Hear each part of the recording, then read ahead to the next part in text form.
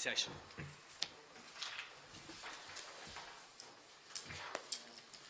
We're joined by the Controller and Auditor General Seán McCarthy as a permanent witness to the committee, and he's joined by Maureen Mulligan, a Deputy Director of Audit.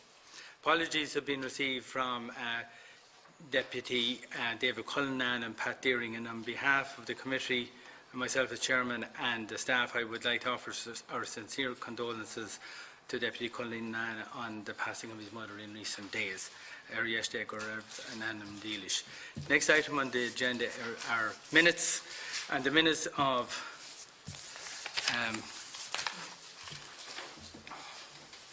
the 13th of December. Are they agreed?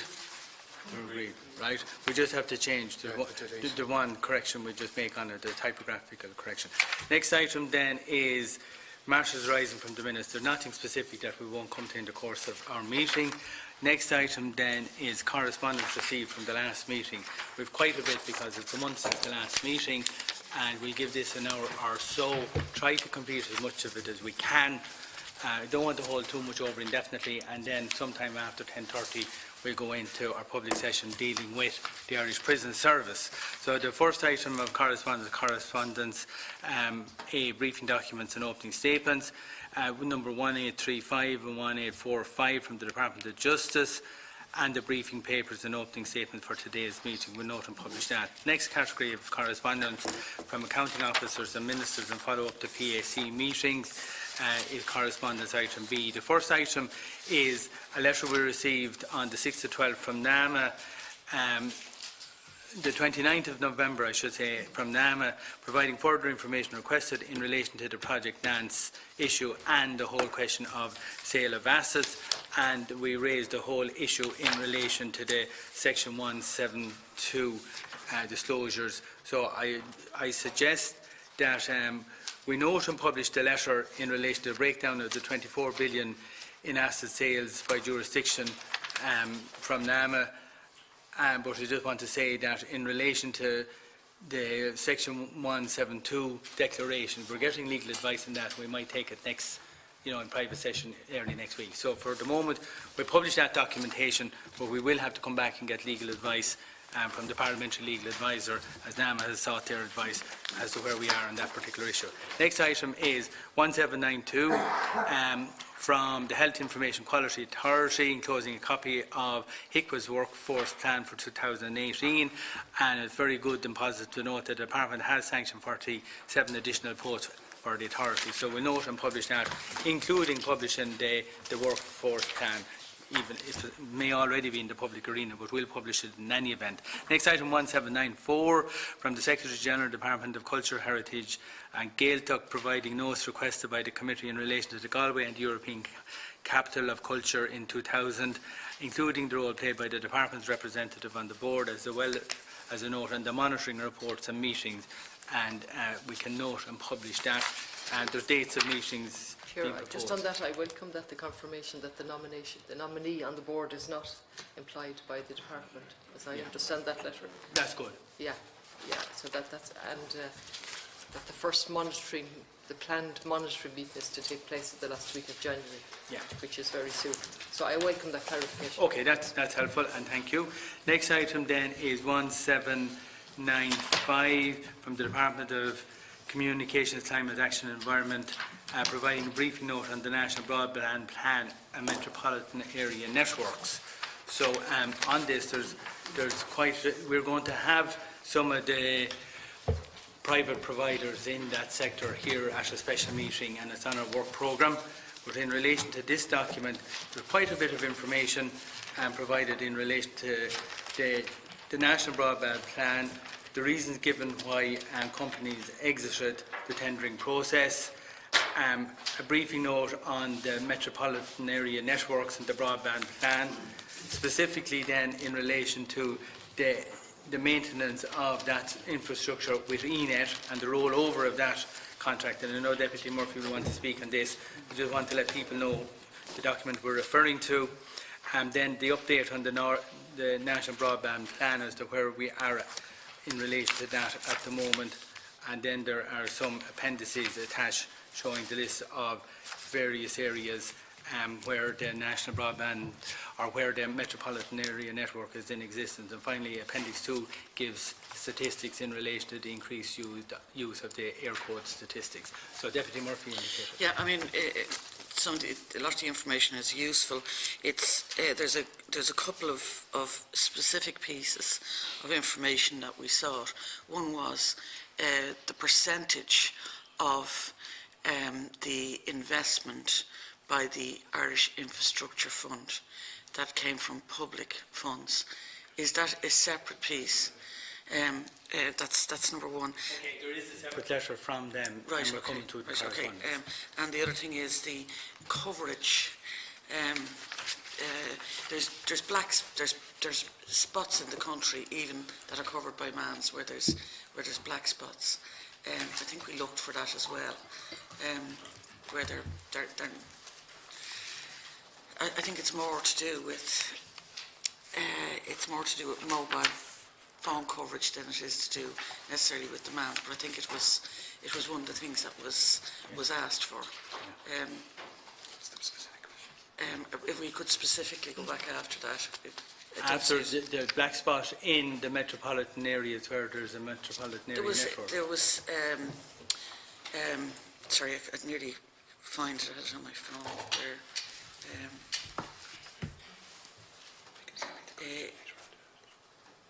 We were to receive info on black spots. The department promised before Christmas. It was audits on the existing state of the fibre and where there were black spots. Yeah, in the metropolitan area, in the fibre. Yeah. Yeah. Okay, Yeah. we'll ask specifically for that, where there might be parts of the metropolitan area not covered by the metropolitan area plan, where there's obvious gaps in it. But in relation to the document, I do want to highlight, for people who are going to read this when we publish it, the reason given by AIR why they withdrew, and that's in this document. And then the rationale for the state purchase of 200 million stake in ENET, that's there. Then they go on to talk about the broadband plan, and we'll be coming back to that because they keep referring to the high-speed broadband, and we've asked them to define what they mean by that, and to talk about 6 megabytes, 30 megabits up, download speeds of 30 megabytes and upload speeds of 6 megabytes. That is not high-speed broadband. Like this thing, high-speed broadband is the biggest misnomer of all time. That is not high-speed broadband by anybody's definition in this century. And if those figures are mentioned in any of the contract details, we are not getting what the name is on the tin. And before we're finished with that, we'll want to get specifics. They said it has to be future-proofed. But, if they have those type of references in the contract, it's a waste of space before we start. And there should be no investment in broadband that's delivering 6 megabits of upload speed. That's a waste of money in this day and age.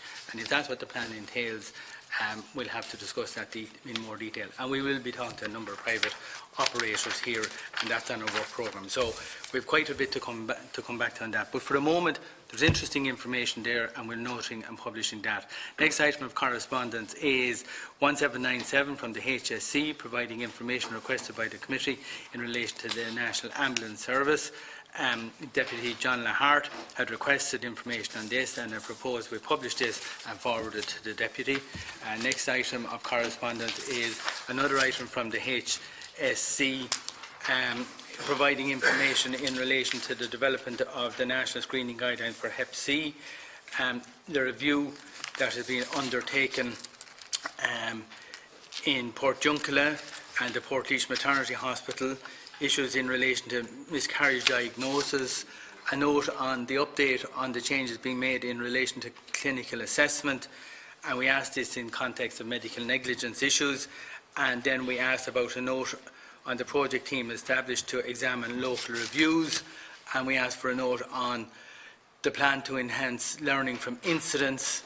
So just in relation to that, I want to make 2 or 3 comments which is very worrying as chairman of the PAC, and confirm on page 4 that doctors may require retraining as part of the outcome of a disciplinary hearing, investigation of an incident following a legal settlement with or without admission of liability.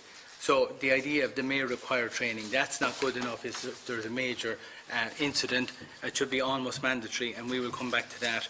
Next, the current practice of where there are local reviews of an issue that arises in a particular hospital in relation to, at the bottom of page 5, they said, at a local level, once reviews have been completed, learning is expected to be shared across the service. Now, that's a harmless. If that's the policy, we expect something might happen. Then they go on to talk about, on the last page, the plan to enhance learning from incidents, because that's what we want to learn, and HSE to learn to reduce future incidents. They say, though the current practice outlined above remains valid, the HSE has identified that there are also a number of other ways which learning can be captured. And then they talk about, in the last paragraph, they're going to develop a project is focused on putting in place a system whereby lessons learned from incident reviews can be provided to a single point within the organisation. So we're here in this year that the HSE don't have a single point of where lessons from medical incidents can be learned and centralised for central learning, and they're now developing a project to actually centralise the lessons to be learned. You know, they're decades behind what's acceptable. And that will be the recommendation in that, when we come to issue a recommendation, that is so obvious. It's dreadful that they're saying that. It's dreadful. Yeah. Looking at how the part of the public service, for example, if you look at, I'll just give you an example, a local authority where there's, for example, a legal requirement to give a decision for planning permission within a specified time. It becomes almost the number one requirement because there's a legal requirement. The lack of a legal requirement for them to do this, obviously it's a different scenario, but the lack of a legal requirement for them to do this puts it down the pecking order. When we're coming to a recommendation, I think we should be considering looking for a statutory obligation. Rather than anything that would fall within the voluntary category, because this is of such importance in changing the culture that changes the mindset. If then they can be sanctioned, if you like, for not doing it. Okay, and Deputy Connolly, could you Thank you. I welcome this letter in the first instance. I welcome what they've set out. Is it adequate? It certainly is not. I don't think we should leave it just to our report. I think we need to look at this a little bit more in terms of how to save money to the... there are many ways I could tackle this. I could tackle it on an emotional level from my own personal experience with family, which is most people's contact with the health service when something happens and they're left really knackered. Or we can tackle it in the way that the way I should be as a member of the Public Accounts Committee, to say, what is proper governance? And when reviews are set up, local, independent, outside of the country, what do they cost? What do they learn from them? And how can we avoid in the future? Now, I think that's the purpose. And I am no way reassured, Chair, like yourself, that that is happening here. Now, I give a specific personal example, without going into any details whatsoever, of an independent review carried out in relation to a family member, which was anything but independent, which was absolutely forced from the system. It wasn't proactive. In a situation which was an open and shut case, where there was admission. And notwithstanding all of that, this absolute unacceptable pressure left on a family to try and get some accountability. I am going to give them one tiny example. This is repeated. If we go back to Savita, Halapanavar in 2012, there was no openness and accountability into that. It was really dragged from the system, and eventually we set up an independent review.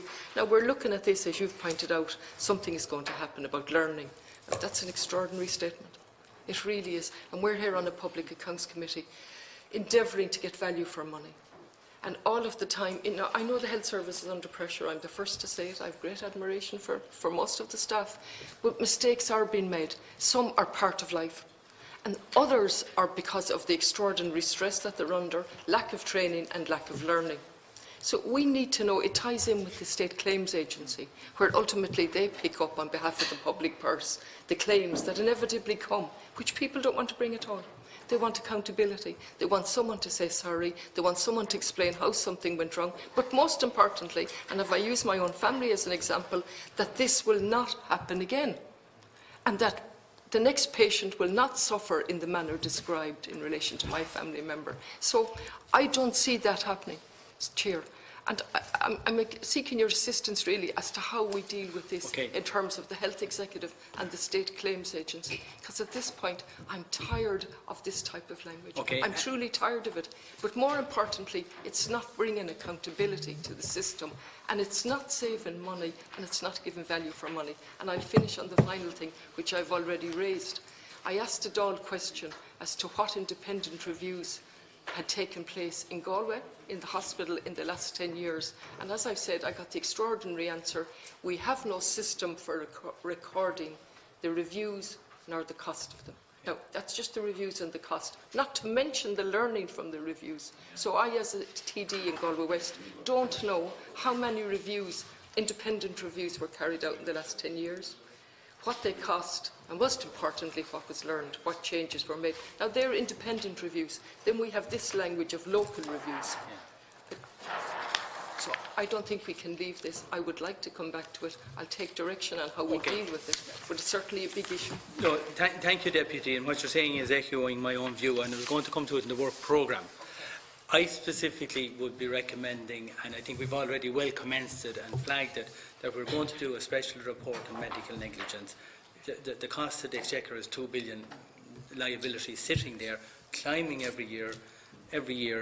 The State Claims Agency and the HSE are involved, and I was also proposing, and I just jumped to the work programme for a moment, aside from our periodic reports, I would be proposing in the coming months that we do 2 special reports on work we've already commenced. One on the medical negligence, dealing exactly what both deputies are saying, and then the second one will be on the housing issue, and we have chief executives of local authorities coming in. So I expect 2 special reports. So really, that's what I would be proposing, to pull these 2 separate topics together on 2 separate reports to be published by the committee. And we've actually commenced work on both of them already. Okay? So that's a definite, and that'll be a key part of our work programme to come, in the near future. Okay. So thanks. So next item of correspondence then is 1799 from the Department of Health, providing information notes on the profile of infection between primary claimants and others, and the Health Research Board drug prevalence study, a breakdown of the administrative costs of the Hep C tribunal, and in relation to the individual original primary claimant. So we'll note and publish all that arising from our previous meeting. Next item is number 1800 from the Higher Education Authority, providing information regarding the breakdown of direct and indirect costs of the Munster Technology Institute amalgamation process, and we note and publish that, and it's there for everybody. Deputy, yes. I just want to flag to the committee that I'll be returning. I'm going through trying to break down some of those costs, and I'll be returning to that in the coming weeks. Grand. So for today, I just want to hold it as regards commentary, because there's a bit of work to be done in that. But are you agreed that we will publish it today? No problem. We'll note and publish it, and please raise it again at a subsequent meeting. Next item then is letter number 1801 from Paul Dunn, CEO of Local Government Management Agency, responding to the request from the committee for a copy of the value for money report in relation to Irish public bodies produced in 2015. So there's a letter dated the 13th of November from Irish public bodies setting out their position for not releasing the full report due to commercial sensitivity. Then they also give us a summary report prepared by PwC in 2016, and the report of the Irish Public Bodies Value for Money Steering Group prepared in 2016. So to summarise that, the Information Commissioner has recommended that this be published, and the matter is before the courts because they have objected to this being released under Freedom of Information, and that matter is proceeding. They have given us, and people will want to read it and study it, even though there's not much commercial information in it, they have given us a summary document, the value for money review, the summary report prepared by PwC, so it suggests it will be useful for people who have an interest in this area to review this document. And finally, they have a report on the Irish Public Bodies Value for Money steering group, dealing with the City and County Managers Association, the ETBs and the Office of Government Procurement. We published that. Now, however, there is one request in the letter. I note that I think the request that some appendix not be published today. That's a separate item. So,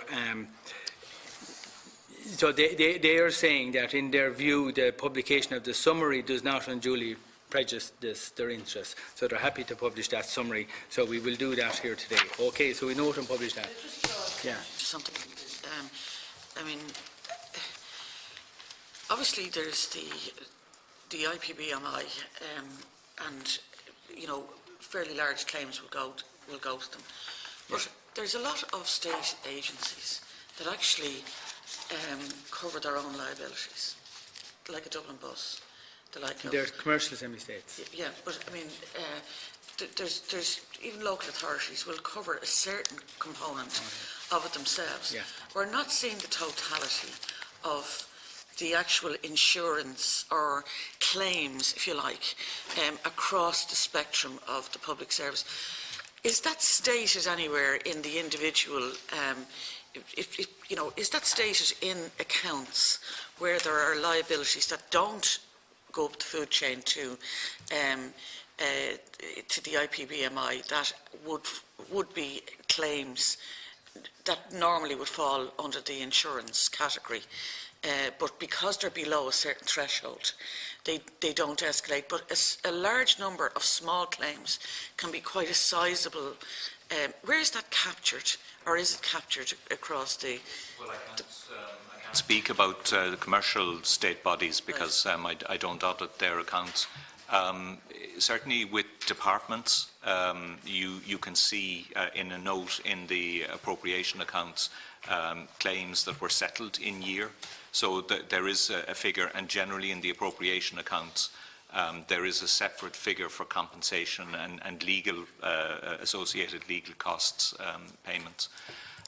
But within state agencies, I think many of them will carry an insurance, a commercial insurance. But you won't see it isolated as a separate item, insurance costs. So there is an element of, sort of initial payments or minimal payments that would be made. It might be difficult to extract them, though, directly from the financial statements. So I would say there isn't a single place that you can go to find that information. Yeah, but there could be quite a sizable amount of money when you combine them all, that is carried as an insurance cost but it is funded directly from the vote as opposed to by an insurance company like IPBMI. But anyway, there isn't a collective. Not that that I can recall. So essentially, the situation, and this came up with the State Claims Agency, which was interestingly, they said that they've recently just taken on dealing with the Section 38, the major hospitals, who are voluntary organisations, and they are now handling all their claims. And we raised the issue, why don't you take on the insurance for local authorities? Because I still feel now there is possibly unnecessary duplication with the State Claims Agency handling all the insurance claims for most government departments, but separately the Education and Training Boards and the City and County Councils have a separate parallel insurance scheme in respect to claims by members of the public or their own staff or whatever incident. We're running two separate schemes dealing with the one issue, and where I was trying to get at is, does it make sense to have one state agency dealing with it all? On the face of it, it would appear to be.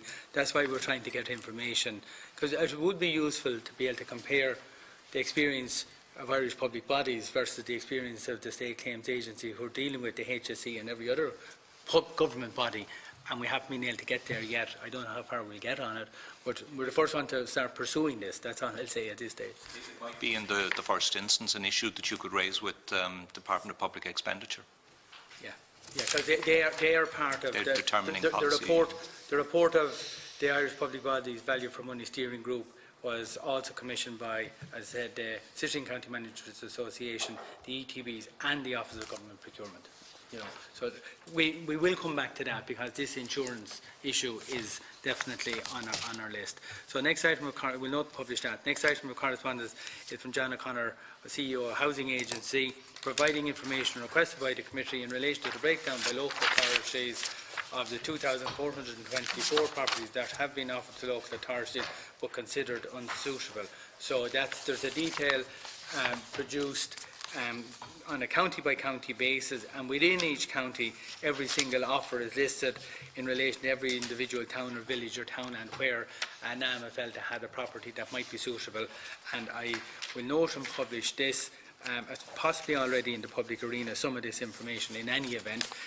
It should be available through all the local authorities, and I suggest members will want to study that in their own right and maybe use it at local level to find detailed explanations as to why various local authorities didn't take up various offers of housing, and that can be dealt with there. Next item, we note and publish out 1805 from the head of from the Department of Agriculture, Food and the Marine, providing information requested by the committee in relation to correspondence received regarding allegations of unauthorised state aid to Horse Sport Ireland. The Department refutes the allegations, which are being investigated by the European Commission, and provides details of the Department's position. So we'll note and publish this and forward it to the person who wrote to us directly on the matter.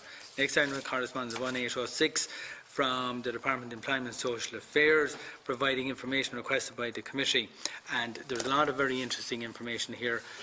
One, to give, they were asked for this, a gender breakdown on the age and age profile for the department in relation to sick leave. There are details given in relation to the age and the absences and the length of the absences, so we'll note and publish that. Then there's copies of the Back to Education Allowance Job Path reports is also available. Then they deal with the number of false self-employment cases, and they have a detailed chart there of the savings achieved by that as a result of employer inspections. Then they have a note on various other items, but specifically in relation to the historic debt for people where there were overpayments. I want to highlight some of these. So they're saying in this report here today that there's 156,000 debts due to the department from individuals totaling 475 million.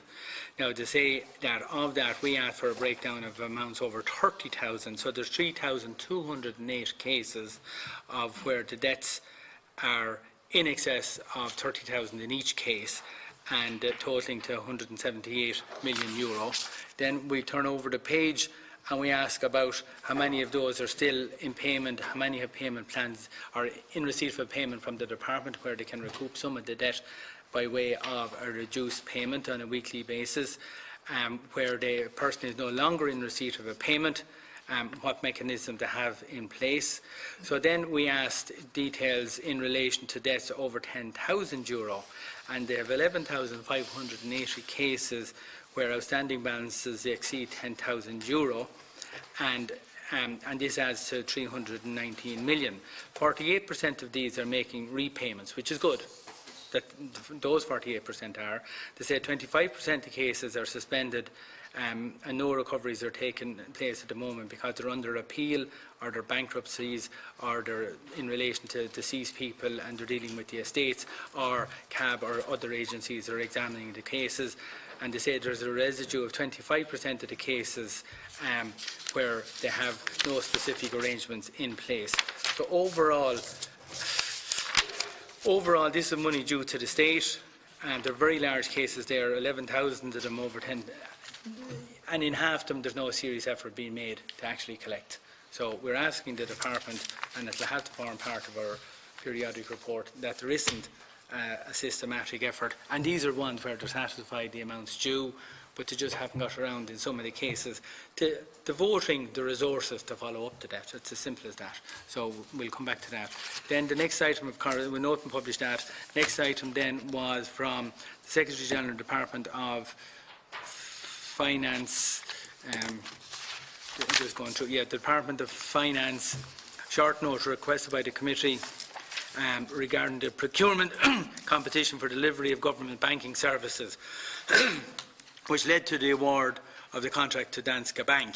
So, just so people are aware of this, payments for all social welfare and public sector salaries that Danske Bank have won the contract since last summer to make all these payments, to handle and process the payments as a result of an EU competition. So I am proposing that we write back to the department to give us an indication of the volume of payments being handled by Danske Bank, you know, across each of the government departments, because we'd like to get an indication of what is the scale of payments being handled by Danske Bank. And I don't think the Department of Finance will have the answer, but I'm asking the committee to send a brief note to the Oireachtas Library and Research Service. It should be a very simple report to ask across the 28 EU states how many of those states have banks from outside their own jurisdiction handling all their social welfare payments.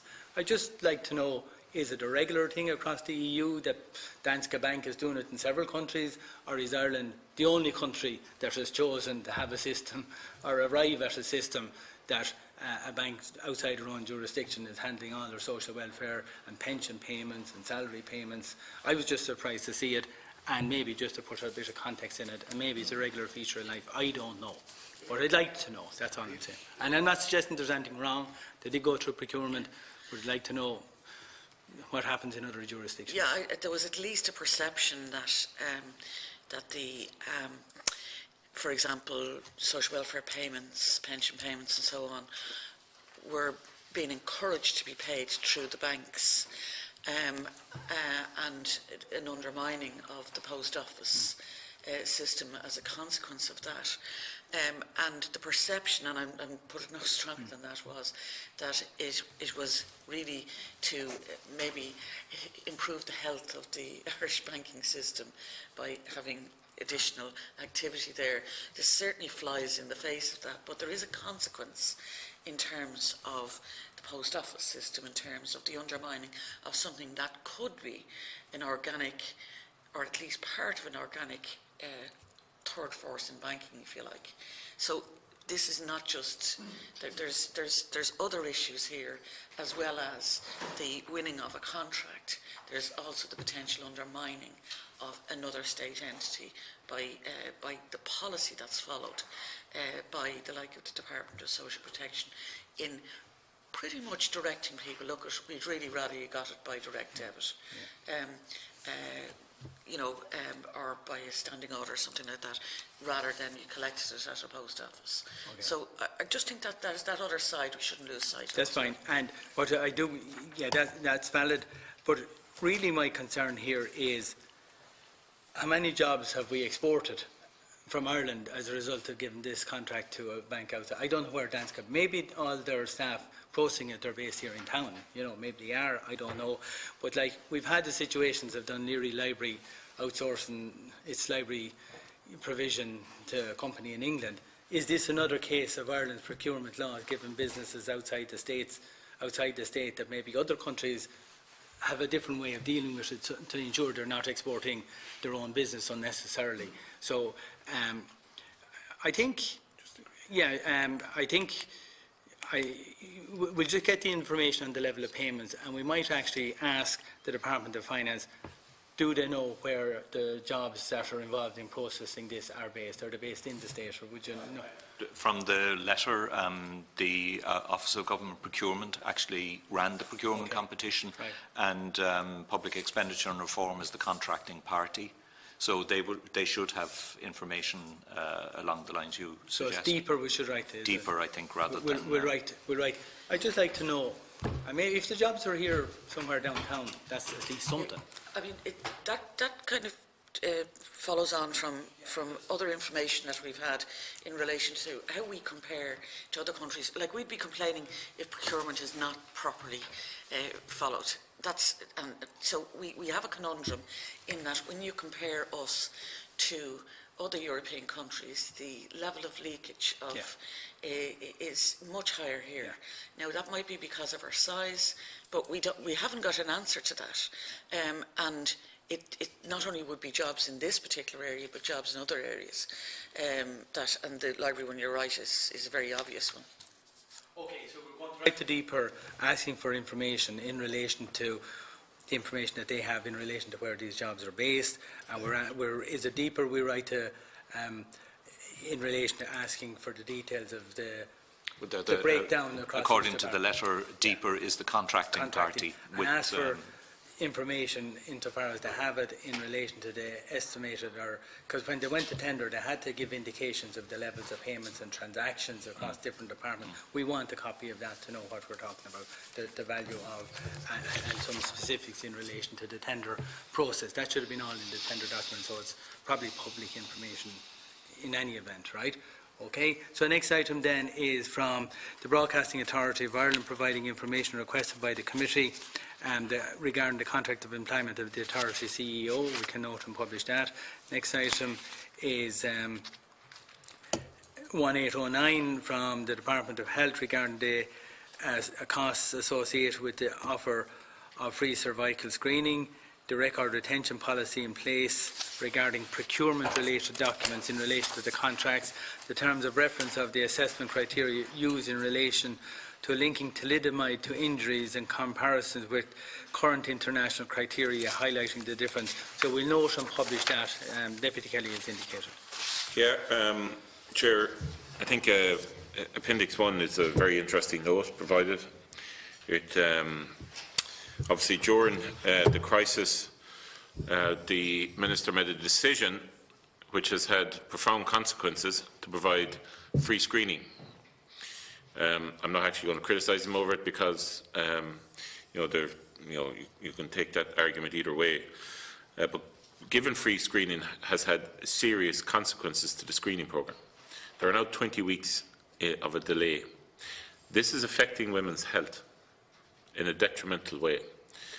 And furthermore, following questioning that I put in, it has been determined that they have no prioritisation mechanism or way of dealing with priorities. So, if a woman has to go back for screening pretty quickly, or she is within routine screening, they can't distinguish.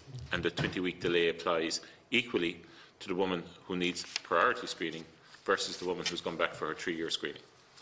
So, the consequence of this decision has had other impacts down the line, and those impacts potentially can have a detrimental impact on women's health because of the delays that have happened because of this decision, which consequently has had other impacts outside of what was intended because of the fact that the Minister and the Department did not have the capacity or to choose not to put in adequate resources to be able to deal with the excessive demand that was created by the decision. On top of that here, what we have a breakdown is a 4.7 million a cost to provide women with a free GP consultation, and then 2.36 million is the estimated cost in relation to the consultations, and furthermore then there is more costs in relation to how the labs were being, obviously having to do the work, were being paid. But for commercial reasons, the department have refused to tell us how much those costs were. I'm not sure if that's fair. I'm not sure if it's appropriate that they're not telling us how much the costs are with the labs. I fail to see a reason why. They're saying that the total is 10 million, so if we deduct the other two amounts, it comes across that the total is around 3 million. Why they can't say that is beyond me. If you do the maths there, why they can't say that is beyond me, because we can add and subtract. But just to highlight that I'm not happy about the fact that they're not telling us what the costs are with the labs. Yeah. There has been certainly a secrecy around the dealings with the labs from day one. The RCOG review is now probably not going to be completed, I estimate, this year. They've already said it's going to be probably 6 months from now. But there is a secrecy around the whole relationship with labs. The follow the money trail as regards the costs of cervical screening and the costs with the labs is shrouded in secrecy. And this is another example of it. And I fail to see why they can't give us these figures, and I ask you to write back and ask for those figures. Okay. So the committee agreed to write back for that. And it just, the final paragraph in the appendix that you're referring is kind of a, just to put in the record, so women involved will be aware of this, and the public will be aware, and they say the people who look for the repeat screening, the final paragraph says, finally, women who availed of an early repeat smear test with cervical check will be called for their next routine appointment according to their individual screening recommendation. This means that most women screened will be recalled for screening in either 3 or 5 years. As a result, future costs of providing smear tests will be offset to a degree by this out-of-cycle smear test. So I think at the time people felt in good faith they were going to get an extra screening if they were concerned. They're now saying if you get an extra screening, your next one after that will be 3 or 5 years. So essentially they're only bringing forward the one that they were going to be due to be having. It is not, there is no extra screening being offered here at all. Essentially what it is they're bringing forward your next planned one, and we'll do it now rather than when you were due to get it maybe next year. And I wasn't fully aware of that subtlety until I read that paragraph there now. I'll be honest with you, as somebody who's into the detail in this, that's the first I've become aware of it. Yeah. So it's not an extra, there is so it's important to put on the record, there has never been an offer of a repeat smear test or an extra smear test. All they're saying is, if you had a test and you are concerned, we'll bring forward your next one sooner rather than doing it at the regular time, but you won't get the next one when you were due it. You'll have to wait your next 3 or 5 years. So there is no extra screening being provided. Effectively, Chair, what we've deciphered out of this is 2 things. One is that the costs in relation to the labs are a secret, or they're not being broken down as regards the cost per smear that's been done in the labs. And the second thing is that effectively it wasn't free screening. What they brought forward was women's next test. And essentially what they're saying here is now you're gone to the back of the queue. Yeah, you'll wait another 5 years. You'll come up in a routine way in 3 to 5 years. Yeah, and the other consequence that you mentioned, that, well, you're referring to consequences, because of the volume of extra testing being done now, some of them aren't being dealt with in the appropriate time, and the slides are out of date when it goes. I expect the slides go out of date, Chair, but I also expect that the knock-on consequences of this down the line could be potentially, obviously, unfortunately, affect women's health, which obviously could, as a consequence, additionally, end up in other cases of negligence or other issues potentially because of the fact that they weren't dealt with in the time frame that they were meant. Yeah, well, I think perhaps, and maybe it's premature just to do it on foot of receiving this letter, but I think, would the committee agree that we would request the Minister for Health that where the offer, the question he was asked was a note on the costs associated with the decision to offer free cervical screening and advice received from those to do so. So he's actually talking about the free cervical screening, but really they're only getting the one that they were due to have in the future. I am now concerned because we're going to have a large volume now. Women will be getting less screening into the future. Well, it's going to be 3 or 5 years into the future because this is being brought forward now. You know, I just worry. I would have thought. I had thought. I'm not sure about that now, Chair. I'll be honest with you. I don't agree with you on that now. Okay, but they are saying to go back to their 3 or 5 years. I think that's a step of overthinking this. I think. Yeah. Okay. Can I just say this? Like, I mean, I'm not sure there is a. I think the problem is the problem is it's actually increased the delay in getting results because there's that's been an issue. But if somebody's going to be screened, there is an interval between the screening that's appropriate. 3 years. That's appropriate and entirely right that there should be those kinds of delays. If you had a test done now, you wouldn't want another one in 6 months' time. It's not going to give you any extra information because the intervals are there for a very specific purpose. The key issue is that the way it was presented and the lack of transparency in relation to the cost of it. I'd say they're the kind of things. Chair, just for fairness, I agree with the previous speaker. I think the last paragraph needs further information and detail and breakdown and clarification. I think to a degree we're probably going beyond what we know, and we need to break that last paragraph down further. So we're writing to them for to give more detailed information in relation to the laboratory and to further elaborate and clarify the last paragraph. Yeah. Okay? So we note and publish that, Agreed. and we look forward to it. Important information there in relation to thalidomide. And just the letter will be published and interested parties will be able to read it. I welcome the information that's set out, and perhaps it might be something I might come back to myself. But at this point, I just wanted noted for people that are interested that the information is there in relation to the thalidomide. Okay, that's fine. That's good, and thank you. Next item of correspondence was 1811 from the Department of Public Expenditure on the appointment of Liam Duffy as accounting officer for the Office of the Ombudsman. We note and publish that. The next item is 1813 from the Secretary-General Department of Justice, providing information requested by the Committee in relation to the CCTV schemes. We note and publish that, and that's a debate that's ongoing in certain local authorities. Next item, 1814. Yeah, sorry, yes. No, you go ahead. Yeah, please do. There's a lot of detail in that, and I looked at it. And the Department of Justice is before us today.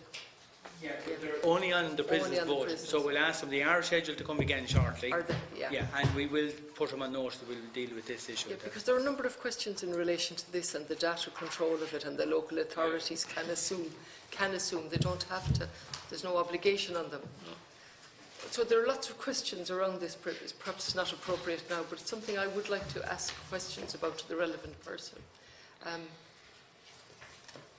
Chair, I have lots. I have a history here because when I was Minister a number of years ago, I actually gave the first amount of funding towards one of these. It wasn't Justice, it was actually the Department of Environment, Local Government. And it was to pilot a CCTV scheme in your own county, which has been successful and is running, etc. So this can be done. Now, we're facing into Brexit, right, and all the complications potentially of that. Or there's going to be complications one way or the other, whatever happens. And if we can't sort out data protection and CCTV schemes, it's a farce. This has gone on for years. I mean, we all know the issues about crime. I'm not going to go into that at all.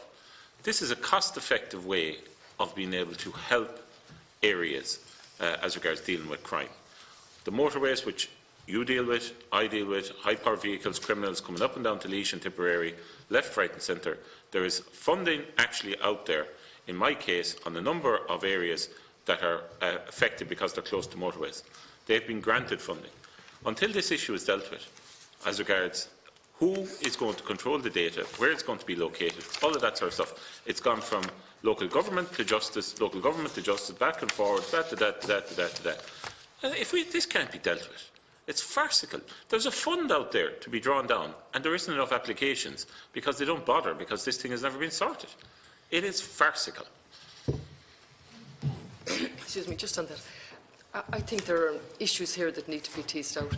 There's value for money issues. And certainly the research I read, the jury was out on the value of CCTV schemes in certain areas. Certainly there's a place for them. There's the Department of Justice and guards, and the CCTV comes under them, and then there are the community schemes. And in my experience, very often they don't work. They're not working, and so vast amounts of money are spent on cameras. The cameras go up in estates, and they're left, and they're not working, and they've never worked.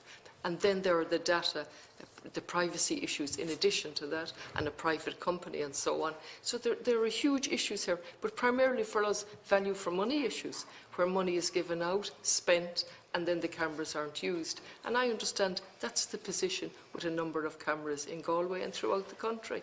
The cameras are there, but are not being used in addition to the privacy. Yeah, can I just say that as part of the policing, the local policing board in Kildare, we actually went through this and adopted a policy. And the practical experience of it is,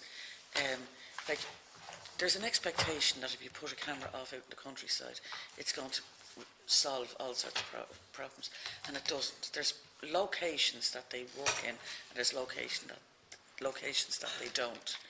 And I think there's too much of an expectation on this. The other side of it is that communities have to come up with a sizable amount of money themselves to match. And so if we're going to be criticising it, let's criticise it in the round. And let's understand where it's not just about data collection. There's problems with this scheme in terms of expectations and also with matching funding. Thanks, Chairman. I think there has been, and this has been debated here, it's been debated in the Chamber, in terms of the fact that there's a frustration in the fact that this scheme hasn't kicked on in the first instance. It's a frustration shared by opposition members. It's a frustration shared by the Minister himself, who's spoken frankly about this, and indeed a frustration by the Department, in that there is a motivation of genuine concern to try and help communities, but the scheme in its format has not worked. And if people are being frank, and the take-up bears out those facts. Now, the issue in terms of the broader issue in terms of CCTV, quite frankly, they do work. And I've cited here examples of previous schemes going back around 3 governments ago. Again, but I mean, Deputy Kelly has talked about in his time as Minister under the Department of Environment. He's right; it's gone from department to department. The Department of Justice previously did have a scheme in a different format, and it did work because, as I've said, I know my own county was a beneficiary of it, and the Chamber of Commerce was an applicant who drew down the funds, and it has been successful in actually how it's utilised by the Guards in being a preemptive tool, and also helping with traffic management around the towns, different items, a collaborative impact. So that you have to ask the question, why do you want it? Do we have it in the right areas? But crucially, the biggest question of all is who the applicants are. Because in many cases, well-minded volunteers at a community level do not have the tools or the wherewithal or the fundraising capacity to actually make this application in the first instance. So it does go down to the fact, considering the fact that the joint policing committees are effectively a collaboration between the Guards and the local authorities as a driving force in our communities, that the local authorities we need to look at as being a serious applicant in this respect and working with the Department of Justice. So the Customs House has to work with the Department of Justice if this scheme is to really be successful right across the country. Otherwise, it's going to be an ad hoc, work in a small number of communities, but in the main will not be successful in the rest of the country. Deputy MacSharry. Yeah, thanks. I was only half listening there, so if I'm about, no, because I'm reading for later. I'm reading for later, but just so if what I'm covering isn't relevant, you can dismiss me. The scheme that's in play at the moment, I don't know the actual name of it, but $1 million a year has basically been provided for it. There's only 430,000 of it drawn down, because I was just looking at the figures yesterday. And the reason for that, and not to be disagreeing with my colleague now, there is problems with drawdown, because we've come up with this scheme, joint policing committee, and the say-so, which theoretically involves everybody in the community and have a seat at the table. But the data controller has to be the local authority. Yeah. And most local authorities in the country, with the exception of Fingal, with 100 million on deposit, having a red cent, particularly Sligo, who can barely pay librarians, and that's been an issue over the last number of years. So local authorities aren't queuing up to give themselves, additional overhead costs and the responsibilities with GDPR and everything else, to be the data controller. I think we could usefully suggest to the department that they need to review who the applicant can be and who the data controller can be, and that perhaps broadening it out, and this somewhat agrees with my colleague Deputy Cassells, is there's a network of community councils throughout the country, chambers of commerce, as he said, or other people who, if provided with the adequate training, might be better placed to be the data controller, given the financial constraints on most local authorities in the country. Okay. Yeah. There is a difference between data controller and data operator. and where the onus of the work output lies, okay? And I know that in our own case, it's the guards who are the data operator, and they simply have to go to the local authority in terms of, but I mean, it's the guards that do all the work, you know, and that's where, of course, you want it to lie with the professionals who are the Garda and Síochána, you know, but they do all of the work, you know. It just so happens, I spent 2 hours last night meeting the Laois County Council with the Chief Executive and various groups around the county on this exact issue. And really, people refer to the urban scheme that was there for CCTVs in urban areas. And the Chamber of Commerce was in the town, and the guards were directly involved, and they could monitor it directly. That system works. For some reason, and I know it just involves local and smaller communities, the community CCTV system, because it's based in the community, got linked to the local authorities. And really now, and I saw the document produced last night by the Garda Síochána, the review of it, and the Department of Justice, and the format laid down by them is the local authority, as everybody said, has to be the data controller. Then there has to be a data processor, and then people can have access to looking at it, and then people would only be the guards can get access to take copies of what's in the system for evidential purposes. And the system approved by the Department of Justice and the Garda Síochána said for somebody to access or to view what's on a CCTV. This is exactly what the department has written down, is that there must be a written request from somebody not below the rank of superintendent to the data controller, which is the local authority.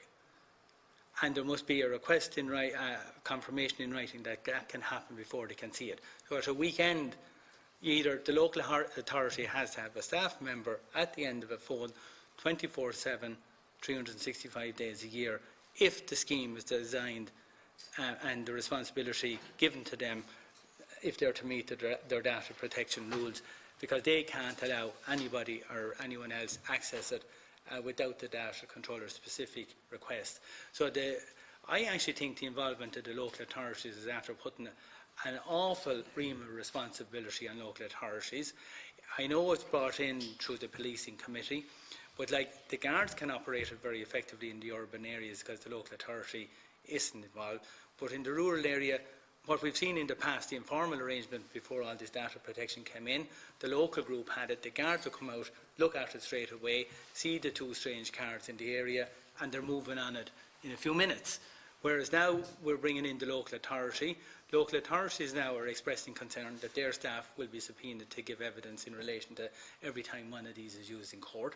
And I did listen to my chief executive, and I understand it. And there is no funding from the Department of local government or from the Department of Community Affairs for the ongoing costs of operating this system, in terms of, because everything we're talking about is just a capital grant to get it up and running, and maybe after 3 years the volunteers get tired maintaining the system and technology changes and they're not as good. So it's a very complicated system, and we'll put the Department of Justice on notice that we are going to raise it. But really we want to simplify the system, and I think there are too many layers of people getting involved. And unless the local authority signs a consent to act as the data controller, the application cannot be accepted by the Department of Justice for funding. So it's not that there's just not a drawdown, there's a block on the application going in certain areas. So look, we'll raise that with the Department of Justice when they're in, not today because they're only here in the prisons, but they are scheduled for a visit in the near future. So anyway, that's of relevance to a lot of people in certain areas around the country. Next item is correspondence 1814 and 1834. The Higher Education Authority providing information in relation to the employee assistance helplines in the higher education institutes. The January item received is more complete than the original version we received before Christmas, so we note and publish those. Yes, Deputy, I think you asked for those. Yeah. Firstly, this is a bit confusing. Okay. Employee assistance helplines, as we know from dealing quite a bit in relation to protected disclosures and all of that, should be are mandatory, and that's why I asked for a list of when they were put in place. And you can see here, like in some institutions, they did it in accordance with the time frames, and some others they had it beforehand, and some others they were quite late. So it is a bit alarming that some institutions were doing it and some others weren't. But the real issue here is, and that's one issue I have, and the fact that it took months for the department to be able to get this information is concerning through the HEA. But the other issue is, as I understood it, when it comes to employee assistance and helplines, etc., I mean, it's also meant to be the first port of call for people who have issues, which potentially, obviously, could end up in protective disclosures. Now, I'm just looking at the names of some of the firms, and this is no commentary on any of the firms in place, but I'm not sure that, I mean, these all may have a role as part of a well-being and employee assistance and all of that, they obviously do, but I'm not sure if these organisations can deal with those sort of issues. So, can they all? I just don't know. I want an inquiry here as regards. So, in relation, we know we have all the issues in relation to third level institutions. They're in again next week and all this sort of stuff. But I just want clarity in relation to, if somebody has, issues that are concerning them, which isn't necessarily always about their well-being, but are issues that concerning them about what's happening in their workplace corporately, for want of a better phrase. Are these the right institution? Are these the right organisations to be going to? Okay, so would we? I genuinely don't know. You don't know.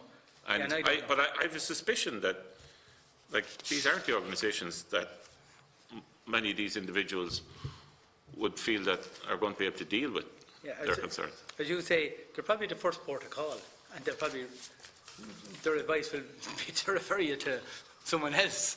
That's what my worry is in some of these. It's just I genuinely don't know if people have issues in relation to personal wellness or any of that sort of stuff. I get all of that as regards dealing with these different organisations. Look, we'll write to the Higher Education Authority asking them in relation to there's one company there. We're noting and publishing this. So an organisation called Inspire Wellbeing, I'm sure it's a very reputable, good company that provide a very good service. We'll ask the HEA, the Higher Education Authority, to give us some information in relation to the service.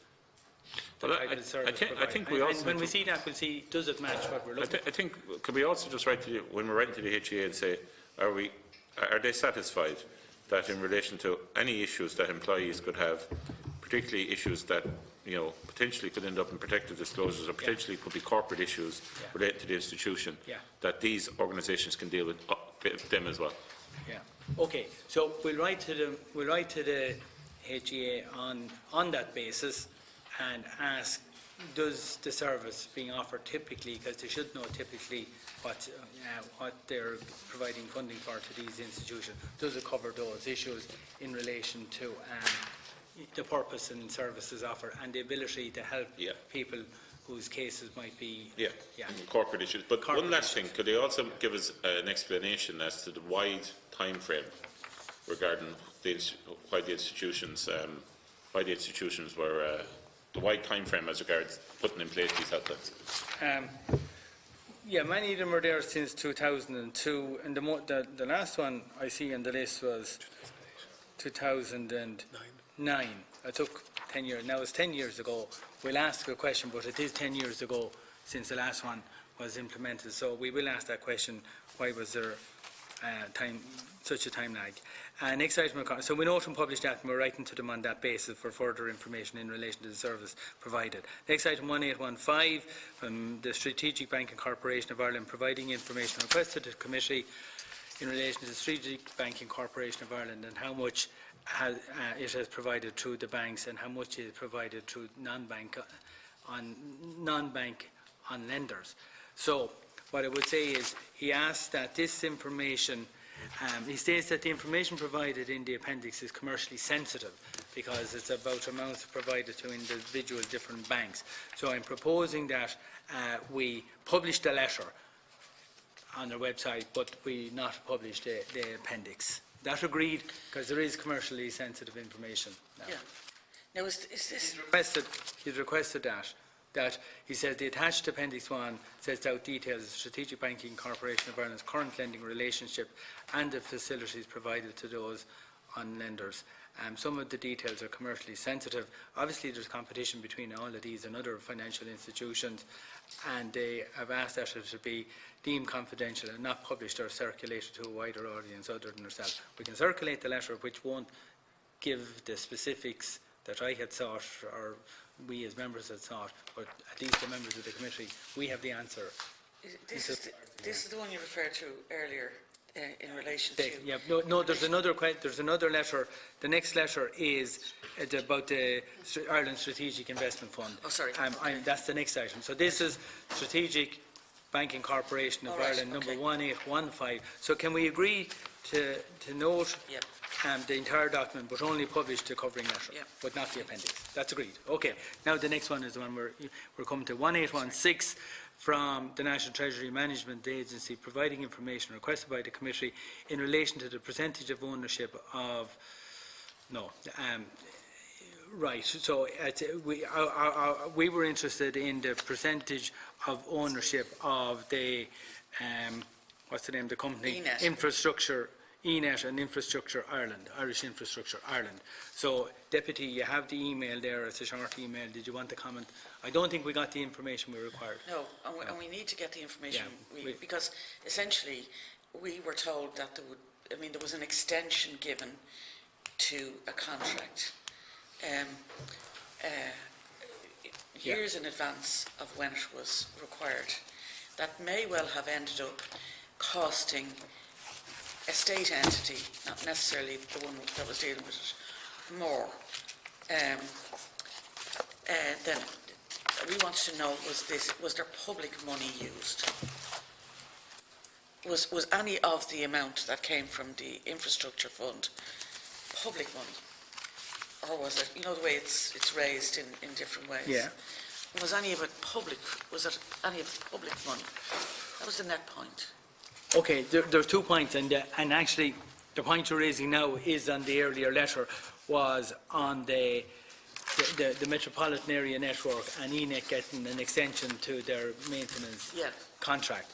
And sorry, I'm now back to document 1795, the earlier document, which there's about 3 documents touching on the same organisation here, the Ireland Strategic Investment Fund. But the earlier document, it does say the rationale for extending the maintenance of the Metropolitan Area Networks with ENET. They actually said that they had a 15 agreement. ENET was awarded the first concession agreement for an initial 15-year term in July 2004. In July 2009, following a further procurement process, they were awarded an initial 15-year contract to manage the 60 Phase 2 MAMS networks. And they are saying in that original contract there was provision for a rollover for another 10 years in the original contract. So I'm going on to page 4 and 5, and they say that they also state that it was provided. I think they also say that they got a company called North Contel Consultants were engaged in April 2016 to provide advice and modelling for the financial and commercial aspects of both options, as in an extension of the term or a return to the market for the purpose of securing a new concession agreement. So they're saying the consultants came back and recommended that an extension of the contract was financially most beneficial. I'm now gone back to 1795. I'm sorry now, I'm going back, because when Deputy mentioned this earlier, the Ireland Strategic Investment Fund is mentioned about across 3 different items correspondence here today. So there's a very, maybe if members just want to take time to read that, we'll come back to it today. So can we agree to put this item on the agenda again for the next day? I've read that myself now. It's 1795. Rather than getting into, there is information there that we glanced over earlier, and maybe it would be helpful if people had an opportunity to read it in more detail. It's just that piece of correspondence plus this email. It's 1795. No, 1795. 1816. 1795. Item number 2. There's 1795 1B and 2B. So it's the 2B, which is it's a 14-page Yeah. briefing note. Yeah. It's a 14-page briefing. So it's 17952B. Plus 816B, the email. Yes, 1816. Yeah, they're the two pieces. Yeah, so I think we'll come back to this Yeah. collective topic the next day. But we do have to write to the Ireland Strategic Investment Fund Yes. to know what investment. I know they mentioned they provided 250. investment of 500 million or something, or 250 million, 250 million. Where there's a total fund of 500 million, so they have a 50% participation. Yeah. No, that's only in a commercial, but that's not on an ownership basis. That's, It's not an ownership, no, it's it's an only investment. a finance advance. We're interested in to know what's their No, ownership. no, the ISIF have basically made a 250 million commitment to the IIF.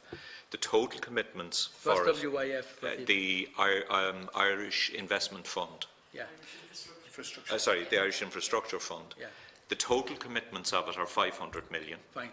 Now, they may not all have been called, but whatever investment IIF makes, the ISIF is in for 50% of it, is my interpretation of that. And the 500 million, whether it's called or not, is public money. No. 250 million is 250 public money. million is public money. There's 250 million of So- private so, funds, okay, other yeah, investment yeah, funds. okay. And 50%. you'd be investing then on a 50% share. But they also say in the second last paragraph, ISIF has no involvement whatsoever in IIF's decision-making or asset management. So the actual decisions of what to invest in don't come back to ISIF. They're not consulted on it. They're an investor. But They're an they're investor. They're in it for a rate of return, an anticipated rate But of return. not a shareholding. They don't have a They're not a shareholder, no. They have their terms of reference have an obligation to make money, essentially. To put up to 250 million to make that available for investments, and the investments will be decided by the structure. The fund itself makes the investment Extremely, decision. sorry, Chair, it is something we have to come back to. I read that letter. I didn't read the other letter in detail, I have to say, but I read that email in detail. And it's illuminating, really. The money is going in, the 250 million, and then it says for transport, energy and utilities. Yeah. And as the Controller General has pointed out, they say the ISIF has no involvement whatsoever in the infrastructure, Irish Infrastructure Fund decision-making or asset. So, first of all, it's an initial clarification. That's all we've got here, which is very welcome that we've got it. But we need to tease that out a little bit and come back to it. I have to say, the reason the deputies and I've been following this one, I'm confused by the terminology, because they mention in the this other document, the 1795, that Irish Infrastructure Fund, a domestic pension fund manager established by the Irish Life Investment Manager, purchased 78% of the shareholding in ENET in 2017. So they have the share in ENET. And the Irish Infrastructure Fund has a number of investors, one of which is the Irish Strategic Investment Fund. Yeah. And then the department has no role in investment decision. So I thought we were writing to the Irish Strategic Investment Fund asking for their investment. Because I read phrases on the public documentation about what you call them, the Irish Infrastructure Fund. The name, you would almost think it is a state organisation, the name they put on it, and that's confusing. And then I've seen their public documentation. Irish Infrastructure Fund have regularly stated that they're a state-backed investment, right? Yeah. So I took that to mean the state had a shareholding. So my letter, I thought our letter from here was to know what percentage of the shares does Irish Strategic Investment Fund hold in Irish Infrastructure Fund. Now to come back and say the Irish Infrastructure Fund has a number of investors, one of which is the Irish Strategic Investment Fund. When I read state-backed and investors, I took that to be a percentage of ownership. But now an investor is really only they just have a financial interest in the outcome of their investments. But using state-backed, using the word investor, I was under the impression that the state had a shareholding in it, and we wanted to establish the shareholding. But now you're said they just have, it's a joint venture in terms of, to an extent, they've put in 250 million, the others have put in 250, and they hope to benefit. So it's more of a joint venture than an investment or a shareholding. And now, My understanding of it is that they really, that they've signed up for under a shareholder, an investment agreement, and that is effectively then it drives what happens. But it's so not a they don't shareholders' have a discretionary, they can't walk away from it. They've made a commitment that that they will provide funds. It's a joint venture. It's a joint venture. Yeah, but they don't. With the aim of getting. But do we know? Has the Irish Strategic Investment Fund any shareholding in IIF, in the Irish infrastructure? That's the question I'm asking. So I want that clarified. That was my first question, and I'm reading different phraseologies that, if you read over, you would certainly not pick up the subtleties of what's there. So we will come back to this next week. Some of this... Answer.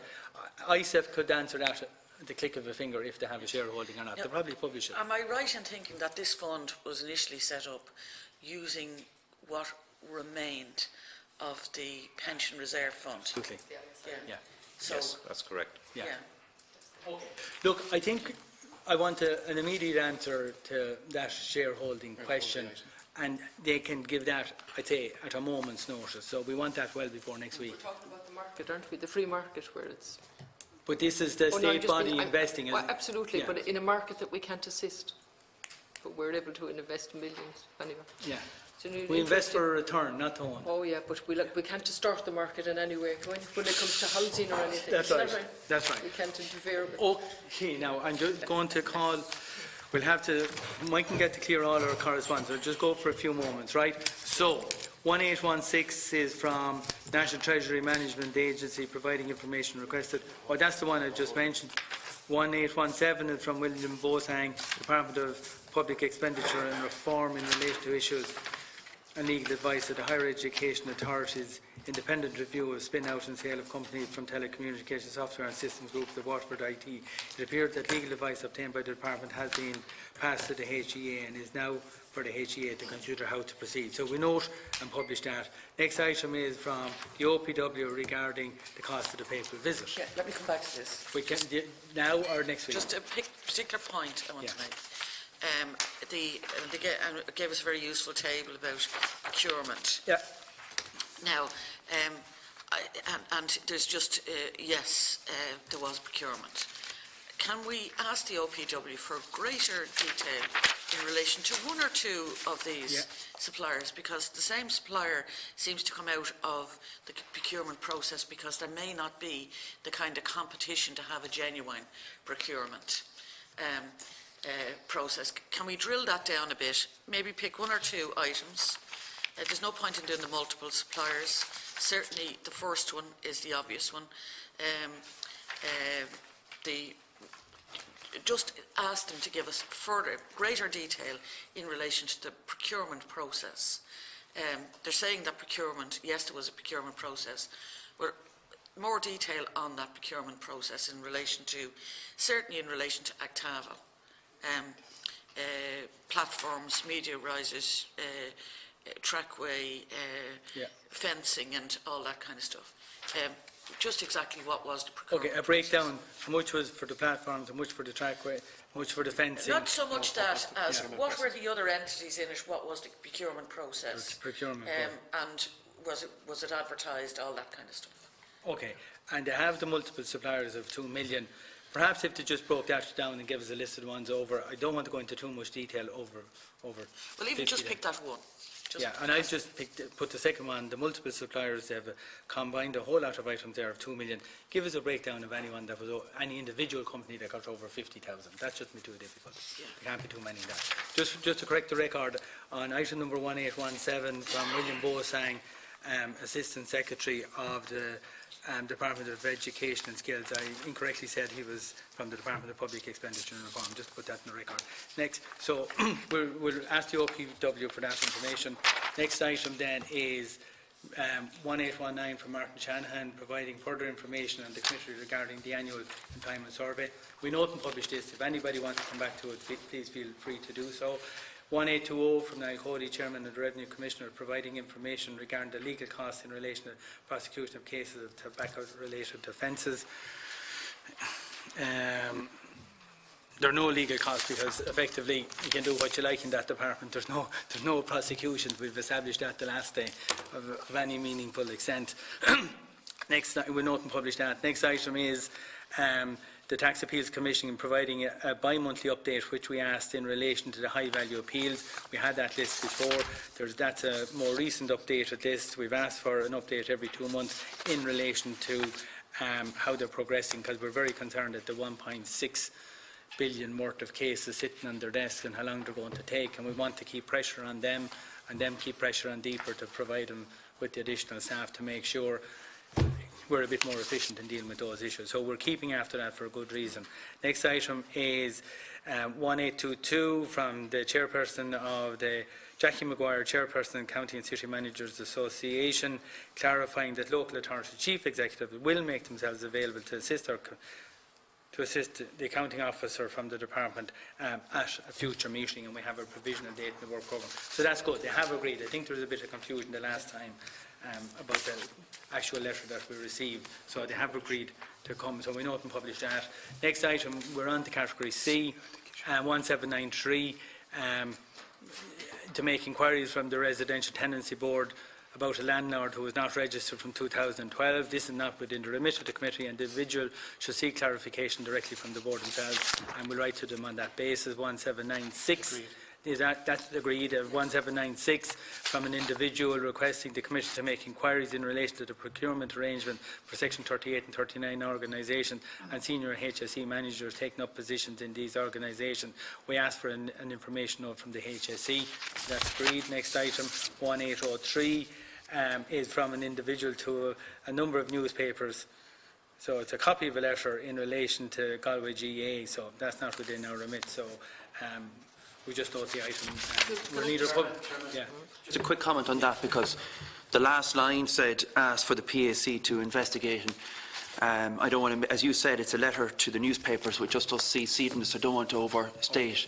But I do want to make a comment, because it's published and it talks about we should remember that the taxpayer has funded the GA over many years, many millions of euros received from the Exchequer. Any cent of money received by Cummin Lucas from the Exchequer is accounted for, to the last cent.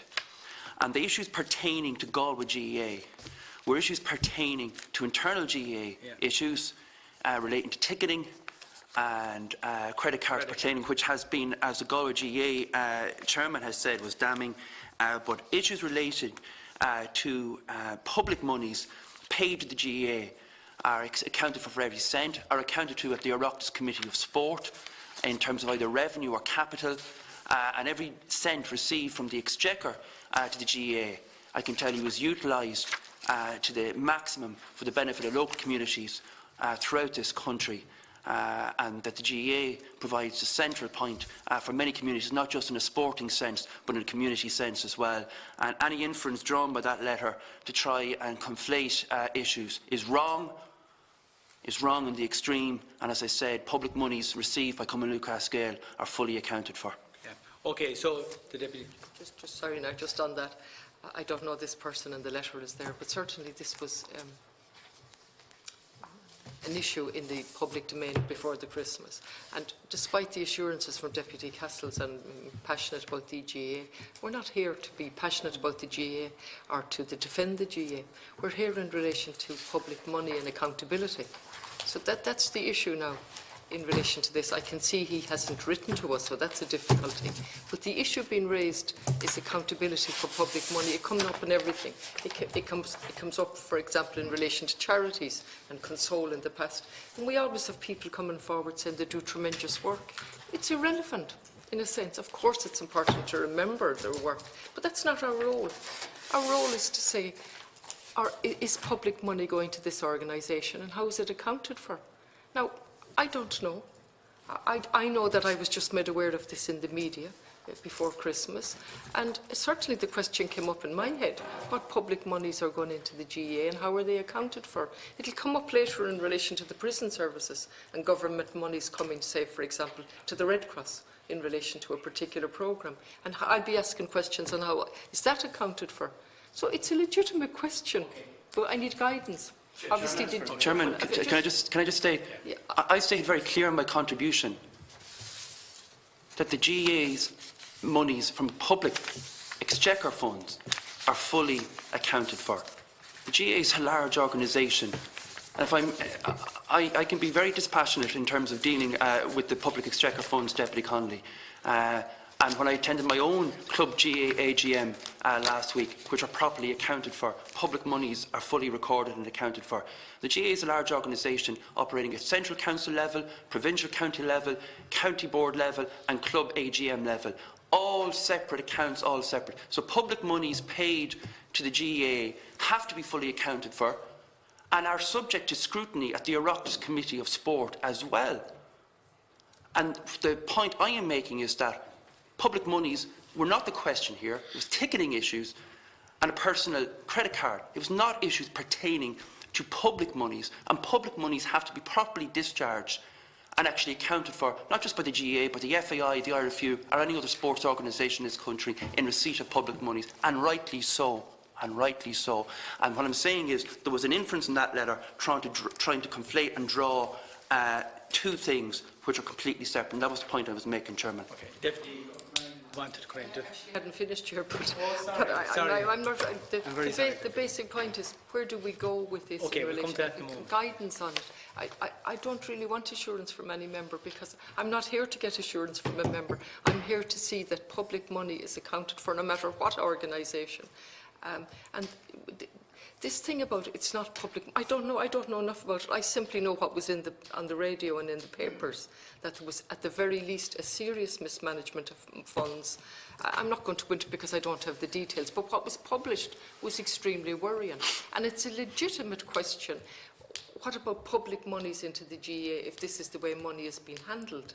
So it's something I would like guidance on. Obviously, clearly GAA doesn't come under us here, but public money does. And value for money. Okay. No, Deputy Ryan.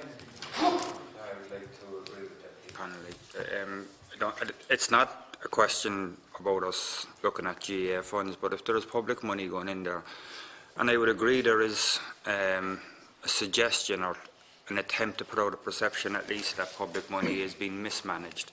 If that is not the case, then let somebody in the GAA tell us that and show us how they are managing it. But I think it's a genuine question. The only body who's accountable to us on this is the Secretary General for the Department of Sport. And I presume we could consider writing for confirmation from the Department of Sport in relation to payments to the sporting organisation, the GAA, concerned that they're satisfied with controls and the money that they have allocated from public funds has been properly accounted for. And we can't get into the other funds the GAA has beyond what the Department of Sport give them. Is that? The Sports Council is the oversight body, and Is it? I think that's how the Sport Ireland. So that's how would the it be money- the Department of Sport Ireland we write to? Well, there's sport capital grants as well, which Yeah, I think there's come two- from the there's two. department. There's So both I think you capital. possibly need I don't want to get write- into it, but you do know how the structures of the GAA work. I'm an officer So of the sports, GAA. exactly. So the Sports Council monies, in terms of payable to Central Council, okay, monies then permeate towards Provincial Council, County. So if people want to make draw people into a thing, there's a structure within how the organisation works. I don't know that structure because I'm not a member of GAA. I just find this, I find this unnecessary. We have to ask questions. That is our purpose. And reassurances aren't good enough. They've never been good enough. I'm not talking about the GAA. I'm talking about why we're here as a member of a public accounts committee. And So I want clarification. At the very least, I agree with what you're saying, to write to them about public monies and what goes to the GA. But in particular, in relation to what has emerged in Galway, what investigations have been made?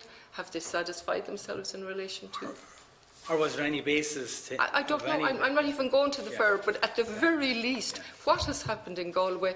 What has been brought to the attention of the department Well, then, or the Sports Council? would we send a copy of this correspondence to the accounting officer and ask him Well, it's more from us at this point, From actually. us? Yeah, I would certainly have no problem with it. So to show him what we're referring, that the PAC write to the accounting officer, the Department of Sport, closing this just for his information so he knows the context of what we're talking about, for no other reason, and ask him to outline to us the process and procedures in place in relation to granting money directly from the Department of Sport Capital Grant or through Sport Ireland, and the control and accounting mechanisms in place. And is he satisfied or dissatisfied? And let's get that assurance. And it'll be belt and braces for the GA to say we've backed them up. Yeah, we've backed them up. Welcome that. Yeah, okay. And once we get that, it'll be further whatever. So I think we'll do that, and that's the person we can write to. Okay. Next item 1804 is from an individual who is making observations regarding cases that have been before the courts recently, and an EU directive that apparently prevents police from using historical phone records. I propose we note the item. That agreed. We're not getting into that particular issue for the PAC. 1812 is from an individual informing that refuting information that was provided to them on foot of a committee request to the HSE in relation to the refunding costs of provision of services to the Brothers of Charity of Roscommon. We had put this matter on our work programme. We will come back, so we note that for now and come back to it. I'd agreed in the new year to meet with that group, which we will now set up now that we're back. Yeah. I sent my own Pardon? Sorry? detailed letter to that guy I said to you the last meeting. Grand. So, and I gave a commitment in the new year I can arrange to meet him as chairman. We're not proposing the person meet the full committee, if that's agreeable. So we'll put that arrangement in place. Next item, 1823, from University of Limerick, Professor May, providing information regarding in-house psychiatrists at University of Limerick. We note that. It's not for publication. 1824 from Mark Ray, Northern Ireland and Standard Breed Association, requesting the Commission to make inquiries regarding the monitoring of state funding to Irish harness racing. I propose we forward this correspondence to the Department of Agriculture and Food and Marine for a response.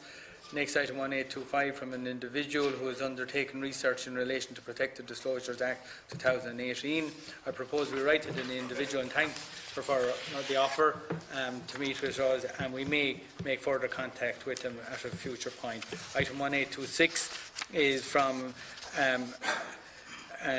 dated 27th of November from an individual who has provided some observations in relation to the University of Limerick. We'll note this item and may inform our engagement with the UL on the 24th of January. We note that, or that's agreed. 1827 is from an individual who has copied the committee of a letter to the HEA regarding UL. There are no specific requests for the committee, so we'll just note this. Item number 1831 from Deputy Catherine Murphy. We'll consider this as part of the work programme about the National Paediatric Hospital. We note it. And the last item is from Deputy Cullinane, reference number 1832, proposing a number of questions to the Department of Communications, and we agreed to the request to the Department to provide the information. So that's agreed. So now, I think we'll hold over the next item, which is the 15 accounts and statements for review. We'll just hold them over for the next day because we want to move on. And then on the work programme, we might just we'll agree not to have a long discussion. We may come back the next day for a longer discussion, but just to get one or two points moving on it. If the work programme can be put up on the screen, just so we can get things moving in the meantime. So people are clear. Today we have the Department of Justice and the Irish Prison Service. Next Tuesday then we have a private meeting. We're meeting specific staff members or former staff members who have made protected disclosures or raised particular matters in relation to the University of Limerick. So that's next Tuesday morning at 10:30. That's not our main meeting of the week, and that will be over by lunchtime. It won't be a long meeting. Then on the following next Thursday the 21st, We have report 103 from the CNAG, special report in relation to the University of Limerick and the Institute of Technology Sligo regarding remuneration of certain senior staff. We'll have an update on the Thorn report, and we have special report from the CNAG number 104 and the Waterford Institute of Technology, disposal of intellectual property in Feed Henry. And we will have witnesses from Waterford Institute of Technology Sligo, University of Limerick and the Higher Education Authority and the Department of Education and Skills. That's for next week. Then on the 31st, we had there before the summer, and Deputy Murphy had written, I suggested we might bring in the National Paediatric Hospital Board to discuss the overrun and the fact that they don't seem to know how to prepare a tender, and they've obviously entered into lots of commitments, and I suggest we examine their most recent financial statements to see how they're running their organisation. I do know they were at the Health Committee yesterday, and I wasn't aware of that when I suggested pushing this on the... And that's suggested for the 31st. Can we agree? We'll try and not duplicate exactly what the Health Committee, so we might have to look at what they... at a 1.7 million investment, I think there's no harm to have somebody else having a second pair of eyes without us specifically duplicating or repeating what happened at the Health Committee the last day. So it'll be in the context of their 2017 financial statements. Yeah. That was why. Now, the Taoiseach did put it on the Dáil record that the PAC should examine this. I just said that, by the way, but I think he's now saying he meant the Health Committee. To his wishes, then. What? Well, he told us not to examine something else during the summer. We didn't pay much heed to him either. But anyway, so Deputy Kelly indicated. When it suits him, he wants to. I think in fairness, Catherine was Murphy, you the left first. Yeah.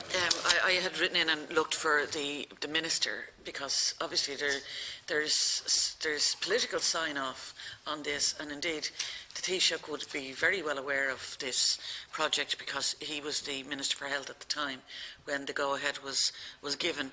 And I think it's quite useful for us. It's quite useful for us to actually see what checks and balances are there, not just for this project. We can learn a lot from this project. But it doesn't strike me that there is. We have huge overruns in capital projects, and we vary from some of our international,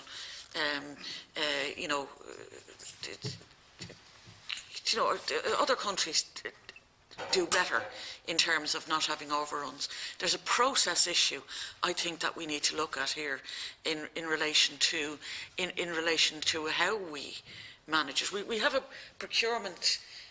We have a department or a section of a department that deals with procurement, but that's about buying things. It's not about. In actual fact, dealing with something like the rollout of infrastructure. And in fact, local authorities have done quite a lot of positive stuff over the years because they have built up an expertise in how to tender. When you start doing a one-off or an occasional piece of procurement like a National Children's Hospital, which is obviously a 100-year project, we don't have that expertise. And I think that there is a very significant process gap or oversight gap in relation to that whole area, and this is an example of that. Right, Deputy Kelly. Yeah, can I just concur with the Deputy before me, Catherine? I believe we need the Minister in here. I was in the Health Committee yesterday for 4 hours going through this, and I think it was useful as regards what we're going to be doing in public accounts for separate reasons.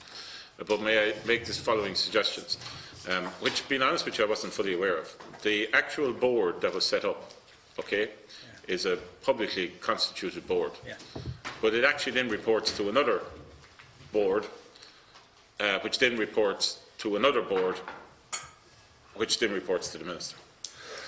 Now, it means the following is the reporting line. The chairperson of the board reports to another chair, who's Dean Sullivan, who then reports to Jim Breslin, who reports to the Minister. So we have 4 layers. So I think it's important that all 4 of those people are here on the 31st, because that's the decision making. Also, in advance, a whole lot of documentation was requested at the Health Committee. I would ask the clerk in touch with the Health Committee clerk and get that documentation to be also replicated or transferred over to us in advance, because it's very important documentation as regards the scoping of the project, the financial decisions. These are all issues that the PAC would look at, the tendering, and all of that sort of stuff. So all of those relevant documents I would ask. And just to say, it was obviously quite an enlightening experience, but I believe that while there's obviously the Health Committee role, there's certainly a role here as regards PAC, as regards... This is the first time this form of build has ever been done in our country. And the Chair yesterday kept quoting best practice, and he actually said he wouldn't change any of the decision making. He actually said he said, you know, he was disappointed, and there were issues in relation to tendering for electrics and electronics and electrical work and other things. But that's it. He wouldn't change any of the other decision making. So all of that documentation in advance, I think, is critically important. And by the way, the figure is 1.733 billion. Yeah, today. So the request then is to have the board, the chairman and the chief executive of the board, obviously. Well, one and the same person. Oh, is it? Well, there is a chairperson, and then there is a person who is kind of almost the direct liaison construction individual. The two of them, I'll get you the names. Yeah. The two of them, Dean Sullivan. And what's Dean Sullivan's? He's over the board that's over this, which is, or the title. Yeah, we'll get that from the Health Committee. And then obviously Jim Breslin and any relevant officials in the department, and obviously then the minister. There are 4 layers to this. Okay, so we'll invite all 4. Yeah. Deputy MacSharry. I just would like to second that, and I won't come back in because it's just on a work programme thing. Yeah, It won't take a second. The refurbishment of Leinster House is ongoing, as everybody is aware, and as a former member of the Oireachtas Commission, I can testify that it's many decades overdue, and I'm sure we all support it and look forward, and it's vitally important, regardless, I suppose, of the cost, that it is brought up to speed, considering it was built in 1745 and continues on from the building of this building in the 2000s, and indeed the Department of the Taoiseach and those buildings and government buildings in the 90s and late 80s. That said, 8 million was provided for the work. That seems to have been exhausted now, according to media reports. And while I'm certain the Oireachtas Commissioner are closely looking at this, I think that in the backdrop, against the backdrop of the hospital and the overruns there, given that there is media coverage, I think we could usefully inquire as to what the outlook is in terms of total expenditure, what the completion dates, and just to ensure that adequate oversight is in place there. Now, I know it's a horse of a completely different colour, and we all agree that it's many decades overdue, regardless of the cost, and certainly 8 or 10 million is very modest compared to the billions we're talking in terms of the hospital. So could I suggest that we would write to the OPW on the one hand and the Ciancóla on the other, just to ask what the situation is, how works are progressing, what the budget outlook looks like, and so on. As I said, I'm sure the Oireachtas Commissioner are looking very closely at this. They have a finite budget budgeted on a 3-year multi-annual basis, and I'm sure they're not happy about cost overruns either. But if we could write to both, as I said, the Chief Commissioner and the OPW, and perhaps the Ciancóla, to ask for an update on what's the budget, where is it at, how much more is it going to cost, and what are the likely completion dates? So definitely the OPW. Would we not write to the accounting officer? The clerk. The Sorry, the accounting clerk, officer. yeah. The clerk The of the Dáil is the accounting accountable. officer. Peter Finnegan will be there. Yeah. Member of the Commission, and it's something that When it was being mooted at the beginning. I can tell you that it's due to be completed in April and occupied in before the summer. But it is something we're keeping a very close eye on. I'm sure, I've no doubt. But I mean, I actually don't have figures for the. Okay, so we will ask the OPW and Just for whatever cost must be done, I'm sure we're all agreed, but just against the backdrop of everything that's going on in the hospital, let's get it out there, you know. correspondence. So we just want to complete just a brief discussion on the work programme. So the Paediatric Hospital Board, we've provisionally suggested to them, we've already suggested them the 31st of the 1st. And then, could I just ask yeah, one question yeah, of the CNAG in relation to that, to make sure we cover all the bases? Is there a department or a body that specifically looks at the capital projects in relation to expertise? Or is that just down to individual departments? And has the National Development Finance Agency a role here? I thought they looked at all government contracts over 20 million capital projects. They would be normally advising on the form of it. So, for example, should it be a PPP or a conventional project? I don't know whether this project has been brought to them. I can't say offhand. Certainly, we can inquire as to whether they had an involvement in it. I suppose this is a specialist board. It's different to a situation where a department is doing a capital project, maybe on a one-off basis, maybe on a programmatic basis. This is a specialist organisation. It only exists for the period while the hospital is being developed. There is a separate structure which is for the new hospital to, if you like, run with the management and integrate the services from the hospitals that are being amalgamated. But I think generally instructions and arrangements for the adequacy of appraisal and control of projects, that's in the Public Spending Code, that's Department of Public Expenditure and Reform. They do have some capacity to look at individual projects and to examine and report on them.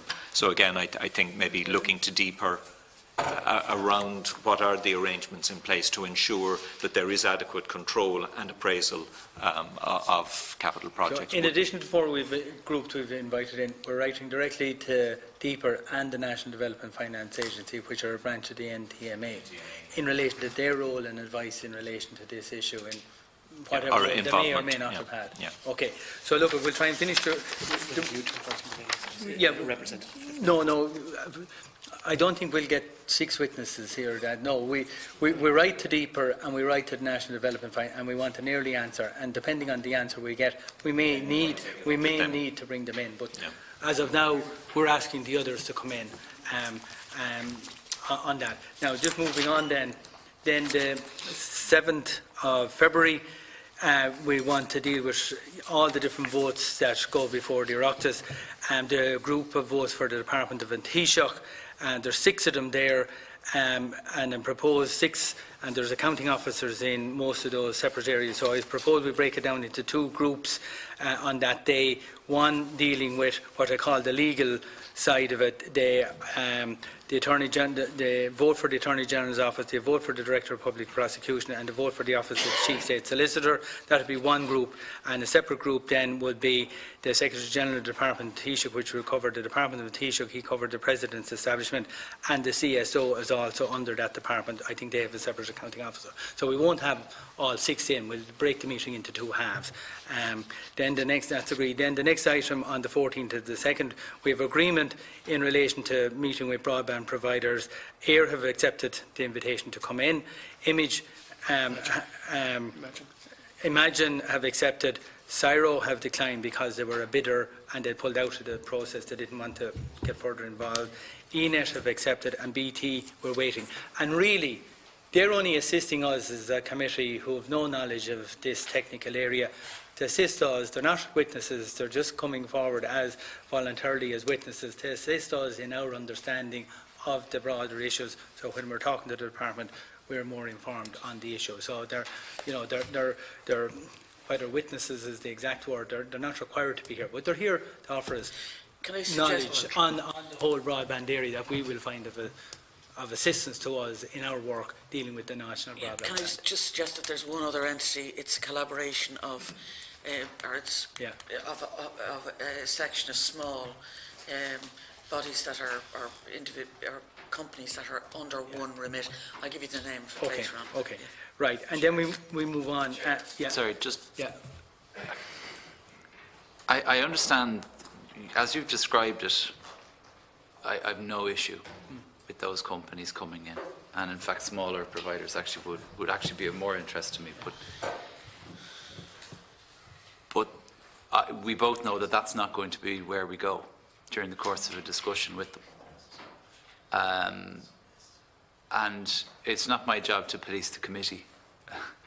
But I can't help but feel, A, that the primary purpose of that week's meeting would fall into the policy sphere, which we don't cover. That would be a matter for the Line Committee. And secondly, you know, of course Zero had to decline. I mean, they're the only tender bidder left. And I can't help but feel that this is about the fourth, maybe even the fifth bite of that cherry in relation to the National Broadband Plan, which is exactly where the debate will go. So I just wanted to flag that because I think it's worth saying at this stage. It's very interesting, and there's quite a range of companies there to help us because we don't have any technical expertise in this area. I think we've just talked about, you know, and our job is to look after the public purse. The National Children's Hospital started off at a couple of $100 million, it's now 1.7 billion. This broadband is already at a figure double that. So I think the PAC has to watch the costs of the broadband and decisions that are being made and commitments that will tie the taxpayer. And the scale of the investment in the National Broadband Plan is at least double what's been proposed in the National Children's Hospital. And for the PAC to say, sure, that's only 4 billion, we're not going to look at that, I think we wouldn't be doing our job. I think we need to be as informed as possible when we're dealing with the National Broadband Plan. We already had a letter this morning from the department, which is shocking, saying that they've specified is it 30 megabytes of download and 30 megabytes of download and 6 megabytes of upload, which is pathetic. They shouldn't proceed if that's what they're talking about. That's pathetic. So, like, we don't want the state to be spending 3 billion plus on something that's out of date years before it even gets turned on. So, and they haven't defined what. So, the PAC, yeah. That's I'm only talking about the 3.4 billion and getting value for still the 3.4 billion. Yeah. Not, as I said at the meeting before Christmas, if 5G and the wireless developments are such that it's going to cost us and be a lot better value for money to do it. Now, I know this was dismissed earlier, but we did determine with the Secretary-General that they have no analysis done of that. Or they don't have sufficient analysis. There was a kind of a desktop judgment made. If we go back to the meeting with the Secretary-General. As members of the Public Accounts Committee, not to police expenditure of the state. It's not to police the policy objectives of government. No, of any government. If the objective can be achieved by doing the appropriate research into 5G, and no doubt 6G isn't too far down the line. That's still not a matter for the Public Accounts Committee. No, it's a matter for the Line Committee. That's your view. Hands up who thinks this is... No, it's not a democratic decision. It's a matter of fact. But it's not your individual decision either, with respect to you. What I'd say is, if there's technology available that we haven't investigated, as was established with the Secretary-General, I don't remember you being at the meeting to tell you the truth, but the Secretary-General,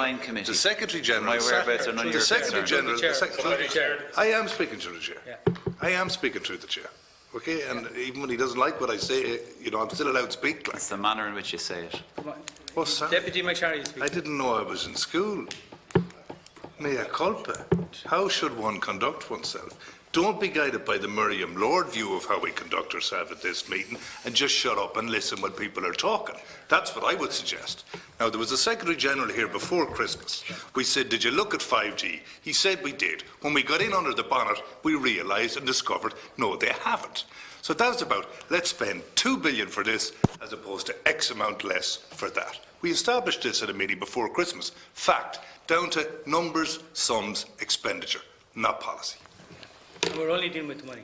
Deputy Murphy. I mean, part of our remit is process, another part is in relation to historical spends. And there are issues, for example, that we would welcome talking to, for example, like a BT on, in relation to the mounds. Contracts and some of the decisions that were made around that. It's perfectly legitimate for us to be getting a degree of expertise, albeit, you know, people will put their own. Each organisation will have their own viewpoint or their own bias, and it's a means of us gathering information. It's perfectly legitimate. Okay, for us to I'm proceed moving with on. this. The policy issue, No, the policy issue in relation to the need for a national broadband plan is beyond dispute. Nobody in the right mind will debate that policy issue. We're talking about the implementation and the cost of carrying out that policy, not the policy. The policy is sacrosanct that we need it. That's long gone. But in relation to the processes and controls and the implementation and the value and the costs and the tendering processes, we need to examine that. So look, that's that. And then on Thursday the 21st of February, we have the Kildare-Wicklow ETB, their financial statement for 2015, which is the big bogey where it really started us down the road in relation to ETBs. Will there be any more recent financial statement? Or No, there won't be anything more recent. I signed those, I signed off on those on Christmas Eve. Right. So And there is a report, and both the financial statements and the report are with the department, pending submission. So have they been published yet? They haven't been published yet. Yeah, well, sure, that's 6 weeks away yet. It is, yeah. Yeah, so yeah. we'll expect that. I would expect that they will be Yeah, presented okay. in And two sufficient last time. items then. On the 28th of February, we're dealing with housing plan and local government in relation to the housing issue, and we're also, as well as the department, we're going to have the witnesses join from the Irish Council of Social Housing, because a lot of it is done through social housing, and the approved housing body interim regulatory committee. There's a voluntary regulator there, has no statutory function, but we need to have those in, and the certain chief executives will be available. They've said some of them will be available on that day. We'll have to agree on that. Yeah, and we'll also deal with anything else in relation to the department, because they will have been here a few times. But we are saying we're doing a special report on the housing, the expenditure on housing and delivery of housing. And this might be our last meeting on it, but we will be drafting a special report in relation to expenditure on housing and the housing support. Deputy Cassells. Chair, thanks very much. And I'm glad that the letter for the CCMA arrived in correspondence today, and that's clarified that. And that's a significant piece of work in itself in terms of dealing with the fact that you'll have the Secretary-General from the Department and the CCMA dealing with the housing issue. I just note that you also then have down for that meeting Chapter 4, Central Government Funding of Local Authorities, which is a significant issue in itself and debating point, and which has been explored extensively. We remember last year the piece of work done with the CNAG in that respect as well. That's going to be that's a significant piece of work as well. Now, I'm just in terms of that day, because it would be quite opportune that the CCMA representatives would be here that day as well, because if you remember, the last discussion was you had such a myriad of financing and where financing was coming, where it was being spent, that really drilling down into it and actually examining it proved difficult. So it is good that the CCMA representatives will be here on that day. I would ask that through the Secretariat that you make them aware that we'll be discussing that also, because I'd like the CCMA representatives in the room when we're discussing that issue as well. I know they've agreed to come here on the basis of housing, but if they're coming here and we're discussing central government funding and the distribution of that and the utilisation of that, I would like that the CCMA members be in the room for that also. Okay. And that we have a structure to the day that we get to that in a significant way. Yeah, and we'll write to them saying we'll have a structure, because we will deal with the housing as a discrete item, and then separately we'll deal with the central government funding and the local government fund separately. And the CCMA personnel may change from one part of the meeting to the other. They might have their housing subcommittee might be more interested in the first half, and they might have members of another one of their committees. There might be the same people and they might not. But we'll work that out, but it's good. And finally, because we have to get into our public or our witnesses soon, the last thing, the 7th of March, with the Department of Finance in relation to the finance accounts and the various chapters under. We'll just stop at that. That takes us close to Patrick's Day, so we can come back to further items. Anyone who's anything else for the work programme, park it until next week. Okay, that's all I'll add. So at this stage, we have one item for private session in advance of the meeting next Thursday, but we have a meeting on Tuesday, private session at 10:30, so we'll hold that over until then. So at this stage, we're just going to suspend for a moment while the witnesses from the Department of Justice and the Irish Prison Service take the seat. So look at 5 minutes. Yeah. Sorry. You try and manage to get those of us who've indicated in before lunch. Yeah, the people have indicated, Alan Farrell, Jonathan O'Brien, Marc MacSharry, Alan Kelly in that sequence. Who else? Who else? Sorry, what was it again? Alan Farrell and Jonathan O'Brien were the first nominated Yeah. speakers. Marc MacSharry, Alan Kelly indicated early on. I indicated. Okay. Catherine Murphy was there before. Okay. Catherine. Sorry. After Marc MacSharry was Catherine Murphy. No. Sorry. Sorry. Alan Kelly and Catherine Murphy. Yeah. Catherine Connolly. Murphy and Deputy Connolly, Catherine Connolly. Okay, look, we're suspended for 5 minutes. 5 minutes, is this 5 minutes.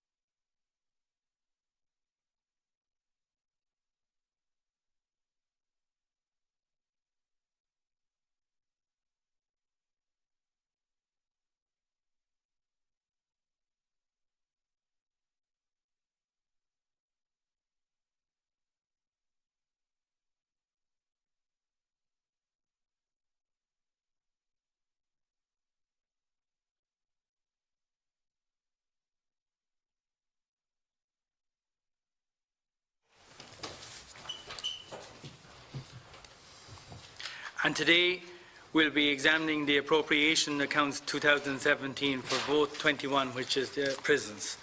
We will not be talking, or we will be taking the Justice vote on the next occasion. We're here just specifically dealing with the prisons today. We're joined this morning by the Accounting Officer from the Department of Justice, who is also Accounting Officer for the Prison Service. Mr O'Driscoll, this is your first time here in your new role, and we welcome you. And Ms Cafferty is also new to her new role.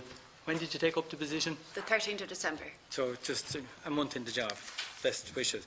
So we're joined, as I said, by Adrian O'Driscoll, Secretary General, Aidan O'Driscoll, Secretary General, Michael Lahive, Assistant Secretary, Seamus Clifford, Principal Officer, Noel Dowling, Principal Officer, and Anne-Marie Tracy, Assistant Principal Officer. And we're also joined from the Irish Prison Service by Karen McCafferty, Director General, Don Cullinane, Director of Human Resources, Derek Caldeback, Director of Finance and Estates, and John McDermott, Director General's Office. And we're joined from the Department of Public Expenditure and Reform by John Burke. Can I remind witnesses and those in the public gallery that all mobile phones will be switched off? That means on aeroplane mode, because merely putting them to silent can still interfere with the recording system here.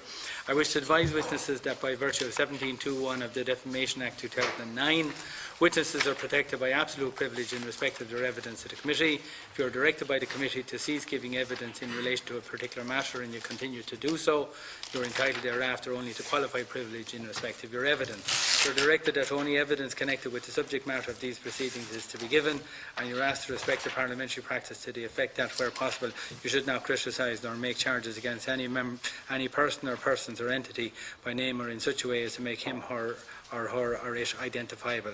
Members of the committee are reminded of the Standing Order 186 that the committee shall refrain from inquiring into the merits of a policy or policies of the government of a minister of the government, or the merits of the objectives of such policies. While we expect witnesses to answer questions put to the committee clearly and with candour, witnesses can and should expect to be treated fairly and with respect and consideration at all times in accordance with the witness protocol. We will start by taking the CNAG's opening statement. Thank you, Chairman. The Irish Prison Service is formally part of the Department of Justice and Equality, but in effect is operated as an executive agency and is funded and accounted for separately through Vote 21. While the Secretary-General of the Department is the Accounting Officer for Vote 21, the service is headed operationally by the Director-General and is administered centrally from headquarters located in Longford Town. The Department has policy and legislative responsibility for the service. The 2017 appropriation account for Vote 21 records gross expenditure of just under €327 million in the year. As indicated in the figure, which can be put on screen now, more than two-thirds of the expenditure related to pay. The remainder relates to maintenance and improvements to the prison estate and equipment purchases, services for prisoners including education provision and other operating costs. Cash receipts for the year amounted to €13.1 million and comprised mainly retained pension-related deductions from staff salaries. There was an underspend of €3.8 million relative to the net estimate provision. An amount of €2.2 million was carried forward to 2018 under capital carryover provisions, leaving just under €1.6 million for surrender to the Exchequer.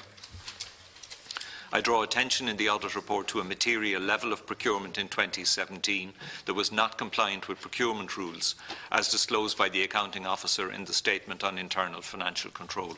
Thank you, Chairman. Thank you. Appreciate that. And now we'll have the opening statement from Mr O'Driscoll and Ms Cafferty.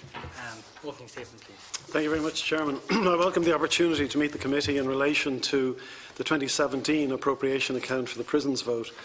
I propose to keep my opening remarks brief and hand over to the newly appointed Director General of the Prison Service, Karen McCafferty, who will also make a brief opening statement. The Prison Service is a key component of the criminal justice system, and its voted expenditure is directed towards one strategic programme: provision of safe, secure, humane and rehabilitative custody for people sent to prison. As the CNAG has said, the gross expenditure for the vote in 2017 was €326.9 million, of which 71% relates to payroll costs, 22% related to non-pay current expenditure, and 7%, or 22.8 million, was capital. The prison service currently operates 12 prisons. There were 9,287 committals to prison, with a daily average of 3,680 prisoners in custody during 2017. In total, there are 3,186 staff in the prison service. There were at the end of 2017. The prison service operates as an executive office of the Department of Justice and Equality within a statutory framework and policy parameters established by the Minister. The practical effect is that while the Secretary-General of the day is the accounting officer for the vote, the Director-General of the Prison Service and her team carry out the day-to-day operation of the prison system.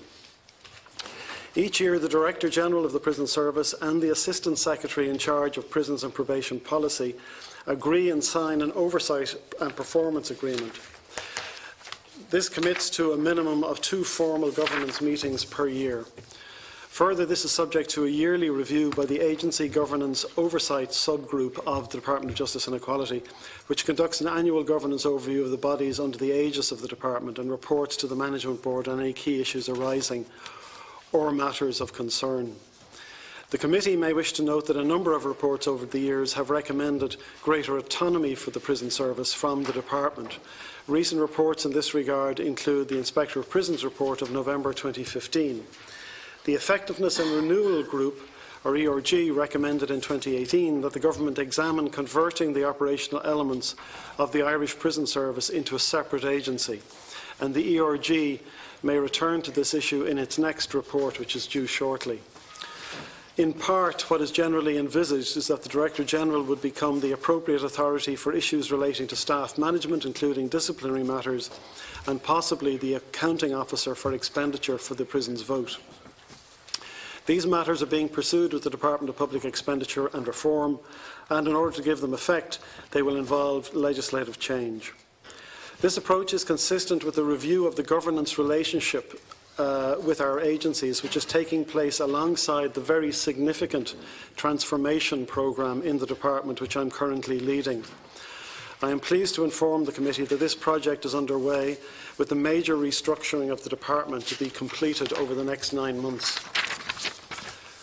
I would also like to refer to the fact that penal policy is constantly evolving, and the Government and the Department and its agencies continue to work towards implementing and implementing the recommendations of the Penal Policy Review Group.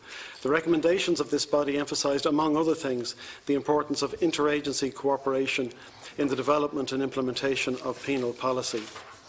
I'll now turn briefly to certain matters which have been receiving attention of late in relation to the prison service. A court affidavit by a serving prison officer makes allegations about activities in the prison service, including unauthorised surveillance. Notwithstanding that it was the subject of a newspaper article, that affidavit has not yet been opened in court, and so its details cannot be publicly discussed. The committee will be aware that, because the Minister was of the view that the publication of these allegations created a public concern, he asked the Inspector of Prisons to carry out an urgent preliminary investigation to determine the facts as far as possible and make a report to him. The investigation is now underway and we await its outcome. I am also aware that the committee recently met a prison officer in private session in relation to certain matters, which I assume included reference to a protected disclosure made by the officer in question. As there are ongoing issues in relation to this particular case, including matters before the courts, we cannot comment on the specifics of the case during today's proceedings. However, in relation to protected disclosures generally, I can say that the Department put in place a protected disclosure policy in 2015 in accordance with the requirements of the Act. The procedures were updated in 2018 to provide for external independent assessment and investigation of disclosures made by Department staff. Over the past 3 years, the Department has also engaged Transparency International Ireland to provide advice and support to disclosures, and also participates in TII's Integrity at Work initiative, which facilitates the Department and its agencies to learn about best practice at multi-stakeholder forums and annual conference, as well as testing and developing existing policies and procedures on whistleblowing. I'll now hand over at this point to the Director-General, Karen McCaffrey. I would like to inform the committee that a review of the protected disclosure policy for the Irish Prison Service has taken place, and a revised policy was introduced in July 2018. The review is carried out to ensure that procedures regarding protected disclosures are up to date, in line with best practice, and to take into account any lessons learned from protected disclosures received to date. An assessment undertaken with Transparency Ireland International informed the review. Arising from the review, a number of new measures have been put in place in relation to the protected disclosure process. They include independent professional advice for staff in relation to the process and enhanced independent external assessment of disclosures, including all notifications of penalisation. Employees making disclosures are now also provided with periodic and confidential feedback regarding assessment, investigation or review. The committee has in the past expressed concern about the level of sick leave in the prison service. There are limited international comparators available to us, as very few countries publish sick leave statistics for their respective prison services. However, from the figures available to us, the 2017 sick leave figure of 15.7 days per employee per year places the Irish prison service at the lower end of the scale when compared to other prison services. Comparable figures for 2017 show Northern Ireland reported a figure of 19.7, Denmark 21.9, Latvia 18.88 and Slovenia 15.3 days per member of staff. Prison staff work in an extremely challenging environment in which on a daily basis they face unique circumstances unlike most others in the public sector. Notwithstanding this, the Irish Prison Service is tackling the unacceptable level of sick leave we are currently experiencing in two ways. Firstly, by providing staff with the best possible support to target the work-related causes of sick leave, and secondly, through focused, structured management of all absences to identify and reduce absenteeism. The Irish Prison Service is committed to strengthening the support we provide for our staff. In addition to the Employee Assistance Programme, which has 2 national officers and over 40 locally appointed staff support officers, the supports in place for staff include an independent counselling service, which we introduced in 2016. This service is available to all staff, is free of charge and provides staff with access to up to 6 counselling sessions for support covering a wide range of issues. In 2019, the service will complete the introduction of the Critical Incident Stress Management Model of Support Interventions for Staff, which has been endorsed by the State Claims Agency. This model aims to minimise the emotional impact of critical incidents on staff, increase the resistance and resilience of staff to harmful stress, and to prevent the harmful effects on staff of such incidents by working with and supporting employees at the time of critical incidents. Finally, I wish to pay tribute to the employees of the prison service, many of whom work in a difficult and challenging environment to maintain a safe, secure and humane prison system which contributes to safer communities. Both the Secretary-General and I will be happy to take any questions you may have. Thank you indeed. And now we're moving on to the members of the committee, and the speakers are in the following sequence. Alan Farrell, who's 20 minutes, Jonathan O'Brien, 15, and the following speakers have 10 minutes each, Marc MacSharry, Alan Kelly, Catherine Murphy and Catherine Connolly. Now that's at least 6 members who all want to get in before the vote, so I'm sticking. If you're mid-sentence at the end of your 10 minutes or 15, I'm stopping you, because otherwise other members won't come in. Everyone can get back in a second time, because some members, the first 6 have indicated they want to try and get in before the vote. Okay, so I'm starting with Alan Farrell. Thank you, Chairman. I'll do my best to be far shorter than 20 minutes. Thank you very much for coming in to our witnesses. At any point, if you want to come in, and that includes the CNAG, feel free to do so during the course of the questions that I have. Just in the first instance, notwithstanding your remarks in regards to current matters before the WRC, among other things, in relation to the whistleblower who came before us, the only observation I wanted to make on that point is timeliness, i.e. the timeliness of responding to the issue, the timeliness of dealing with the issue, and in one particular instance, the timeliness of the provision of information, crucial information, to the whistleblower, which, on my observation, was very poor. And I won't get into the detail of it. I don't expect you want to either, but I just want to put that on the record.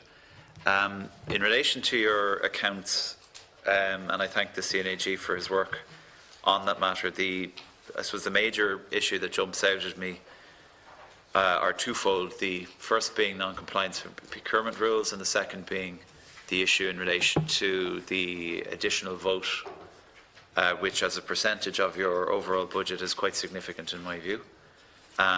So I'll start with the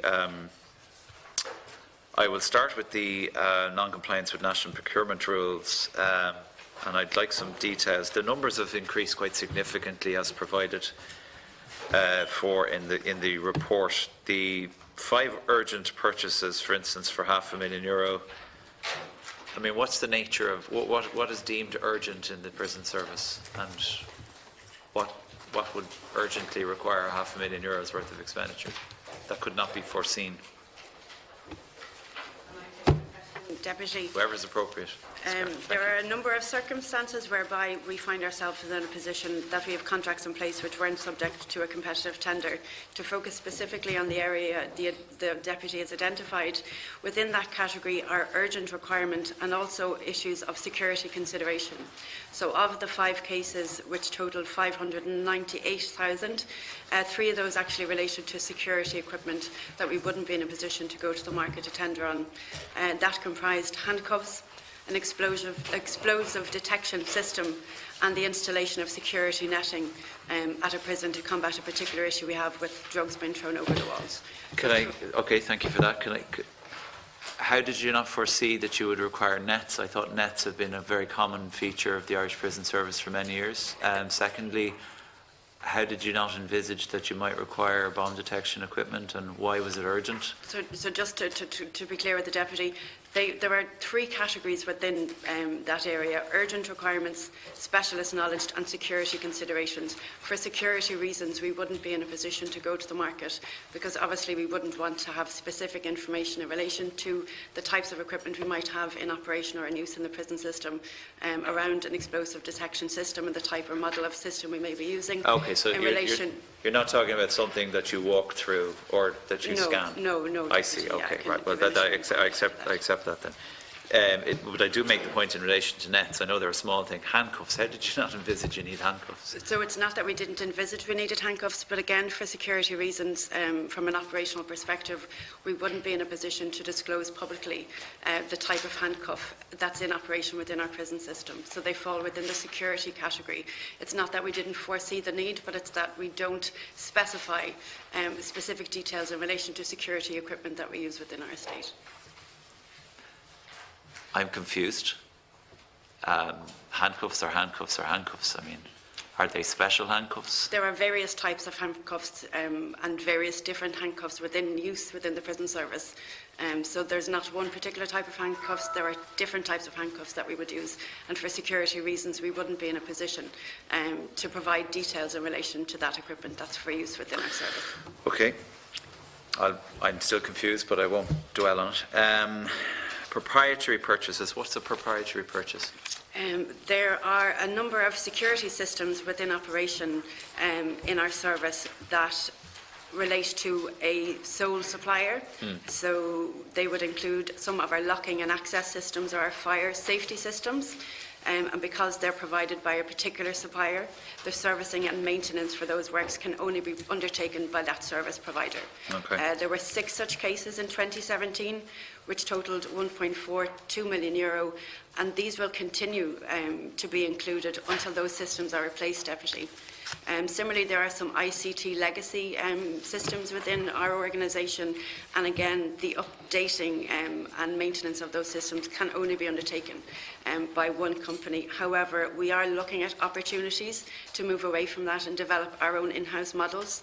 And in relation to the 3 cases in 2017, which totalled €3.396 million, one of those cases we have moved towards putting in place our own system so that we won't be wholly dependent on one supplier in the future. Seems prudent, okay. The only other matter then in the non-compliance with national procurement rules would be in relation to the €5.2 million figure. 18 procurement scenarios, of which some are still under review. My understanding is that this is quite a common feature of the prison service in relation to matters being reviewed. This is €5 million worth. Could you give us some details, please? Yeah, so the Office of Government Procurement undertake quite a lot of tendering on behalf of the Irish Prison Service. Where there is a delay in the tendering process on behalf of the Office of Government Procurement, it does give rise to rollover of contracts. In 2018, that equated to €5.2 million. These included contracts for the provision of ICT contractors, plumbing and heating supplies, bedding, dental supplies, GP and pharmacy services. In relation to the current position regarding those 18 cases, the Office of Government Procurement now have contracts in place for 8 of those 18 cases. Right. A further 2 have been advertised, 2 are under evaluation, and the requirements have been specified for the outstanding 6. Okay. There's been a very significant increase in the volume of instances of non-compliance. Just taking 2012 onward to 2017, it's increased almost 5-fold, from 10 worth just shy of €1 million in 2012 through 50 to the value of 8.8 million. I mean, procedurally, I know you're constantly reviewing how it is that you operate as a, I'll call you a government department, as a quasi-government department in your own right. I mean, are there things that you can do to improve this? I mean, is this escalation going to continue? We're certainly working in 2 ways. Firstly, we're working with the Office of Government Procurement so that we're very clear in terms of their lead-in times for the awarding of contracts on our behalf. So we're now very clear that we need to go 18 months in advance of a contract award for very technical contracts, and as our contracts fall to be renewed, we'll make sure that we're engaging at the earliest possible stage with the Office of Government Procurement. Internally then, we're working with our Director of Finance to enhance the procurement skills available to us so that we can ensure that our own team, where it's appropriate, can work to put those contracts in place in a timely manner. So it's certainly an area that will be given attention. In terms of the line committee, Ms McCaffrey, and thank you for that, I mean, who's responsible for determining, just to go back for a minute, just to this, the issues that you addressed in relation to matters that you should or should not be disclosed in the public domain, which I accept. Who makes the determination? From a security perspective, Yes. that determination will be made by the Irish Prison Service. Okay, and who has oversight over that other than your line committee? Does the Minister have oversight over that? I mean, is there a feed-in process? Do you discuss what is or what should not be disclosed and not disclosed? That would be taken at a prison service level. So it's at prison. Okay. All right. Thank you for that. So you've kind of touched upon the financial control issue in relation to procurement. In other areas, you've had a report before. I think it was 2015. Sorry, I had it here in front of me a moment ago. You had a report commissioned internally in regards to the operation of various funds and programmes within the Irish Prison Service, and there was a review conducted, and I will see if I can find the name of it here. I had it a moment ago.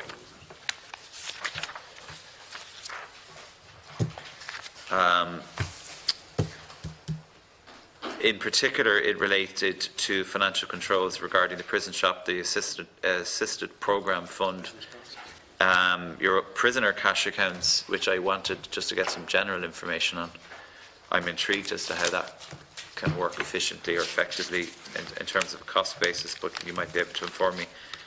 And that the review that's ongoing within the Irish Prison Service, you might be able to enlighten me as to, forgive me, I don't have the in front of me right this minute, but I know there is a review ongoing in relation to how you control your financial affairs within the prison service. So you might briefly enlighten me on that, please. Yeah, so we're constantly looking for opportunities to enhance our compliance, both at a headquarters level and at a prison level. Some issues had been identified through a combination of issues by our own internal audit unit, by the audit committee, and indeed by the CNAG in relation to potential risks at a prison level. In order to respond to that, we have put in place a business process review, which is aimed at looking specifically at areas of administrative, operational and accounting practices at a prison level, with a view to strengthening the process that are in place. Specifically, that review has looked at areas such as sentence calculation, HR processes and cash management, and we've introduced over 40 new standard operating procedures for staff at a prison level, so that we can ensure absolutely the best procedures in place and to ensure that we've got very good compliance against those procedures at a prison level. Could I just add maybe to that, just on the business process review, from a departmental point of view, we would see this as an extremely useful and very good initiative by the prison service to improve their processes across a whole range of activities. As the Director General has said, it's looking at HR processes, financial processes and so on, and introduce 40 new SOPs. But in general, what it reflects is, as far as I'm concerned anyway, a desire to improve and do things better. It's a proactive exercise by the prison service itself, and I would just like to record the fact that we find that very good, and we think it deserves a bit of commendation. Okay. Well, I think it's important to say that, because, I mean, obviously anything that improves your financial controls is to be welcomed. I think, though, I'm intrigued as to how the prison service effectively operates, for the want of a better description, a bank for members of the public who are incarcerated. I mean, in terms of the administration of that, is that a very is it a very process-heavy operation, or is it, you know, you must have some sort of quite effective computer systems there? Could you give me some information on that, please? This is the €1 million, the €500,000, the ongoing balance that's there in terms of additional monies that are available to prisoners, and indeed any monies that their families might provide for them. Yeah, so a bank account is maintained specifically for prisoners' personal cash and is managed by our Prison Finance and Estates Directorate. That cash will be made up by the gratuity payments that a prisoner might receive whilst they're in custody, and also cash that might be left in by members of their family to purchase items in our prison shops. As prisoners leave, they receive the balance of that personal cash from their account. At the end of 2017, the balance of that account stood at €450,000 approximately. How many people are responsible for the operation of that particular facility? I might ask our Director of Finance just to specifically respond to yes, that. Yes, it's managed within our finance section, so there'll be a range of different functions that people at administrative level would be doing, and that would be one of their functions. But I would agree with you, it is absolutely an onerous requirement, but it is necessary for prisoners. Obviously, they have an entitlement to buy whatever they want to buy in their in the shop within the prison, and family members do contribute to their bank accounts, and it is an onerous obligation on our resources to manage that for every single individual prisoner. Do you have transfers made then? Do you have full-time equivalents on it? Is it a full-time job, or is it just something that needs to be? Well, it's distributed within our finance section, but I could come back to you in terms of full-time equivalents. I don't. Yeah, that would be helpful. No, yeah, absolutely. Yeah, if you could. Yeah. No, I recognise it is an essential function, and it has to be provided, and I would imagine it would be quite almost impossible to do it in any other manner, to be honest. But there was one thing that jumped out at me, however insignificant in terms of the sum, and that was the management of petty cash. I think it was a minuscule figure, but it was still. It wasn't. I wasn't pleased to see. I think it was a tiny figure. I think it was about €1,000, something along those lines. I had it in front of me there.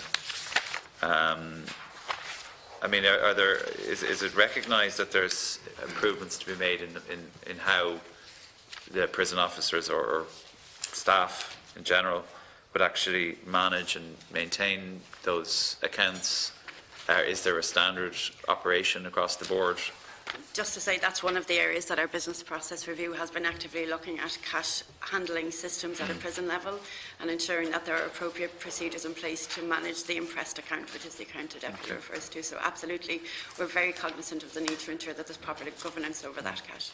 Yeah, I mean, look, it's an insignificant sum, but at the same time, you know, cumulatively, it's not great to see a small amount of cash, you know, not being accounted for appropriately. Whether it's misplaced, lost, or spent and just not recorded properly is not really the point. In relation to the tuck shop, how am I doing for time, Chairman? You have 5 minutes. 3 minutes left. 3, grand, perfect. So, just very, very quickly, there's a question that I had, which I thought was rather appropriate in the sense of injuries and compensation claims to the prisoners. The figure, I believe, is around 5%. And my question will be, how does that benchmark against other prison services, to the best of your knowledge? You've shown figures in relation to absenteeism in your opening statement, which appears to benchmark itself relatively well, which I welcome, although I would like to see broader figures provided, particularly from the UK, which would be a very close in terms of culture of employment and things like that, so it would be useful. But in terms of the claim, the 5%, how does that compare internationally? I'm afraid, Deputy, I don't have any international comparison figures available, but it's certainly something we can look at and come back to the Deputy, but I don't have an international comparative figure in relation to that. Okay, and a very common theme, Chairman, across a lot of government departments is the cost of legal services versus the compensation payments made. It's roughly 2 to 1. Is there a manner in which that figure can be reduced? Or are you talking about just the volume of individual claimants that are all dealt with individually? And you might make a comment on that, please. We're certainly very proactively seeking to reduce the number of claims that we're exposed to as an organisation. We have a very good working relationship with the State Claims Agency, and there are a number of structures in place that are aimed at reducing compensation, which will then reduce the equivalent legal costs that relate to those claims. We have a risk management liaison group in place with the State Claims Agency. We have our own internal compliance executive that's chaired by me, every governor within our system and all of our directorate staff from headquarters. And we're looking at reducing the incidence of exposure to claims, learning lessons from incidents that happen within a prison to ensure that we can get those numbers down. And just in terms of the public, members of the public have made 37 claims against the prison service in 2017.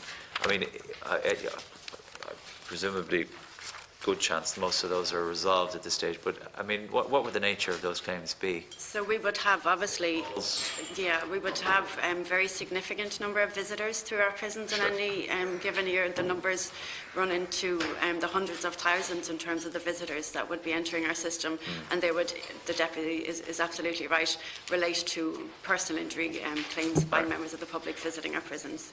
Okay, 2 final questions, Chairman. The first being training for your personnel,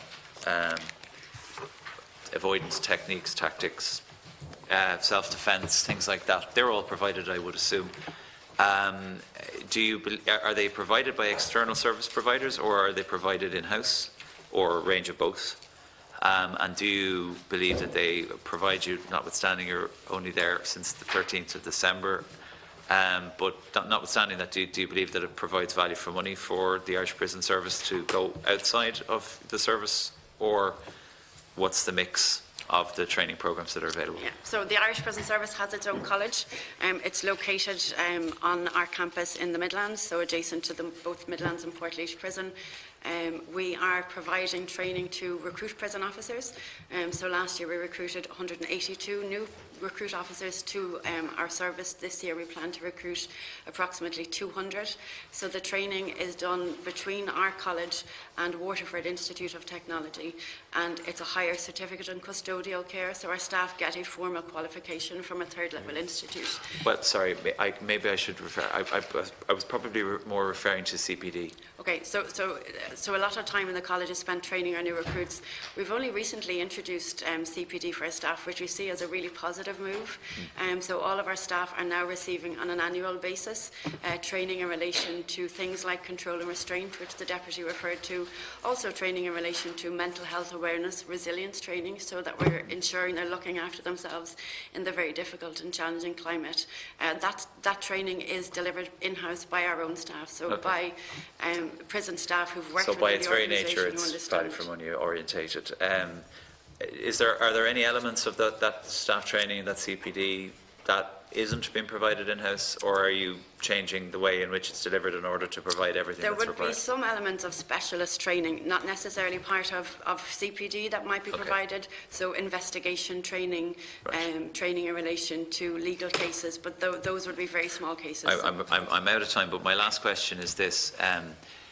In terms of mental health support services to your prison officers and to your staff in general, I would assume human nature would determine that there is an acceptance that stresses in the workplace go beyond the workplace and extend to persons who don't work within the Irish Prison Service. As a matter of course, do you think it's appropriate for the Irish Prison Service to provide those services on an ad hoc basis to family members, given the nature of the work? So I can confirm in relation to the counselling service that we've put in place for staff, which is a self-referral service, if a staff member indicates that a family member is needing counselling and that directly relates to an issue that has happened within our employment, that's decided on a case-by-case basis by a director of HR, and that certainly happened, Deputy. Okay, maybe you might refer to that later if it's not correct. Sorry, Chairman, I didn't want to Thank you, Deputy O'Brien, 15 minutes max. Try and take less because I know other people want to come in before the break. So I'll just ask a series of questions. Some of them will just be straightforward, quick-fire questions. Can I start off with the compensation and the legal costs?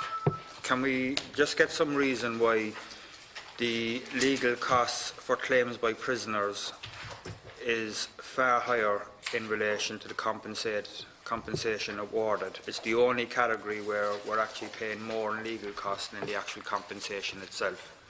And if we could just get some reason behind that.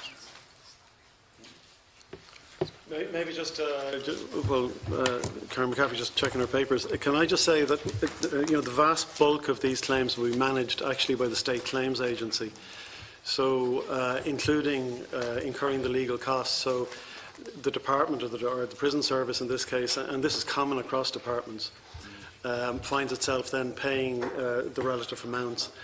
Some cases obviously are more complex than others, and legal fees mount up in those cases. There were compensation cases, I think, in relation to slopping out, which are historic at this point. But in any case, these would have been incurred by the State Claims Agency. I think as a general point, if I can just make this, because I've come across this in other jobs, as Karen McCaffrey has said, what an agency or a department can actually do is try to reduce the number of claims by managing the process better. It actually has very little control of the amount of legal costs incurred, because these are decisions made by State Claims Agency in many, many cases. So I think that might be borne in mind here. And if I could just come in relation to the legal fees paid with respect to prisoner cases, which was 914,000 for 2017. Included in that is a payment in relation to the slapping out cases that the Secretary-General has referred to. So the State Claims Agency is managing slapping out claims on our behalf. To date, they've received 1,658 claims, and High Court proceedings have been served in 983 of those claims. So there was a payment in relation to those cases made in 2017, which may be inflating that figure, Deputy. Okay. So, Chair, could we get a note from the State Claims Agency, in particular in relation to the Irish Prison Service and how many cases, if we can get a note in relation to the types of cases and why the figure for legal costs is twice as high as the actual compensation is being paid. If we could just get that. So we'll write to the State Claims Agency seeking that information. And you said there were 1,600 cases, because the State Claims Agency were in here recently. They had a list of what they call mass action. I don't think they're called class actions in Ireland, mass action. So has the principle been conceded that the majority of these, if you're already making payments in relation to people, are you fighting case by case, or is there not? So there is a case that's currently before the Supreme Court, a case that was heard in the High Court that was appealed by the prisoner to the Supreme Court, and that determination is awaited. It's expected in perhaps April or May of this year. But the costs in relation to the legal costs will primarily be costs that have been borne by the State Claims Agency in terms of managing the defence of those claims. So of those 1,600 claims, a lot of those will be at litigation or pre-litigation stages. Why have you paid out some? The legal costs would be legal costs. You haven't paid out any awards yet? Absolutely, yeah. So in other words, so in relation to the stopping out, and that means no title. We have to await the Supreme Court. So in fact, all the payments in relation to those large number of cases only relate to legal costs today. So the State Claims Agency. No prisoners got a penny yet out of that. No. Okay, it's even And worse. maybe that explains why the compensation figure is so low and the legal costs are so high. Okay, but we'll ask the State Claims Agency for a breakdown. Okay, just a couple of quick fire questions. How many prisoners are in solitary confinement at the moment?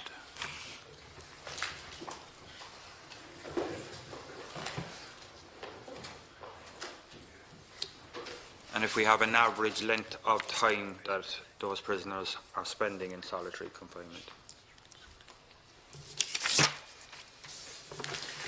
So the prison service has been making extensive efforts. I know it's been reduced from 72 reduce down the number to of 9 prisoners. at the moment. We've introduced during 2017 a commitment to ensure that all of our prisoners have at least 2 hours access out of their cells. So the numbers who have access out of their cells less than 2 hours are very small. The last time we completed a census of our population was in October, and that figure stood at around 35.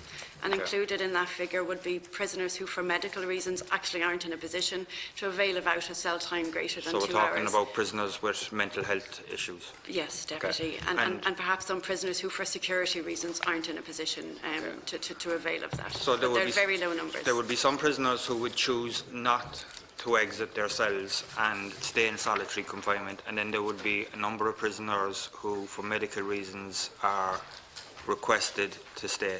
Do we have those figures? How many are in solitary confinement at their own request, for want of a better term, and how many are in there on medical advice? So just to clarify, I suppose we're talking about protection prisoners, so prisoners who don't want to participate in the full regime within a prison. What we're saying is that those prisoners are getting 2 hours out of cell time at a minimum. In terms of the number of prisoners who fall within that category, there are 565 prisoners who are on protection, and the vast majority of those, Deputy, would be on protection because they would have requested protection themselves. And they get 2 hours out of the cell? Service. They get a minimum of 2 hours out of cell.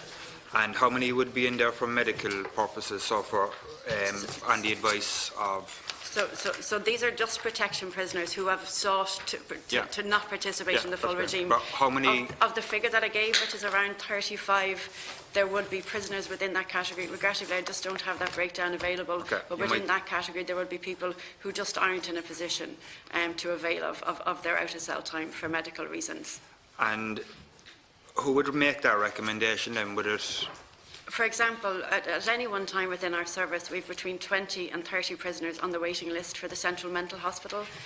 Those prisoners would be suffering a severe and enduring mental illness and potentially be actively psychotic. So it would be in those circumstances, Deputy, that person wouldn't be in a position to leave. So those 20 to 30 people, I mean, without putting words in your mouth, but prison setting is really not ideal for those individuals. They should be in the Central Mental Hospital. but the prison service absolutely agrees with the deputy. I mean, the caseload of the National Forensic Health Mental Services within the prison system is about 250. So there are 250 prisoners who are deemed to have a severe and enduring mental illness, and that would generally be either psychosis or schizophrenia. We agree that prison is not the best place to provide them with care because it's not a therapeutic environment. However, I do have to say we do get a fantastic in-reach service from the National Forensic Mental Health Service. That was the next question I was going to come on to, just in relation to the difference of services that those individuals might get in a prison setting as opposed to in the hospital setting. Is there anything that they don't get in a prison setting that they may be able to avail of if they were in the Central Mental Hospital? I think the big difference in terms of medical care is that in a designated centre, and obviously the CMH is a designated centre, there are differences around medication and the ability of the Central Mental Health Hospital to administer medication, perhaps to patients who aren't willing to take their medication. And in relation to psychological services, like access to psychiatrists or psychologists? Yes. As I mentioned, the National Forensic Mental Health Services provides us with an excellent in-reach service. It's in all of our prisons bar 3. So we do have a difficulty in terms of forensic mental health in-reach services in Cork Prison, Limerick Prison and Cassells. In 2016, the HSE did sanction the recruitment of forensic psychiatrists for those prisons, but they haven't been in a position to fill those posts. So we do have a significant issue in those prisons. But where we do have an in-reach service from the National Forensic Mental Health Service, there is a team of doctors and nurses who come from the CMH who provide the appropriate care and oversight. And I'd also like to just mention our own staff who do an amazing job in terms of assisting people who are suffering from mental illness in prison. The compassion and the humanity that's displayed by our discipline staff and our own internal nursing staff, in addition to the National Forensic Mental Health Service. I don't doubt that for one moment, but yeah, I think it would also be fair to say that the staff wouldn't have the training that the staff in the Central Mental Hospital would have in dealing with this type of individual. But just to say, we actually have provided mental health training, awareness training to all of our staff. So it's an area that we identified an issue or a skill that our staff require. So all of our staff have gotten specific mental health awareness training. Obviously, the nursing staff and our doctors, would have quite a lot of background and training, and that's augmented by the specialist services. Would it be possible just to get a note to the committee on the numbers who are in solitary confinement for mental health reasons, and just a breakdown of the locations, so whether it's Cork, Dublin, Limerick, whatever. Absolutely. And maybe the length of time that they're actually in there, so whether it's less than 3 months, less than 12 months.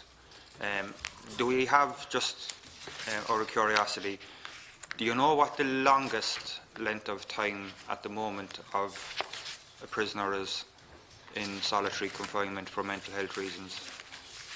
I don't, Deputy, but I'll certainly follow up in relation to that for you. So then, the next, how much time have I, Chair? You have 2 minutes. You've 2 to 3 minutes. Okay, I'll be very brief. So just in relation to addiction services, I noticed that the opiate programme has actually seen a decrease in the number of people who are accessing it, but we're seeing an increase in the number of people who are accessing addiction counselling.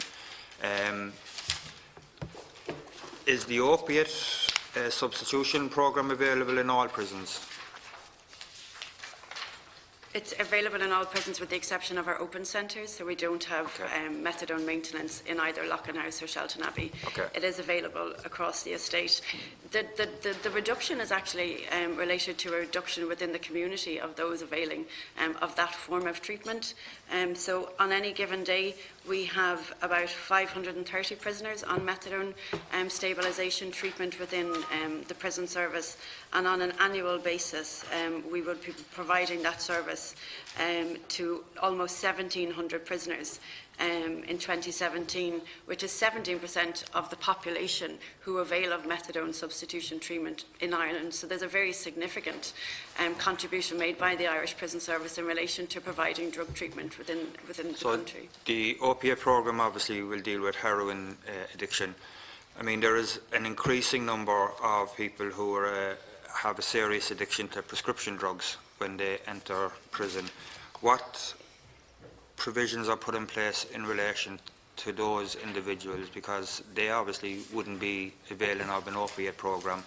And if you have a serious prescription addiction, the come down in relation to that, going cold turkey in a prison setting or any setting can be quite dangerous for that individual. So what procedures are put in place for individuals who have an addiction, and how do we assess on intake what a person's addiction is? If you could just give us some information in relation to that, and I'll leave it at that, the Chair, then I move on. So obviously on committal, all of our prisoners are interviewed by both a nurse and a doctor, and we seek to engage with them around any addictions they may have, be it in relation to illicit or prescription drugs or any alcohol addictions. There are a range of services that are in place to provide drug treatment programmes to prisoners within our care. You mentioned the addiction counselling service that we've got in place. That's run by Merchants Key Ireland, and that's very, very successful, and there's a significant uptake across the service in relation to that counselling service.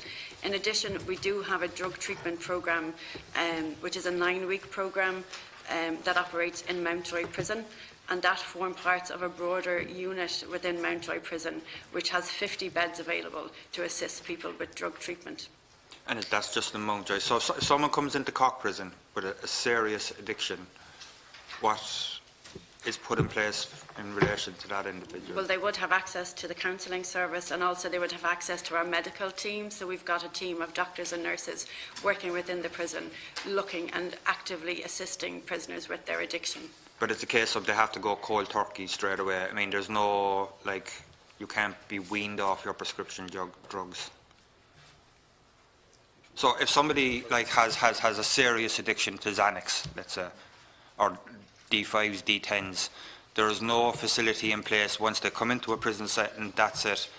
It's cold turkey and it's counselling. There is no step down, weaning them off prescription drugs. I don't actually particularly have the detail in relation to that, but I can confirm, though, that the doctors and nurses within our system are very slow to prescribe some of the drugs the Deputy might be referring to because of their addictiveness whilst people are in custody. I can come back to the Deputy, apologise, but I can come back into the Deputy in relation to that specific issue. But again, we do have a range of people and supports in place at a prison level to assist people dealing with their addiction, and often it's the case that the period spent in custody is a really good opportunity for the person to deal with the addiction issues that they've come to prison with. Okay, you'll send that note through the committee. Just very briefly, and thank you, Deputy, how many places have you in the Central Mental Hospital in Dundrum? Well, we don't have places. But how many people are there? In terms of former prisoners, so I suppose the way it works, the CMH maintain a waiting list of prisoners who require admission. And you said that's 200, how many is that? No, so their caseload, so the National Forensic Mental Health Services caseload is 250 prisoners. Right. At any one time there are between 20 and 30 prisoners awaiting admission, but decisions in relation to admission to the CMH are a matter entirely for the CMH themselves.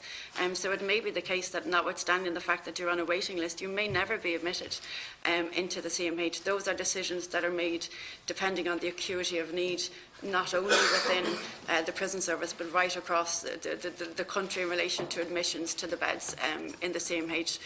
Was the Central Mental Hospital just for the prison service? No. Oh, no.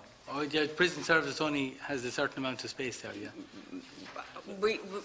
I think, Chairman, the point is that the Central Mental Hospital has its own response. It's a hospital. It's under the HSE and so on, and it would have. A little bit of public confusion on that. They thought it was part of E because prisoners are in there. So yeah, exactly. Just to clarify that. No. But among the people who go into the Central Hospital are prisoners. And how many prisoners would you have been there at any time? I don't have that figure, Deputy, in terms of the breakdown of patients within the CMH and how many are. I just don't have that breakdown available. But is it 10, 20, 50? You must have an arrangement to have X facilities available there. We don't have a guarantee around any specific beds, Deputy. Clinical need. Okay. So people who are deemed not guilty by reason of insanity would be directly committed to the CMH, and they would form a significant part of the population. But you did say there are people on the waiting list to go into the Central Mental Hospital who might never get there. Yes, so on the 10th of December we had 28. Because they're afraid to leave their cell, or that it's not safe for them to leave their cell, even though the cell door can be open for 2 hours. Or they're not well enough to leave their cell. Yeah, okay, no, we're on the same wavelength. And just to say, there is going to be an increase in the number of beds within the CMH, so obviously the CMH is going to be replaced on the site in Portrane, and that will see an increase in the number of beds within the CMH from 97 beds to 130, and we would hope, and we're certainly engaging with the HSE in relation to prison service access to some of those beds. And when might that be? Mid-2020. Okay, Deputy MacSharry next week. Thanks very much. And I'd like to welcome in particular Ms McCaffrey and Mr O'Driscoll. A new broom sweeps clean, isn't that what they say? I know both of you have been involved in the respective services before, but just to say that. And at the outset, pay tribute to the hard-working prison staff that we have in the service all over the country, whether administrative or officers or otherwise. Just to apologise in advance, that sometimes it seems people are of the view that I can be a bit abrupt in questioning, journalists in particular, so none of it is intentional, it's just to get to the answers as quickly as we can and move forward. So I may stop you if we're moving forward. Now, I know from your opening statement you said that there were prison officers who had made a statement of claim and sworn an affidavit to a certain extent. Those matters are before the court, and that's fine. Just for the record, there's no protected disclosure before the court. Wouldn't that be a correct thing to say? Okay, so we're safe enough to talk about a protected disclosure, wouldn't it? Well, sorry, Deputy, just to be clear now, there are issues where there was protected disclosures and which issues are now before the Circuit Court, the Labour Court and so on. That would be in one particular case that this committee... And they'd be matters relating to personal injury, wouldn't they? They go beyond that. They go beyond that, but they do go. They involve claims in relation to penalisation and so on. All right. So but we're okay to quote from things in the public domain, aren't we? Where issues? Well, we're certainly not in a position to comment where issues are before. Okay. Well, we do it case by case, so, and if you feel you can't comment, you can say it. WRC. Yeah, of course you can do whichever you wish, Deputy. So, I would just say, though, it's if you put us into a position where we're constantly saying to you, we can't talk about that, or we can't talk about that, I know that creates a particular impression. Yes. We actually have significant limitations on us where things are before the court. Who places the limitation? Well, this is, a clear legal advice to the state at all times. Where matters are before from who is that? From the AG. From the Attorney General. Where matters are before the court. So the Attorney General would say, listen. They would say, yeah, I can't. You can't. You just can't say it. Okay. So that's why I'm sticking to the protected disclosure. Within that, you may be able to discuss the issues. Okay, good. Point you in that direction. So anyway, related to a protected disclosure before, there was an internal review carried out by Judge Early, now retired. So I just wanted to talk a little bit about that. In it, he made definitions between bullying and victimisation. And I just want to put this little bit on the record. He says in part 7.5 of that report, it is not essential to identify a specific individual bullying where there is finding that the Irish Prison Service is responsible for repeated acts of carelessness or inefficiency which have or are reasonably likely to have an adverse effect upon the morale, health and welfare of a worker. Such acts can amount to unfair treatment, bullying, harassment and penalisation. And later he defines where he says there is no definition of bullying in the Act. Section 3.1 does interpret penalisation to mean any act or omission that affects a worker. The worker's detriment in particular includes A, suspension, layoff or dismissal, demotion or loss of opportunity for promotion, transfer of duties, change of location or place of work, reduction of wages or change in working hours, the imposition of administering of any discipline, reprimand or other penalty, including a financial penalty, unfair treatment, coercion, intimidation or harassment, discrimination, disadvantage or unfair treatment, injury, damage or loss, and threat or reprisal. So, can I just ask the Department and the Prison Service to briefly outline, on the back of that, did you accept that report as, yeah, Judge Early was correct, we embrace that? Yes. What happened was... that's good. No, sorry. No, You said yes. I think I should be... Right. Just to finish the point. Because I have limited time and a lot to cover. I realise that, but I'm sure the Chairman will be reasonable with you. The issues arising from that particular case have now moved on into other forums, right? But in relation to Judge Early's report, you're right, that was issued. He made a finding that the officer was in some respects treated unfairly as a result of his actions. And I'm aware that following that, the previous Director General did apologise to the officer. But the case has now widened very significantly. The officers raised other issues, and all of these issues are now before... there's a large number of issues in this case. I presume, again, the committee is aware of that, and they're now available. They're now in front of the WRC, the Labour Court and the Circuit Court. And in the WRC and the Labour Court, matters have been suspended, awaiting the outcome of the Circuit Court. That is definitely as much as I really can say. Okay, so accepting that this happened, notwithstanding the broader nature of what's the case before the courts now, but in terms of what Judge Early was talking about, what have you done about it? So in the prison service and in the department, new systems have been put in place in relation to protected disclosures, and of course throughout the public service we put new systems in place in relation to dignity at work. You're aware, I imagine, of the dignity at work policy, which has been throughout the public service since I think about 2015-16. That does actually contain, by the way, a definition of bullying. Why is there still people coming forward to us? Look, I think the staffing, there's a few thousand staff, as I said at the beginning, in the prison service. A relatively small number of people have come forward and made quite significant claims and allegations. Those various issues are being examined in different fora.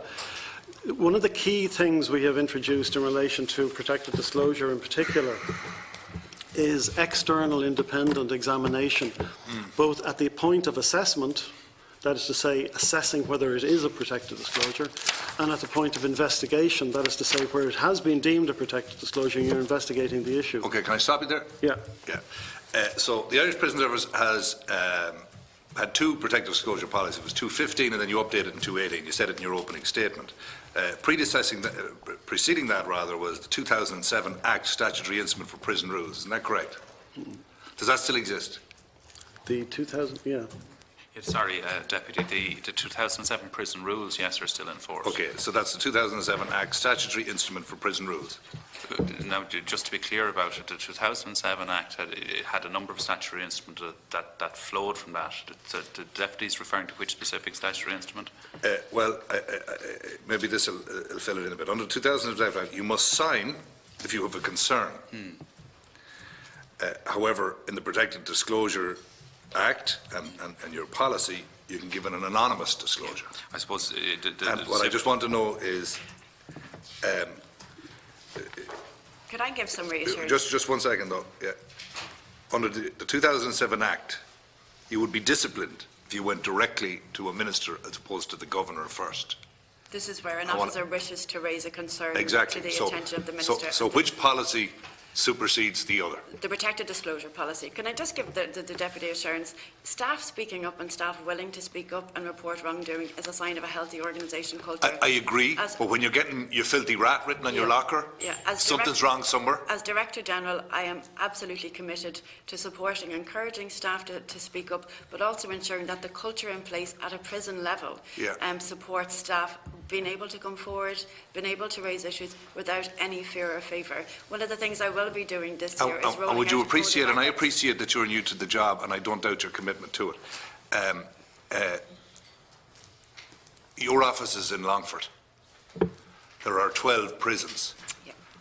How can you be certain, in terms of accountability, what's going on inside the walls? One of the things... If I have 5 or 6 levels, I mean, if I'm an ordinary 5A prison officer, I probably never get to meet Ms McCaffrey. That responsibility is vested in our Governor and our management team. This year we'll be rolling out a Code of Ethics. That Code of Ethics sets out the minimum behavioural standards we expect from everybody in the organisation, from me to every Governor or Director or Manager within our service and every member of staff. I will be holding our Governors and our Directors to account to ensure that they are behaving in accordance with that Code of Ethics, and the Governor will then be charged with ensuring that all of the staff within his or her prison are held to account in relation to Could I ask you then, if a prison, let's say prison X, the Governor found no contraband at all, and prison Y found 2 tons of contraband, whatever it was, drugs, mobile phones, whatever,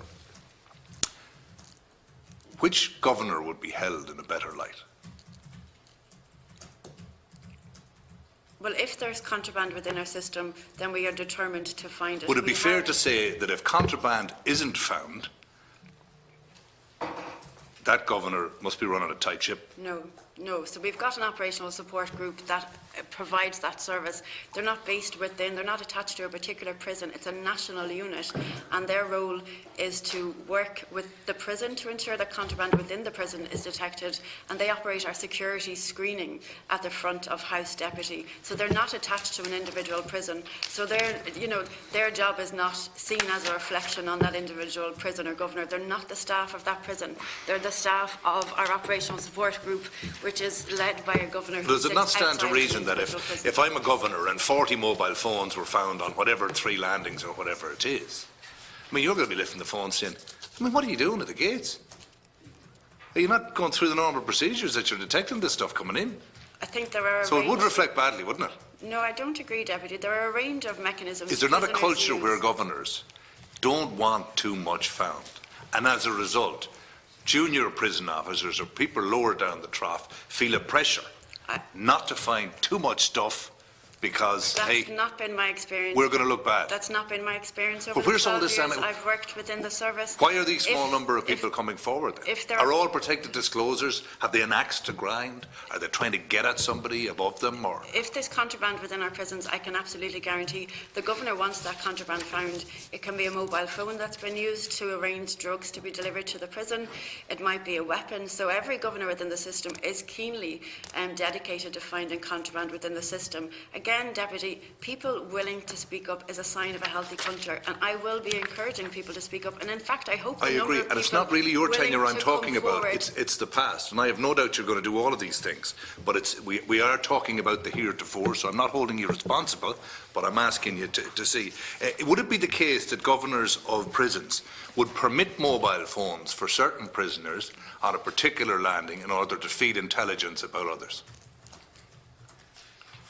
I'm not in a position to reference any particular case, but I can advise the Deputy that there is a legislative provision in place which states that a person cannot be in possession of a mobile phone unless they have the permission. I agree with that, but could you state categorically that, say, a prisoner, for example, that might going to be a guest at the state for a considerable period of time, wants to have as easy a run as possible, and as a result, prison authorities could do with a bit of intelligence as to what's going on the landing. You know, we'll let prisoner A have that mobile phone, and he or she can feed back to us on what's going on at the landing. We'll give them an easier run. Is that going on anywhere, or is it absolutely not going on? I think, Deputy, at this point, you know, I think you may be going into issues that are before the High Court. Oh no, sorry. If it happens to be coincidental with a case before the High Court, that's certainly not my intention. Because I can assure you, the source that we had here in private session did not bring that matter up with me. I'm just talking about, believe it or not, my own independent research actually threw up some of these matters. I know that, and in fact, some matters have been widely canvassed in the newspapers also. But nevertheless, from our point of view, they are before the courts. Yeah, can we answer the question? And we are in some. Can we answer the question? Of course, yeah. Look, I mean, I think clearly there's a legislative provision to ban mobile phones. Yes. What I'm asking is there a policy, even on an ad hoc or casual basis, to allow Governors, to allow prisoner A to maintain a mobile phone in order to inform on other prisoners in the interest of good intelligence and maintaining order on the landing? I mean, you're asking now about security questions. Well, it's a inside yes or prisons, a no. but what you, no, It's a yes or a no. well, actually, well, Your what you, first answer was, sorry, that's before the courts, I can't tell you. No, You've now moved no, the goalposts just to and be you're telling me you're getting into the just security issue. Just to be clear, Deputy, there are certain matters before the courts which have been canvassed in the newspapers. I realise that. And therefore we can't talk about those, right? So that's an issue. But the Director-General has made very clear that there are legal provisions which apply to everybody, that phones can't be in prison. And in fact, I don't know, my experience of prisons is very limited and only to the last few months. But if you enter prison at any time, you know that one of the first things that's done is your mobile phone is taken off you. And in fact, you know, you're put through various detectors. Mr. And so O'Driscoll, on. you have two experience from being Secretary-General of Agriculture. You are talking down the clock and not answering the question. I'm not talking down the clock. I'm saying directly to your point that, in fact, an awful lot of effort is clearly invested in preventing mobile phones getting into prison. That's what I'm saying. You know what I asked. You know what I asked. So can we have an answer? I think you have been answered. No, I haven't been answered. I haven't been answered. You've danced around it there. You've told me it's against the law to have things. I've asked specifically, on an ad hoc or casual basis, are you interested in gathering intelligence and maintaining order within a prison? Can a governor allow prisoner A to have a mobile phone in order to inform on others? Look, yes, it's a yes or no answer. Well, I mean, look, the provision. It could be I don't know, considering you're new, and then we'll move to somebody else. Well, I mean, I don't know about detailed operations inside Can prisons. I ask the Secretary-General then? The Director-General. Director-General, apologies. I'm not aware of any specific instance where a governor may have permitted that. As I've mentioned, the power is vested in the governor in relation to the possession of a mobile phone. So the power is vested in the governor. So there's discretion for the governor. There is legislative discretion for the governor in relation to allowing a mobile phone. Okay, let's say the discretion from the governor. I know. I have to wind up the thread, and I'll come back in the afternoon. Yes. And I'll finish on this thread, right? So let's say a governor uses the discretion to gather intelligence, gives a mobile phone to life or prisoner number 56. They're gathering information that's been fed in and it's been usefully used. Let's say a conscientious prison officer then inspects that cell, finds the mobile phone and hands it over. What happens to that prisoner? That prisoner's in the bad books with the governor then, even though they, with line with the legislation that you quoted, vested in the prison service, has done his job, collected the contraband, but now he's in the bad books. I'm not aware of any specific incident, and again, Deputy, you will appreciate, I hope, that where issues are subject to court proceedings and also Inspector of Prisons investigation surrounding potentially such incidents, we need to allow that investigation. In fairness to yourselves, as I said, this has nothing to do with the individual prison officer who came in here today. Believe it or not, the 11 of us are capable of doing a little bit of research on our own, or even thinking up a situation where that might exist. Okay? Believe it or not. And all I'm saying is anecdotal evidence suggests, Director-General, that is happening. And I would ask you to look into it and drop us a note back on it. I'll come back in the afternoon or as quick as I can. Just the legislation. Is the governor allowed to have a mobile phone? No, so none of the personnel from the prison service carry their mobile phone. I'm not allowed to have a mobile phone within a prison. Yes, absolutely not. Deputy Kelly, and we want to let the other deputies in before the first break. Okay, welcome all the guests. Take it we're going to be here. There's a voting session at before 1 o'clock and it'll run for quite a while, so there'll be a break and we won't get, we'll be back in the afternoon because we won't get finished. And particularly Secretary-General O'Sullivan and Director-General O'Driscoll. O'Driscoll. You're okay. And sorry about that. And Director-General McCaffrey, two obviously new appointments, so genuine best of luck to both of you in your new roles. I have a number of questions, and I just, if we can have an engagement that's kind of just quick fire because it's trying to get through as much as possible. When will the investigation by the Director in relation to potential unauthorised surveillance of prison officers be completed? No, this is obviously, I'm just looking for when it will be completed. This is the allegations that there has been surveillance on cars and listening to solicitors and equipment inside in the rooms and all this. Just when will that be completed? The Inspector of Prison has been asked to complete it by the end of February or as soon as thereafter as possible. Obviously, she has to have discretion to see how much time she needs once she gets into it. Okay. Can you come back to us and let the committee know and you won't know the answer to this here now. What costs, because obviously it's the PAC, has there been any costs over the last number of years, say go back 5 years, in relation to surveillance in any of the prisons or of any prison officers? Can you go back over the last 5 years and ask across the prison service, has there been any costs associated with any surveillance of prison officers? Yes, we can do that. And come back to well, it. we can do it. I mean, yes, we can, yes. Okay, thank you. Because that would help with a number of things and clarify where actually anything is ever going on. Because there has to be costs if there is. Second issue, Protected Disclosures Act was brought in 2014.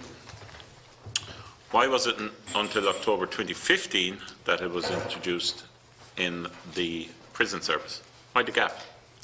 And why was it updated recently? What was the necessity of doing that? And furthermore, I read from the statement from yourself, Mr. O'Driscoll, that you have now brought in a policy whereby employees who are, or people who are protected disclosures within the organisation, they're being given periodic feedback and liaison, which, by the way, I welcome, and I think that's a good thing. So, 3 parts to one question. Why wasn't it brought in when it should have? Secondly, the motivation for the updating. And thirdly, I suppose both for yourself and for Mr. O'Driscoll, this new policy, which I welcome, but just why, how, and how is it? Why did you do it, and how does it work? So maybe the first 2 are for yourself. Okay, I'll take part of it, and then I'll ask Ms. McCaffrey to add to what I say. I have to say my notes indicate that the policy started in July 2015, but whatever, there is a slight delay after the 2014 policy. I think that reflects all public sector organisations took a while to catch up with the protected disclosure provisions. The protected disclosure process has changed inside the prison service, and I'll ask Karen to just elaborate on that in a moment. It's also changed inside the department, right? With the benefit of experience and recognising, in particular, the need to be as independent as possible and to be seen to be as independent as possible, and partly because of the unpredictable workload from protected disclosures. It's not that it's been all that great, but it's unpredictable.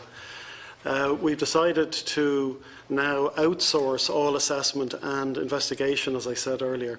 The OGP, the Office of Government Procurement, has put in place a panel that we can draw from in that regard, and we are now doing that with all of the cases. Up to July, I think, 2018, the Director of the Internal Audit in the department was the recipient for protected disclosures, not only in the department but in the prison service. Since then, the prison service has put in place their own recipient and therefore also have their own process. Now, some protected disclosures, even in relation to the prison service, continue to come into the department. Some people address protected disclosures to ministers, and we have to deal with that.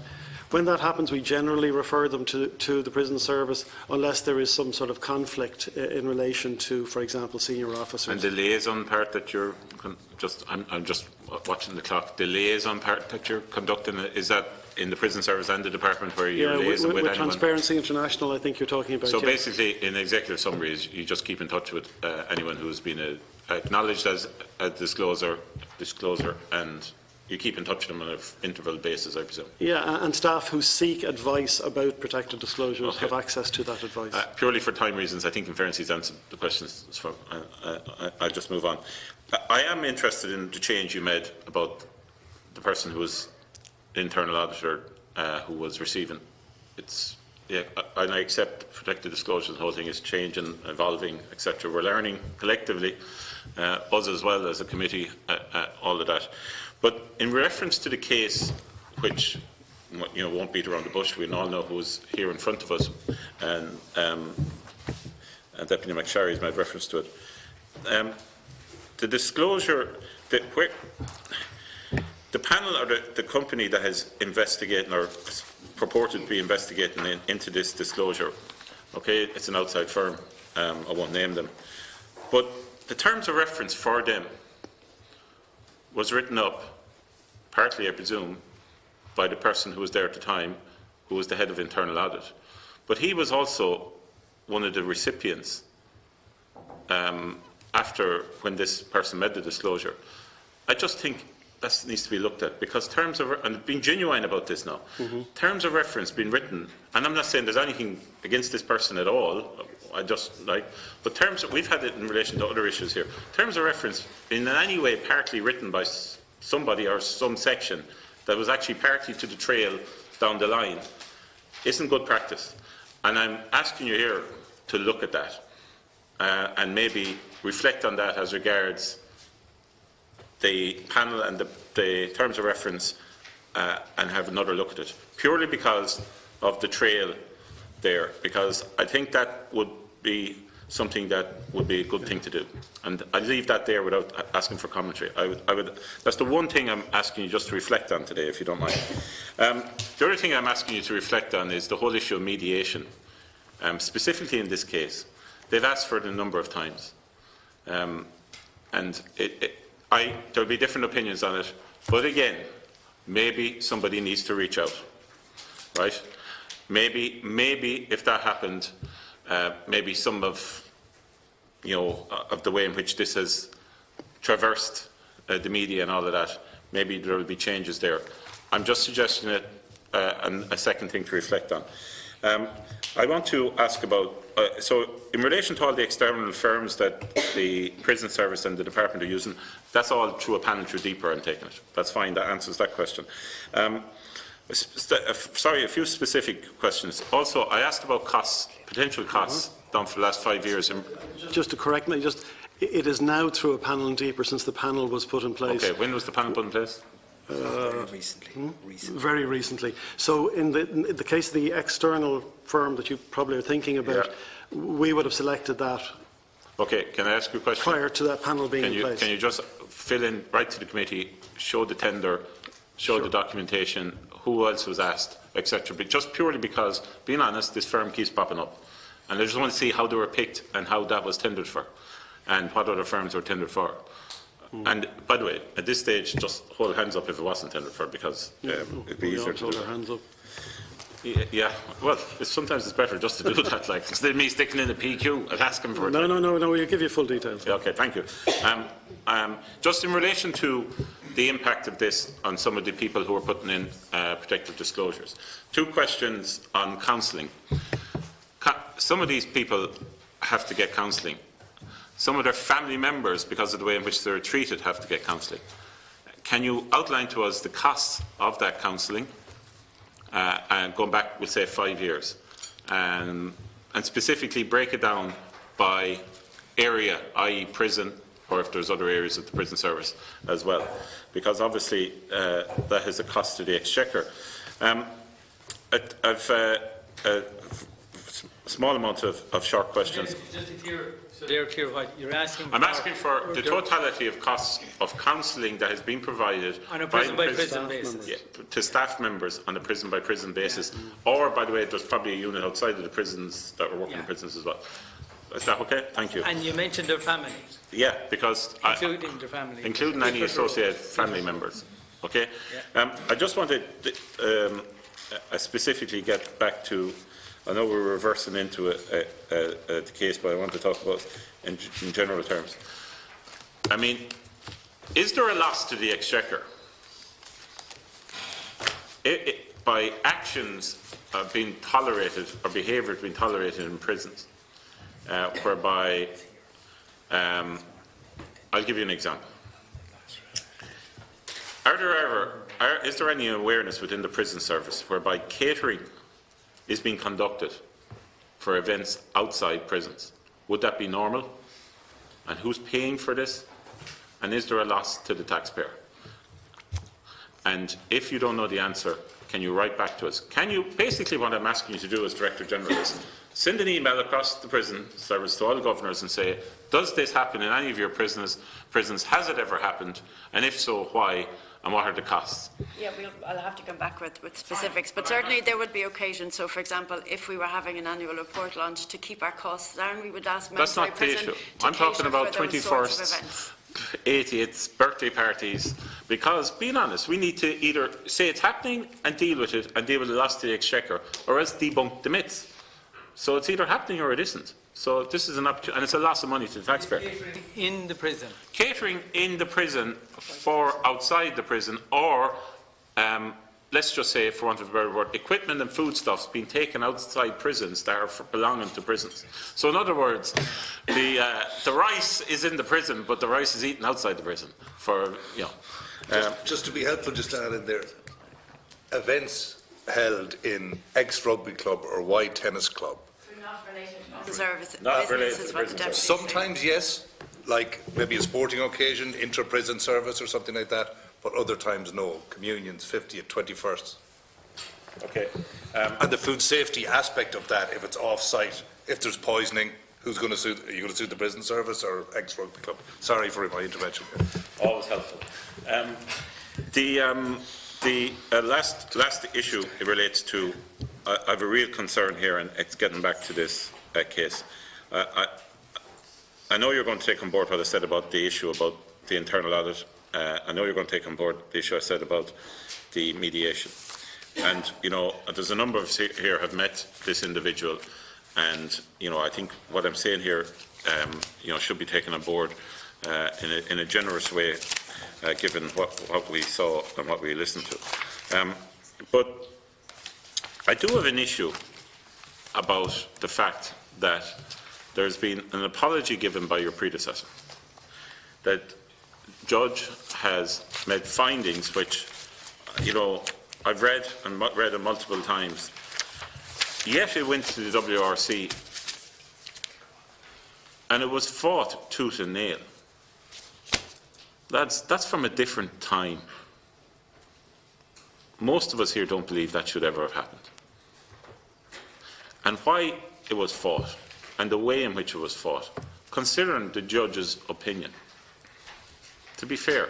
And what I mean, there was a finding in relation to this of a sum of money. That has never been paid.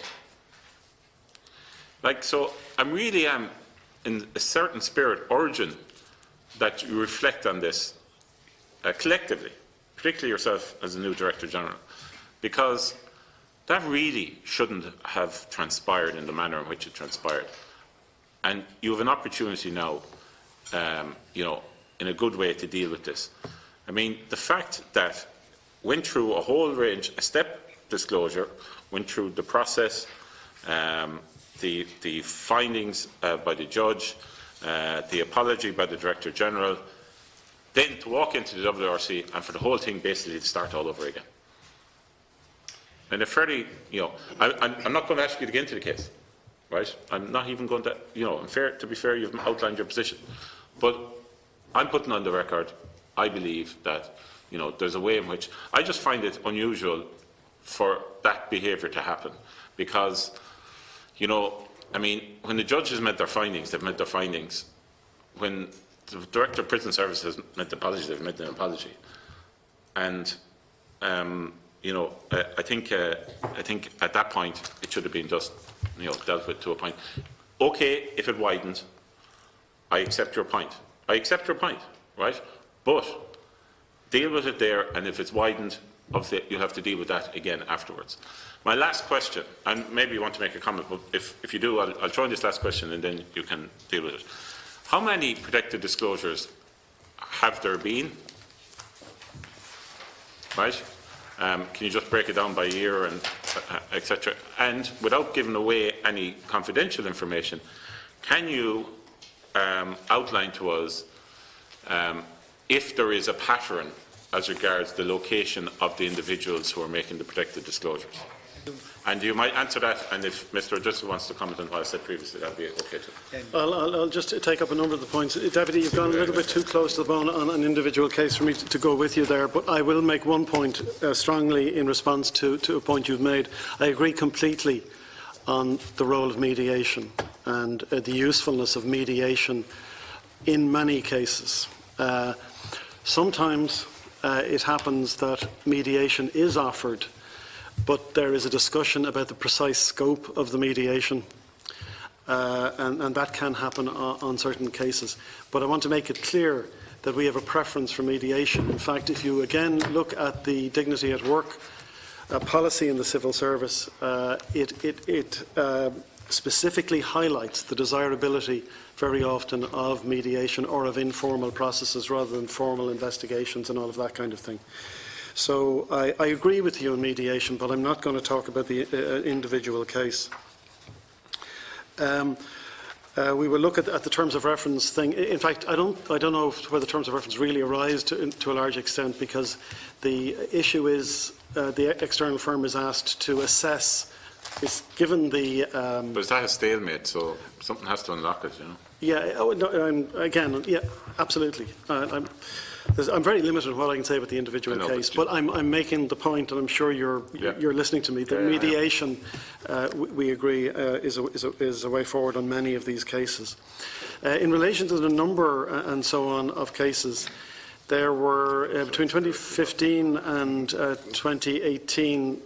When the department IAU was handling prison service cases, there were 25 cases. 19 of these were dealt with under our old system, as I described it, and 6 under our new system. I can give you some detail on that if you want. Send it on to the committee. To be fair, just to make it clear, we're concentrating on the prison service, but there are also cases within the department, you know, from time to time.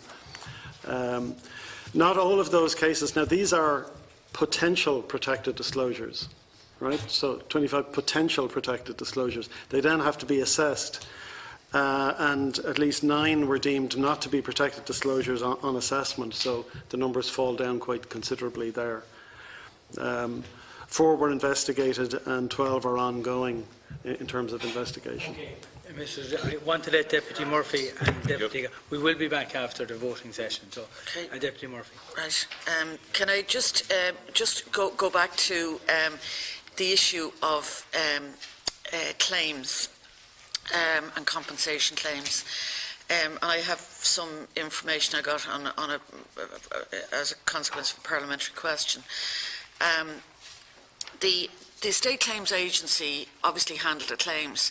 Do they work with you in relation to mitigating and reducing claims? Is that an active role that they play? Yeah, absolutely. And do they provide you with a report or the recommendations? Do you generally take the recommendations on board? We work very, very closely with the State Claims Agency. We actually have access to their national incident management system, and that allows us to generate reports at an organisation level, but also at a prison by prison level.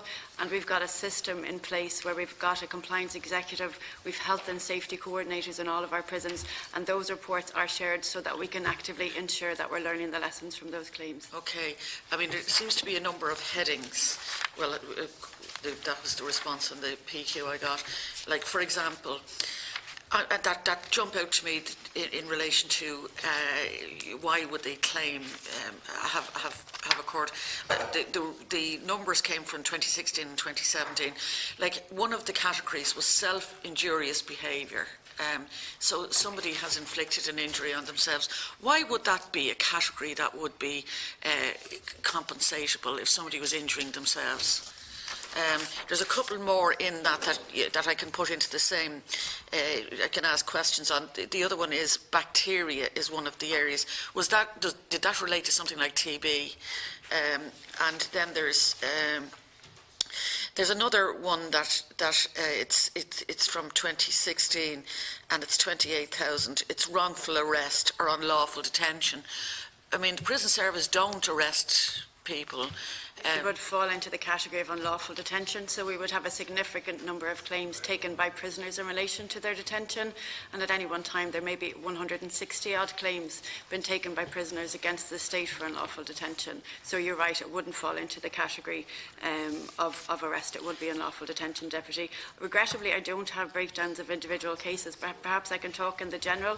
Yeah. When I mentioned that we've got a compliance executive team, one of the areas we're very focused around is around the environment, and particularly risks that are arising within the environment. You've mentioned TB, Legionella, other bacterial infections. So we have a huge amount of work and a huge focus in place in terms of ensuring that from a health and safety management perspective, we've got systems in place to ensure that we mitigate against those issues arising in the prison. But they'd be the kind of reasons why that bacteria would have been a compensation. Yes. Yeah. Okay. And in relation to a prisoner harming themselves, why would that be?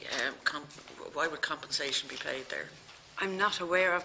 If the deputy wouldn't mind, I'll have a look at that particular case. It just jumped out to me. It's in each year it's around 50,000. So it just, and obviously it's a distinct category there. Just in relation to protected disclosure and non-disclosure agreements, there was a number of. Can you supply the number of compensation with or without prejudice payments that were made? And was there, was there payments made, even including pension time bought in relation to any of those claims? So I think the deputy would be referring to cases that would be managed again on our behalf by the State Claims Agency. So do we need to get that information from the State Claims Agency? Okay, we might include that in the list, Chair, in relation to what we're seeking from the State Claims Agency. So you wouldn't be aware if there was a top-up of pensions or a buyout for. I think at the time of your question, Deputy, the State Claims Agency confirmed to us that that wasn't the case, that there were no such cases. Okay. There's a number within the last 3 years. There was. I asked a number of parliamentary questions again, going back some time. And there was a complaint against a member of the prison service. It was upheld under the dignity at work policy, and disciplinary proceedings followed. Can you give us some indication what would be the kind of outcome of in relation to something like that? And I understand that there are another 3 complaints by staff under the same dignity at work policy. Yeah.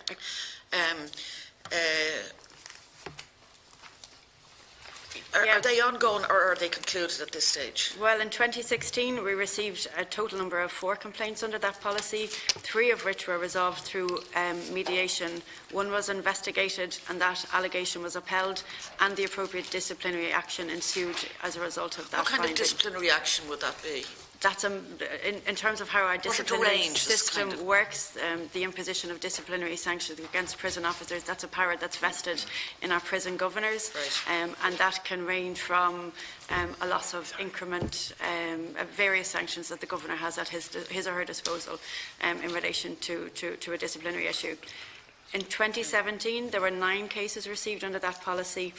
6 were resolved through mediation. And I should say we take a really proactive approach in terms of dealing with things by mediation. We established our own internal mediation network to coincide with the introduction of the 2015 policy.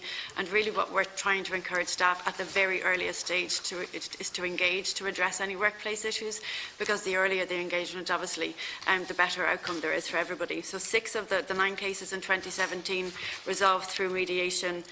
1 is still ongoing, and 1 was concluded under investigation. The allegation was upheld, and again the appropriate disciplinary action did ensue in relation to that case. Deputy, we're going to have to stop because the vote calls have been called in the chamber. So at this stage, I understand there's a large volume of votes. We could be at that until 2:30, and we do want to get a cup of tea. No, I think we have to call it for 3 o'clock. We have to call it for 3 o'clock because the voting slot is going to go on for an hour and a half. There's so much backed up after Christmas. And someone said there's 30. Could that be right? Well, will we say 2:30? Will we say 2:30? Somebody said. If there is, we might as well pack it in. Yeah, look, we'll come back at 2:30, and if the votes are running up to close, we might be another few minutes later. But we'll schedule for 2:30 provisionally. Okay, so we're now suspended until 2:30 approximately. Okay. And we are continuing our discussion with the Irish Prison Service and the Secretary-General of the Department of Justice.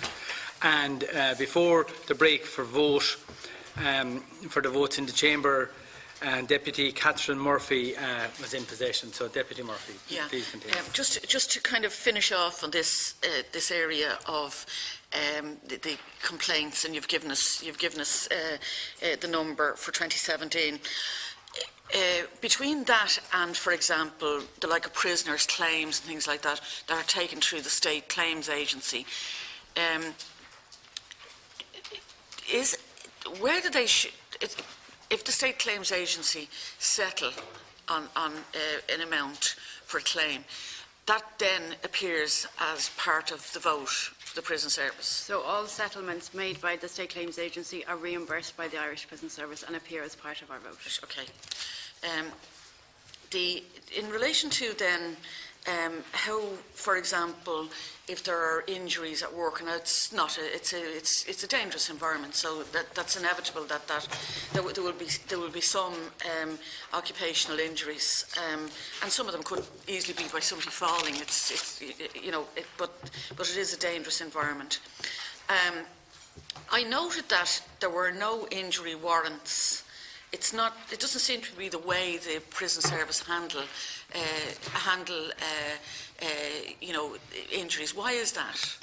Deputy, if I can take that. Injury warrants are a matter for the Department of Public Expenditure and Reform. Will you explain to the public who are watching what an injury warrant is? Okay, an injury warrant is a provision under the Superannuations Act that allows for certain payments to be made for people who are injured in the course of their duty and are not entitled to a full pension as a result of that. Explain that again. Why wouldn't you be entitled to a full pension if you're injured on the job? If I was, let's say I had 20-year service and I got injured on the job, the maximum additional pension payment that I can get if I'm being retired from the service is 6 2/3 years. So that would only bring me up to 26 2/3 years of service. I'd still be short from a pensionable point of view. So they're the superannuation rules that civil servants generally operate under. So the injury warrant scheme recognises that particular issue and allows for additional payments to be made. But injury warrants is a matter for the Department of Public Expenditure and Reform, and the application from the officer concerned has to go to the Department of Public Expenditure and Reform.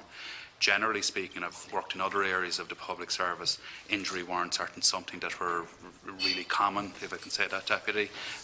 In my best recollection over the last 10 years, probably little or no injury warrants have been granted. Okay. In the case where they say people can be offered modified duties, but the modified duties are only available if there is a position. If not, the person is continued on sick leave. Is that the case? Would there be many people in that category? Yeah, that can be the case, Deputy. Under the Employment Equality Acts, there's an exemption for people who are employees of the prison service that, given the nature of the service that we provide and I suppose the dangerous environment that prison officers operate in, that we have to have people who are fully capable of undertaking the duties of a prison officer, including control and restraint and dealing with particular difficult prisoner issues. We have a limited number of spaces available to us where we can accommodate staff, but it's a small number. They're generally reserved for people who are, Would there be many people at the moment, for example, that are not able to return to work in any capacity because there isn't an available modified the numbers would be small, but if we have staff who fall into that category in the normal course of events, the Chief Medical Officer would retire them from the service. They wouldn't be allowed a long time? They wouldn't be out on leave a long time? Deputy, just allow me in on this exact point. So the Chief Medical Officer would retire them from the service on the basis they're not fit to... They're permanently not fit to work in the service, Yeah, yes. but supposing the Chief Medical Officer believes they're capable of doing modified work, but you've no space for them. In the normal course of events, because it relates to a small number of people, and I don't have the numbers available for the deputy because it changes obviously on an ongoing basis, but we can accommodate people. But the accommodations policy is a policy to allow people gain full health again. So it's a temporary policy.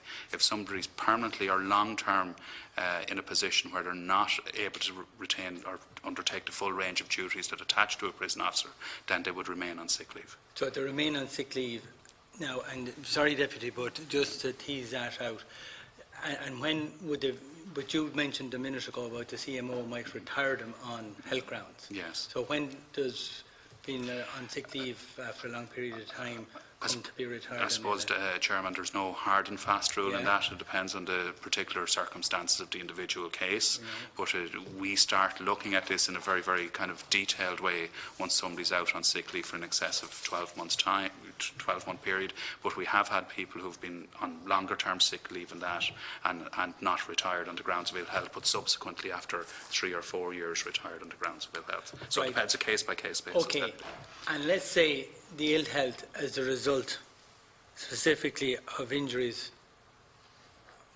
on the job. Yes.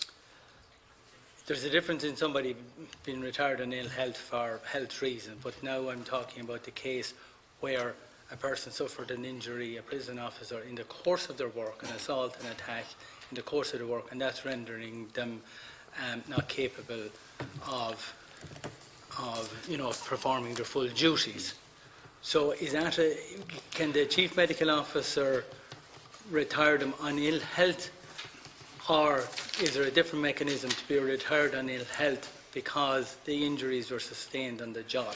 No. Because if you're a prison officer and you suffer an assault on the job and you can never work again, it's not right that you should be retired on ill health ground by the CMO, you're not fit for your job, without the prison service actually saying you're being retired because you're not capable of doing your job because you were injured in the course of your duties.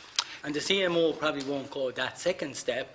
So the person who's injured in the course of their duties is just being told, retire on ill health. But the ill health is as a result of doing their daily work in the prison service. And some people feel they're being trapped in that space. So I think you know what I'm talking about. I suppose there are a number of mechanisms. There are a number of mechanisms, Chairman, that are available to people who retire on ill health. First is retirement on the grounds of ill health under the superannuation arrangements. And you're right in that whether it's somebody who retires as a result of an injury of duty or a general medical condition that renders them, the same superannuation rules apply in those circumstances.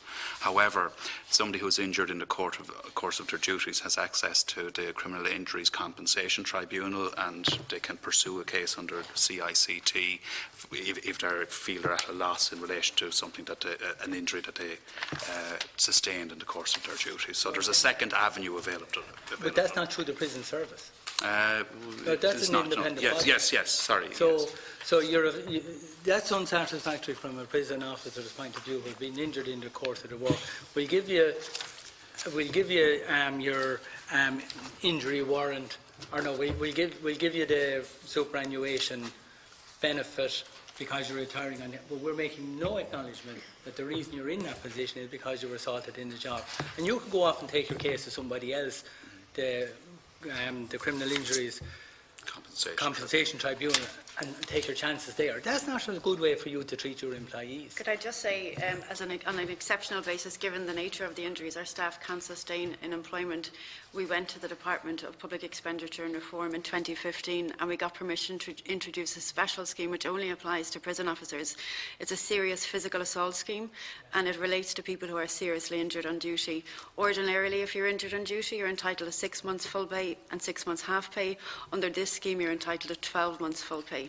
That this is now forming part of a review of occupational injury and disease and their treatment within the civil service. That review has been undertaken by DEPA and we're playing a very full and active part in that review, Chairman, because we do recognise the specific issues that are facing some of our staff in this matter. But you're not answering the particular issue on this point.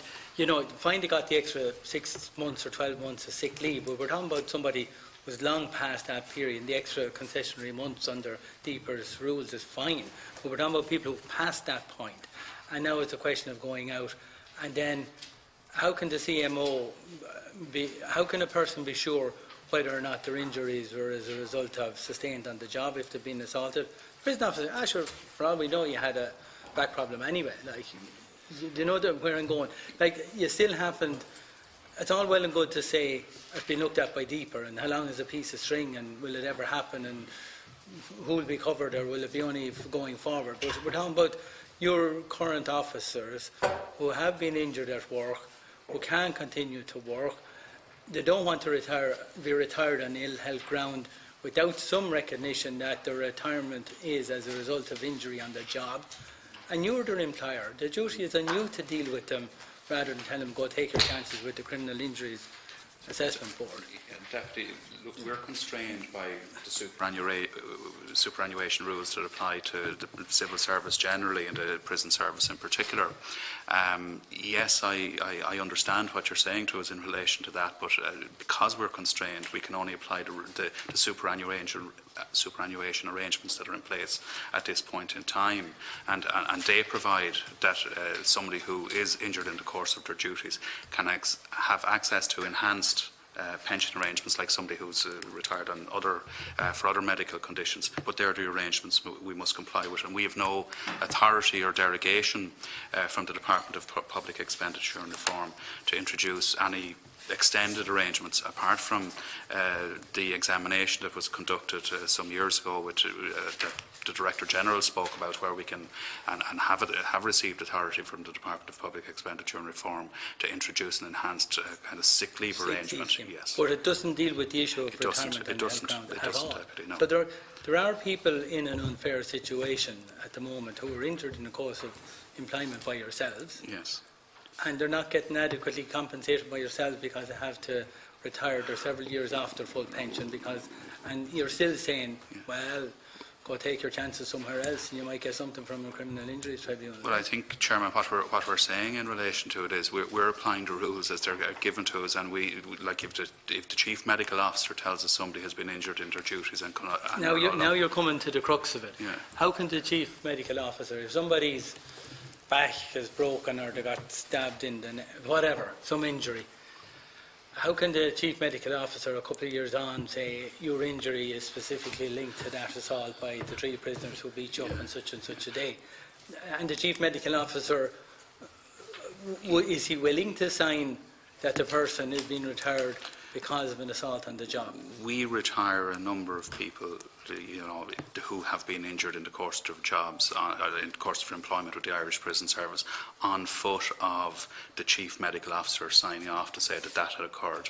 Saying that they were injured in the course of their duties, yes. Right, but they can't get any enhanced... That's not for the Chief Medical Officer to say that they get any enhanced arrangement. What he is saying, or she is saying, is that we must apply when that advice comes back to us, Chairman, that we must apply the superannuation rules as it's actually immaterial then, from your point of view and a payment point of view, whether the person was injured in the course of their work when it comes to invoking that superannuation situation, or whether they got cancer and just no longer able to work. I suppose it's obviously financially it's immaterial, it's irrelevant to you. Yeah, well, I'm not sure I'd describe it as irrelevant. No, but it's Chairman, not relevant to the amount of the payment. Sorry, in the context of the application of the rules, that doesn't come into the equation. Well, that's not relevant then.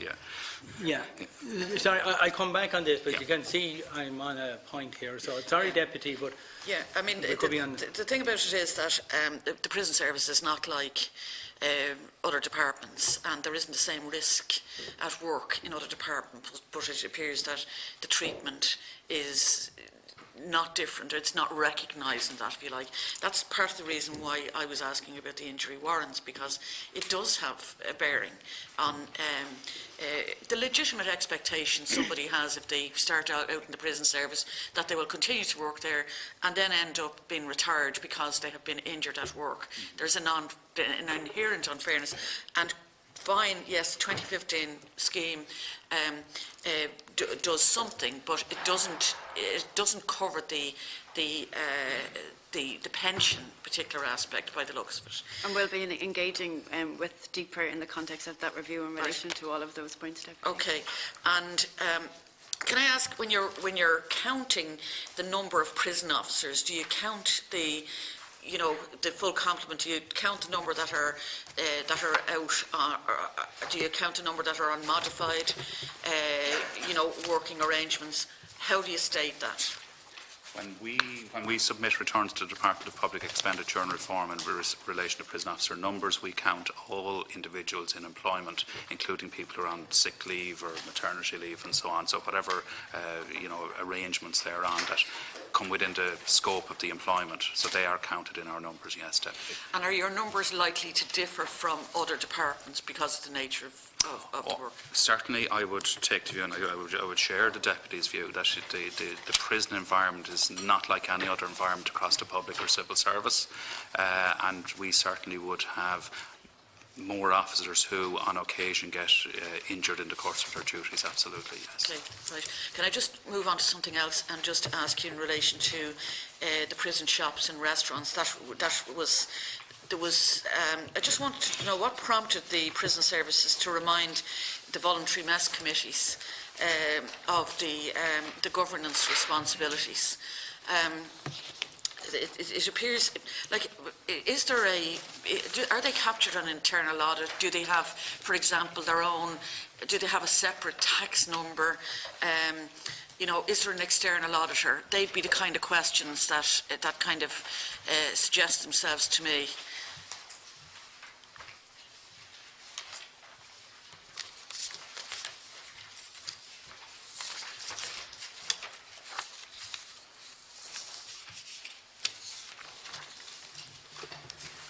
Sorry for the delay there.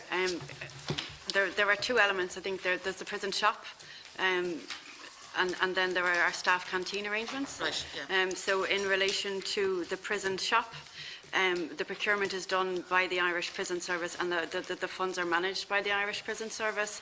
And effectively what we do with the profits that we generate from the tuck shop is we reinvest them into a prisoner assist programme fund, which we then use to make hardship payments to prisoners. And we also use some of that profit to fund the community return scheme, which allows prisoners to go out onto community service early. In relation to the mess committees are separate, and the monies are managed by the mess committees themselves, but being very aware of the principles of good governance, notwithstanding the fact that they're not part of our voted expenditure, as part of our business process review, when we've been looking at issues and areas of cash management and handling within the prison service, we did think it was an opportunity for us to engage with those committees to ensure that they did have the appropriate financial arrangements in place. But those arrangements are a matter for the mess committee themselves as opposed to the prison service. So they have a separate tax number. They're not subject to internal audit. No, that's correct. They're audited by. Are they audited by a different? Who audits them? Do they have an external auditor? I presume they do. Could I ask our Director of Finance? Yeah.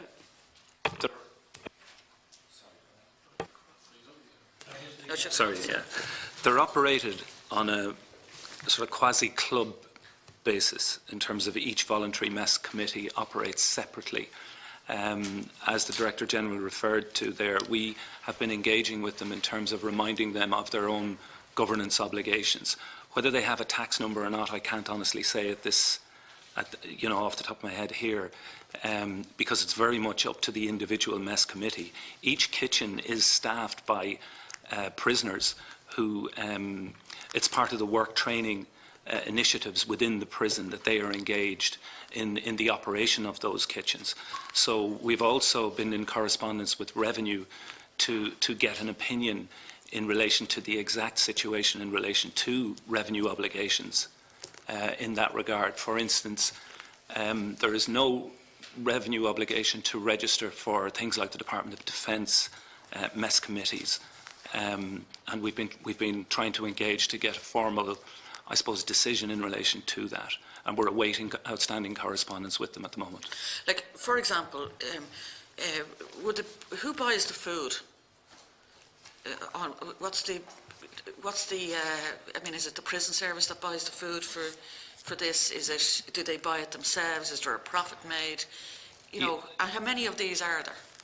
The food is purchased directly by the mess committee themselves and paid for by the mess committee themselves. And there is a mess committee in every prison. Again, given the environment within which our staff work and the long shifts that our staff work, it's really important from a staff management and wellbeing perspective that we've got those arrangements in place for staff. I don't dispute that. What I'm trying to explore is how it's managed, whether or not there are revenue obligations, if there's an income from it. Is there a crossover between prison service and, I mean, obviously there's the committees all maintain their own bank accounts and the funds are completely separate from the Irish Prison Service. Right, okay.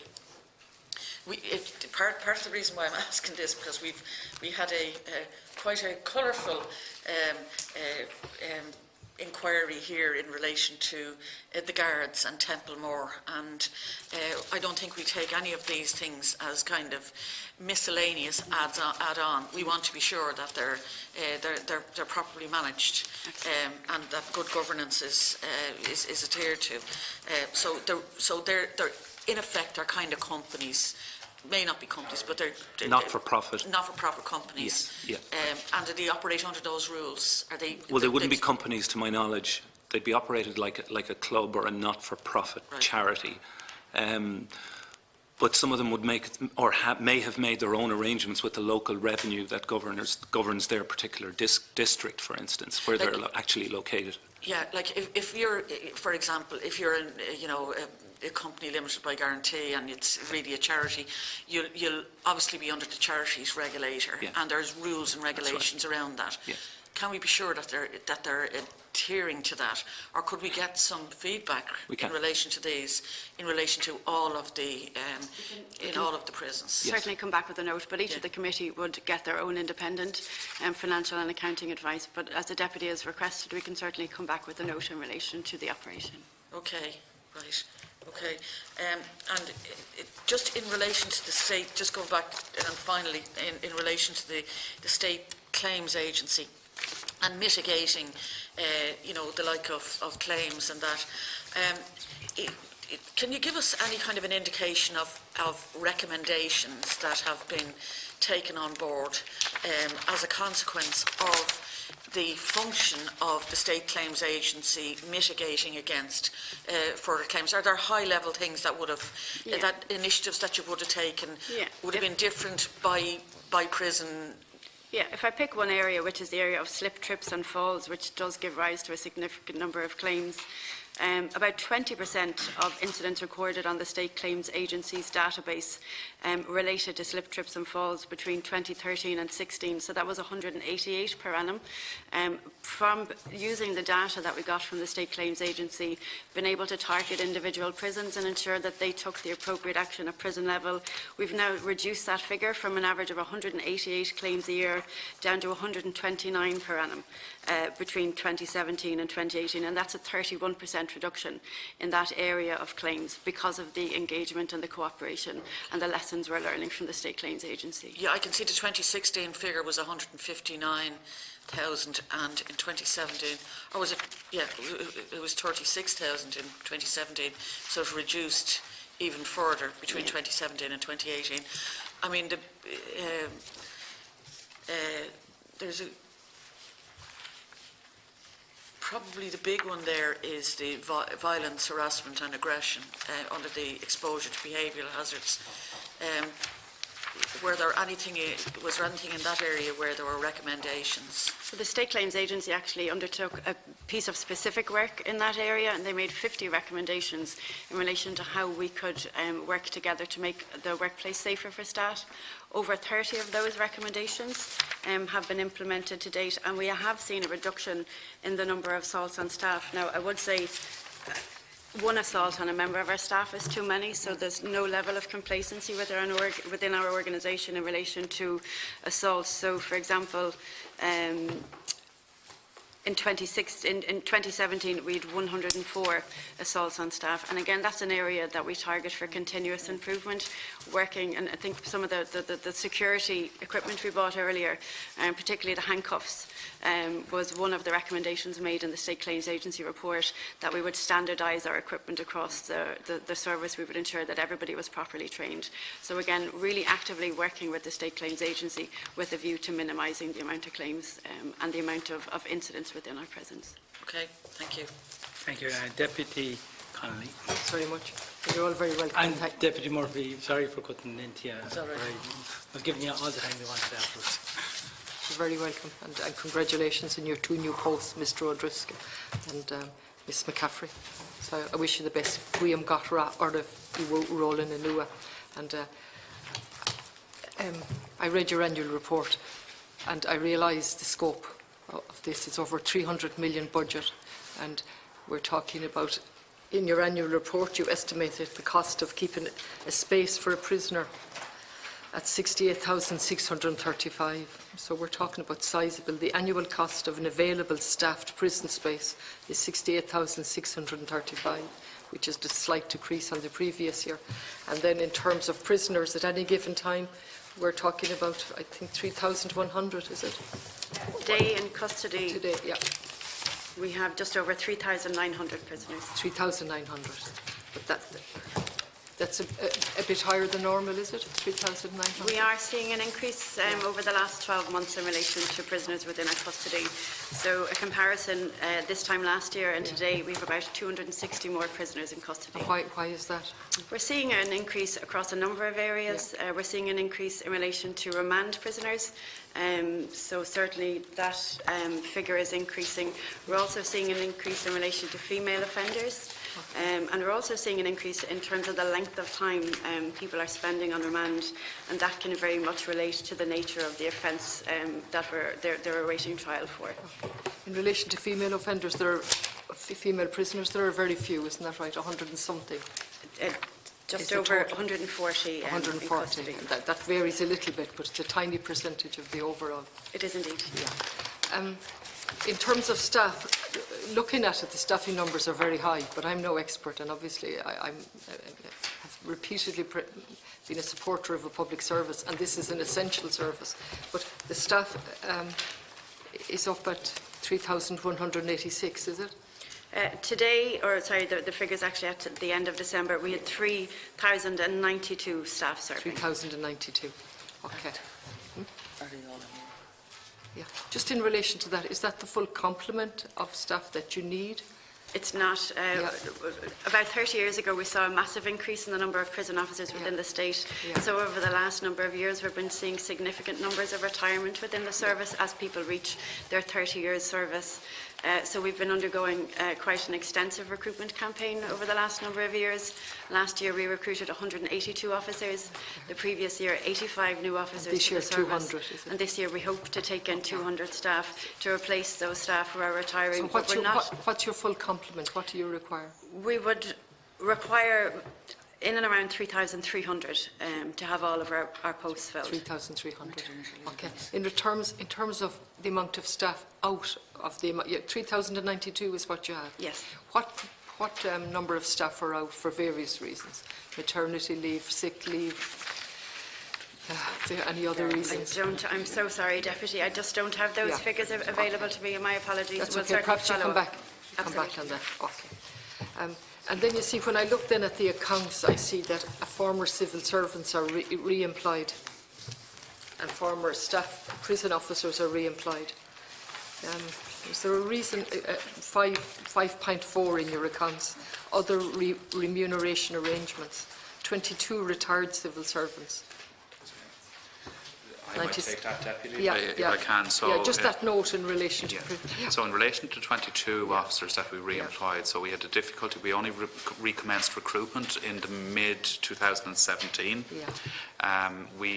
Because of the staff deficits that we had, we sought expressions of interest from prison officers who had retired to try and get additional staffing resources back into the prison service on a short-term basis. We were successful in recruiting 22 people who came in, and they gave us service for 12 months with their contract. Because recruitment through 2018 has accelerated, those contracts have been terminated or haven't been extended any further. So they were to assist us with the staffing deficits that we had. So 22 retired civil servants and 12 retired members of the Garda Síochána. It's note 54. If you could just clarify note 54 on page 17 of the appropriation account. Yeah, sorry for the confusion on our side. Yeah. We would have two, I suppose, areas where we would be utilising retired civil service. One might be in respect of interview boards. Okay. So again, we would be running quite a lot of interview boards with the Public Appointment Service, running our own interview boards. We also have a panel of Category A investigators, and many of them who may be retired Gardaí because of the nature of the investigative skills that they would bring, and that's about investigating serious complaints made by prisoners against our staff. So the guards are brought back. They've retired, and they're brought back in this capacity as special investigators. So we have a panel of 31 Category A investigators in place at the moment. They're to investigate allegations, generally allegations of assault on prisoners by members of our staff. And the costs in terms of payments, where we pay €150 per day in terms of that investigative process. Okay. And that's specifically in relation to assaults? Yes. And how did the process come about that you just picked guards? It would have been a process. We would have openly advertised, we would have interviewed, and we would have selected people based on their skills. They're not just guards, should I say. Okay. We have a group of 31 people who might have previous investigative roles, maybe members of mental health commissions. So there's a variety of people, but certainly some would be retired guards. Okay. And then in relation to IT and computers, it's something I sort of follow up here. There's a very significant figure in for that on page 13, office equipment and external IT services. The estimate was 4-point-something million. The outturn was 7-point-something million. And then you go on to give a reason for that, an additional storage space, additional storage. Yeah. See that note there, Yeah. note 5. Can you clarify that for me? Yeah, so we have been rolling out and enhancing the CCTV scheme that we operate across our prisons, and moving from quite outdated systems that we've got in place at the moment to high-definition CCTV systems, arising from the changes in technologies. The physical IT storage space to store that footage has increased, and we've had to invest significant money in relation to purchasing additional storage to ensure that all of our CCTV that is captured, that is saved as part of an incident, is then available for any criminal or inspector of prisons Is that in a investigations. private property that it's stored, or on the prison? Or? Oh, so no. So we operate our own IT system. Okay. So we have a staff of over 30 staff, made up of a blend of civil servants and contractors. They're based in Longford, and all of our IT Made systems up of are civil service? a blend of civil servants and ICT private contractors. companies.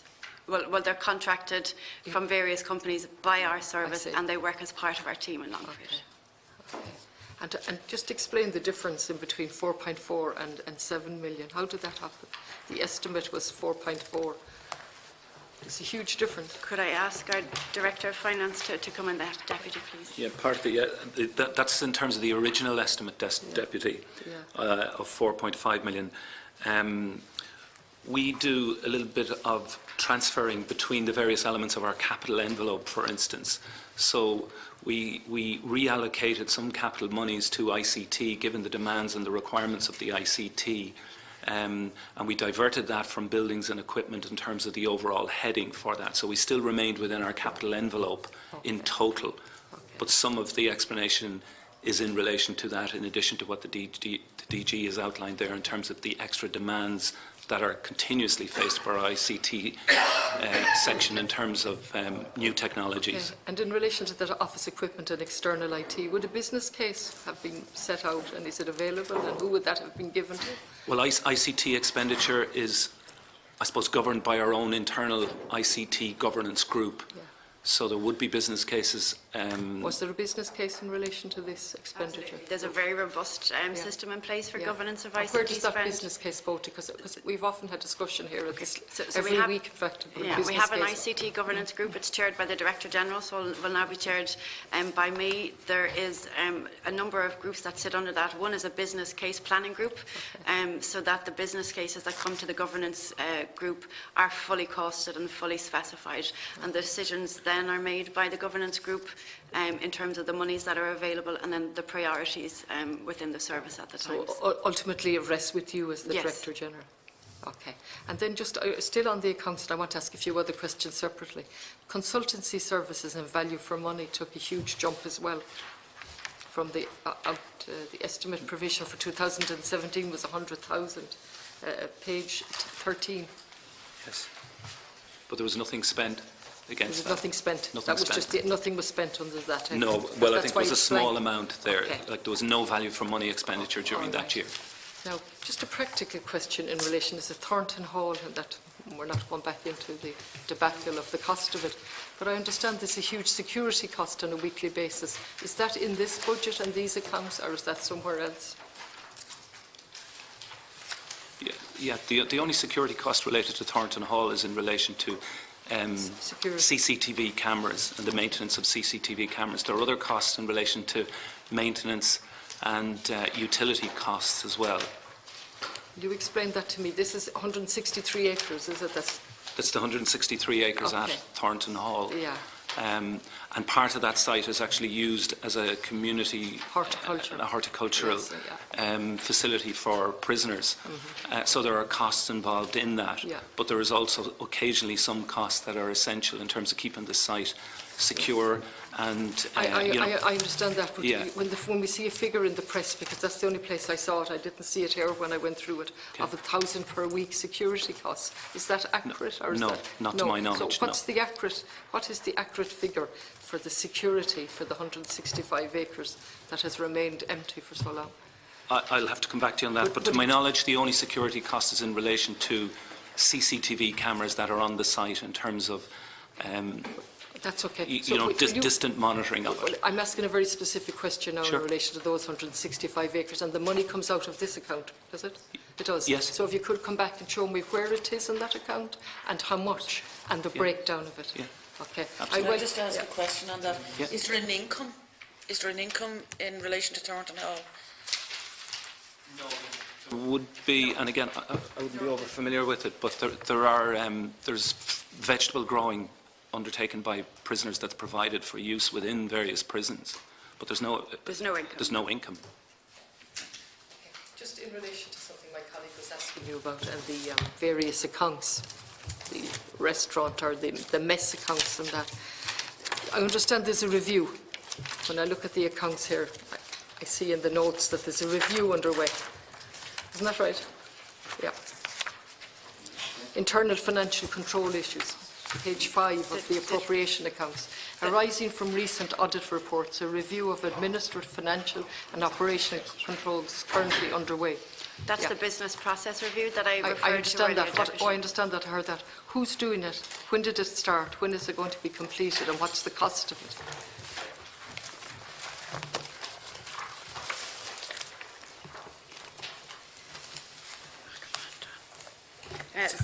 So we've put a team in place to undertake the review. It commenced in 2017. What date in 2017? Who started it? I don't have the, okay, that's fine. the specific date. Yeah. Okay. So the team was put in place between ourselves and the Department of Justice, and as I mentioned earlier, it is in order to ensure that we can get the very best compliance. No, I heard all that now, and I'm just at this point, I'm just asking factual questions. Yeah, so when did it start? Who's doing it? When will it be completed? So at this point, it's an internal between a combination of your staff and the department staff. So that's fine. We have 3 staff assigned to it full-time. Yeah. They're all external to the service, and they're augmented by staff internally within the prison service who would be working across the business areas. So we have a lead review who is appointed externally, and we also have 2 former governors who are working to assist the review, bringing a technical expertise to a number of areas. Okay. So how many are on this team? 3. 3 in total? Yes. And does that include the department, or is the department separate? So 2 of those resources are paid for by the department and 1 resource is paid for So there's by nobody ourselves. from the department on it? No. Okay, some resources are coming from the department. And you've employed somebody from outside? Yes. Okay. And when is it going to complete its work? It'll complete at some stage in mid-2019, so we've done quite a lot of the work over 2017 and 2018. There are some further areas that we'd like to continue the good progress we're making. When this work was set out, obviously it arose from something, problems were identified in audits, is that right? Indeed. So what problems were identified in the audits that led you to do this? Well, the 3 areas we're focusing on, one is around financial and cash handling. What problems led you to do this? What issues were identified There from would your have audits? been general concerns, I suppose, around cash handling at a prison level, particularly from an internal audit perspective. One of the areas would have been around the management of bails at a prison level. So management of? Bails, of bail money. So bail people money, sorry, can beg your come and pardon. pay their bail money in at a prison level. We're talking about a significant amount of cash, so ensuring that we had very robust procedures in place in terms of cash handling was one of the reasons for the review. But the bail money now, sorry, is an official matter. A prisoner coming in to pay a member, there's a staff assigned, is that right? Indeed, there are staff in our general So this is not a offices. prisoner issue, this is a staff issue now? Absolutely. So Okay. it's the administrative functions at a prison level which are conducted by a group of administrative staff employed by the prison service for that purpose. So just let me see now, cash handling, bail money, what other issues were identified? We've been looking at areas around sentence calculation, so ensuring that we're not releasing people early and releasing people late. So I mentioned earlier that we would have a significant number of unlawful detention claims. So it's very, very important that we don't keep somebody past their sentence expiration date. And one of the governors, the former governors I referred to, brings a lot of technical skill and knowledge around sentence calculation. It is actually quite complicated and quite technical. So ensuring, I suppose, between the middle of last year and the end of 2018, we conducted a review of 1,500 prisoners and individually checked that their warrant and their sentence calculation was correct to ensure that it didn't give rise to future claims. So that's a particular area. So it's very good, and that's very good, and it's welcome. So what you're doing here is a review of a mixture of matters, not just matters that concern the prisoners on that level where they're running a shop or a voluntary mess committee. There are also other issues that relate to staff.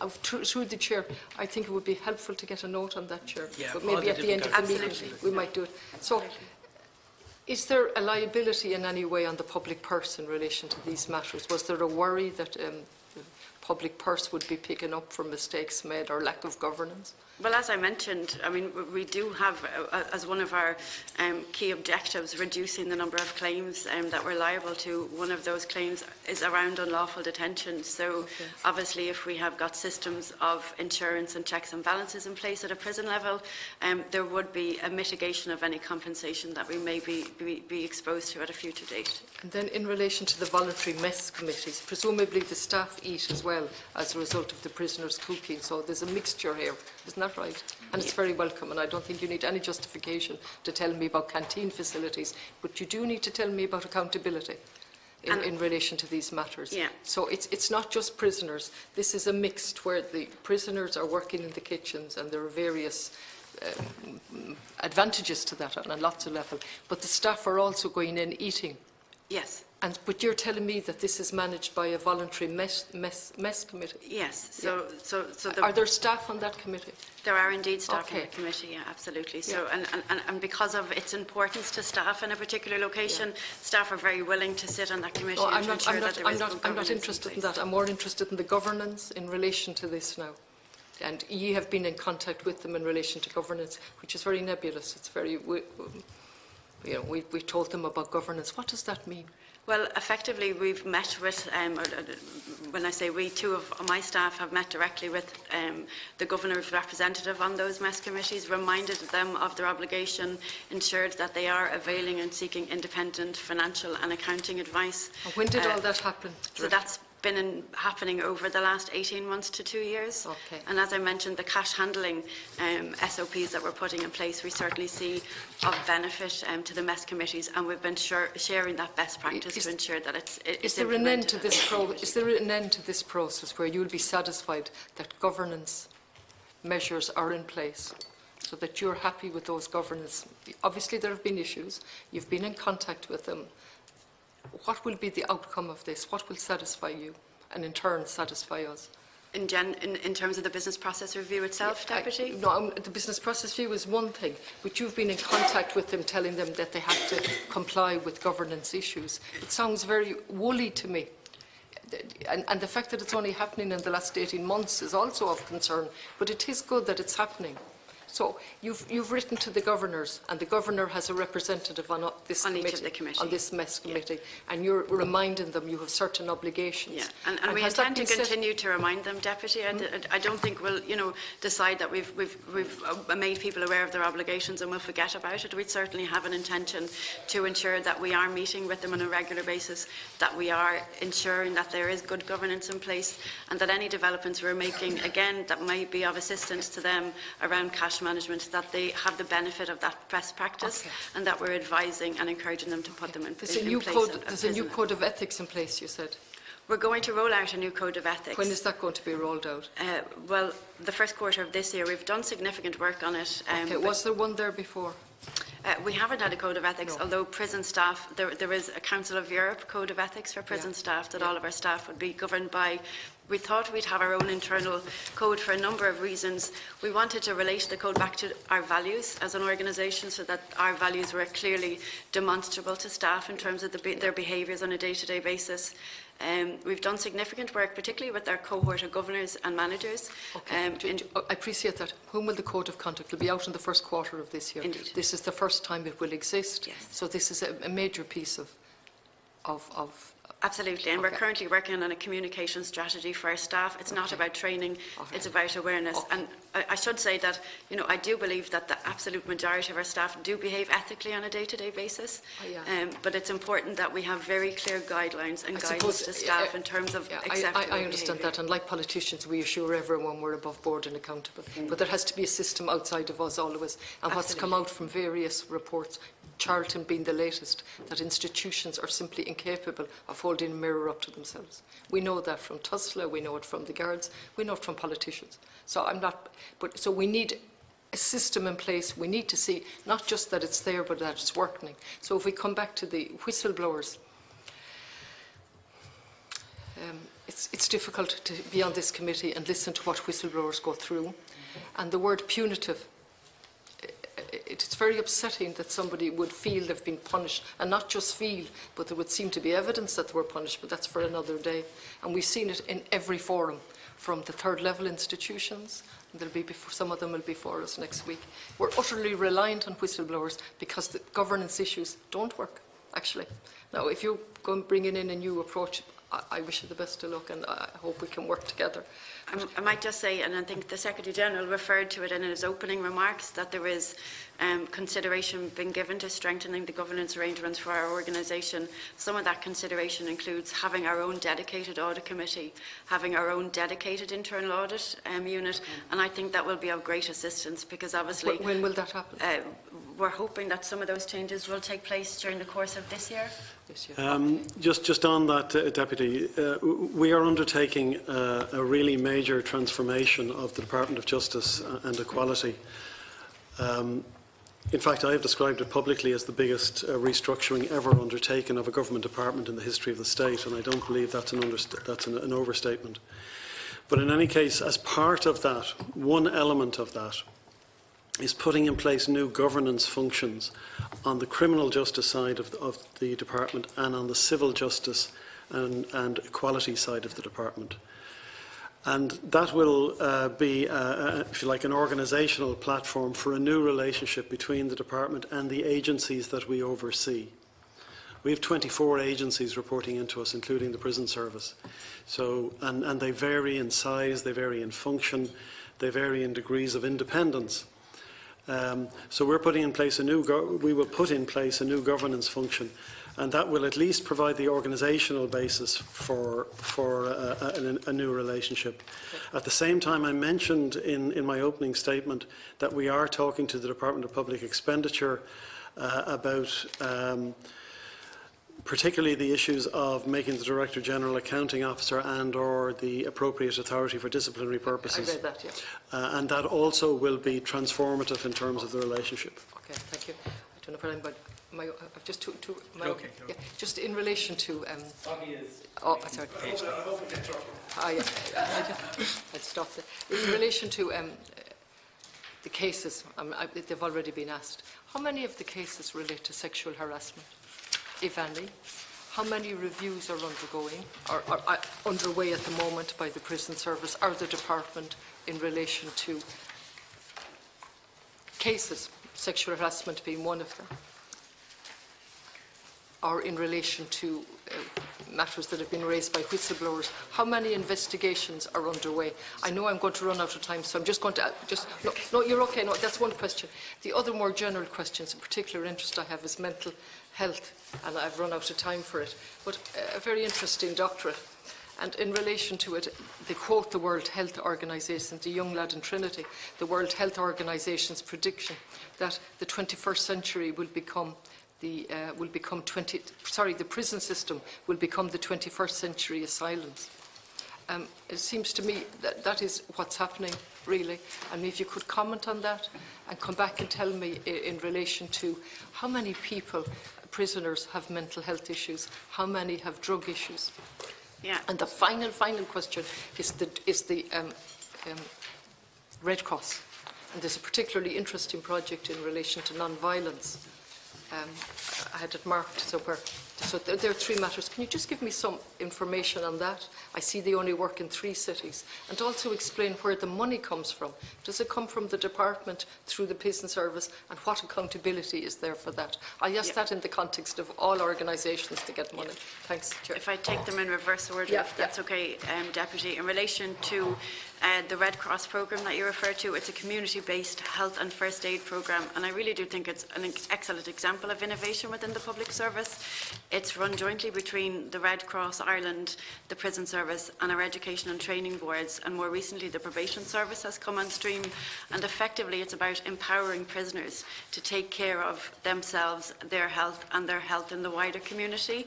In terms of funding, we have received dormant account funding for the last 4 years for the project. So in 2017 and 2018 there was a payment of €200,000.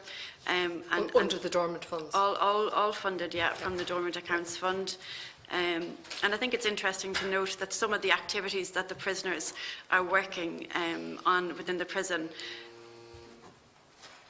I think, and perhaps the one I'll point out to is so effectively we train prisoners to be peer supporters, to work with prisoners within the prison, to assist them with their own health. Okay. That's okay. I'm out of time. I'd like the other 2 questions. But just on that, my question was the Red Cross money.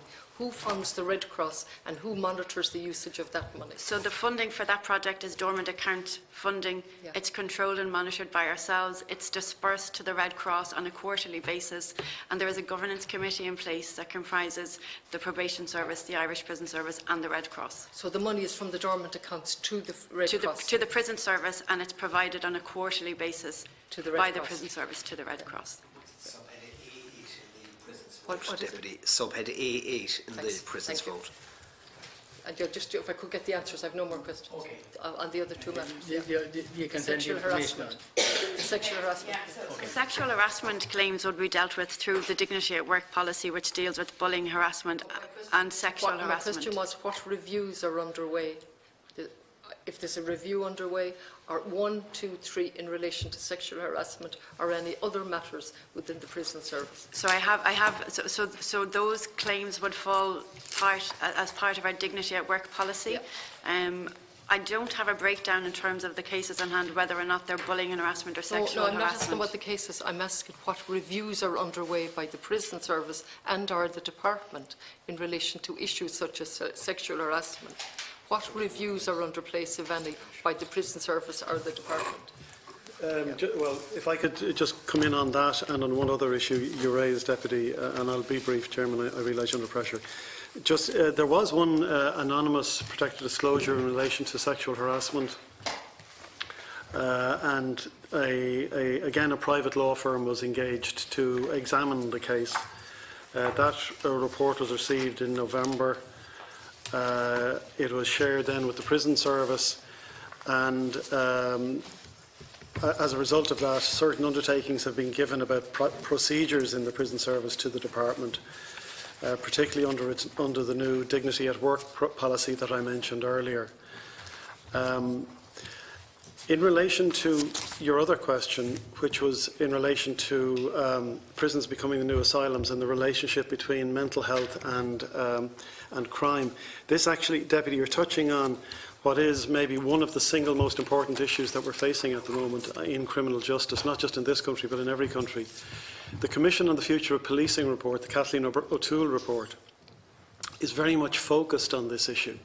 Focused on the issue that it points out, for example, that the average the average policeman in a developed country, it's not exclusive to Ireland, spends 75% of his or her time dealing with vulnerable people, and 25% really on actual crime. It's also true that a large number of people who arrive into prison have either drug or mental health problems.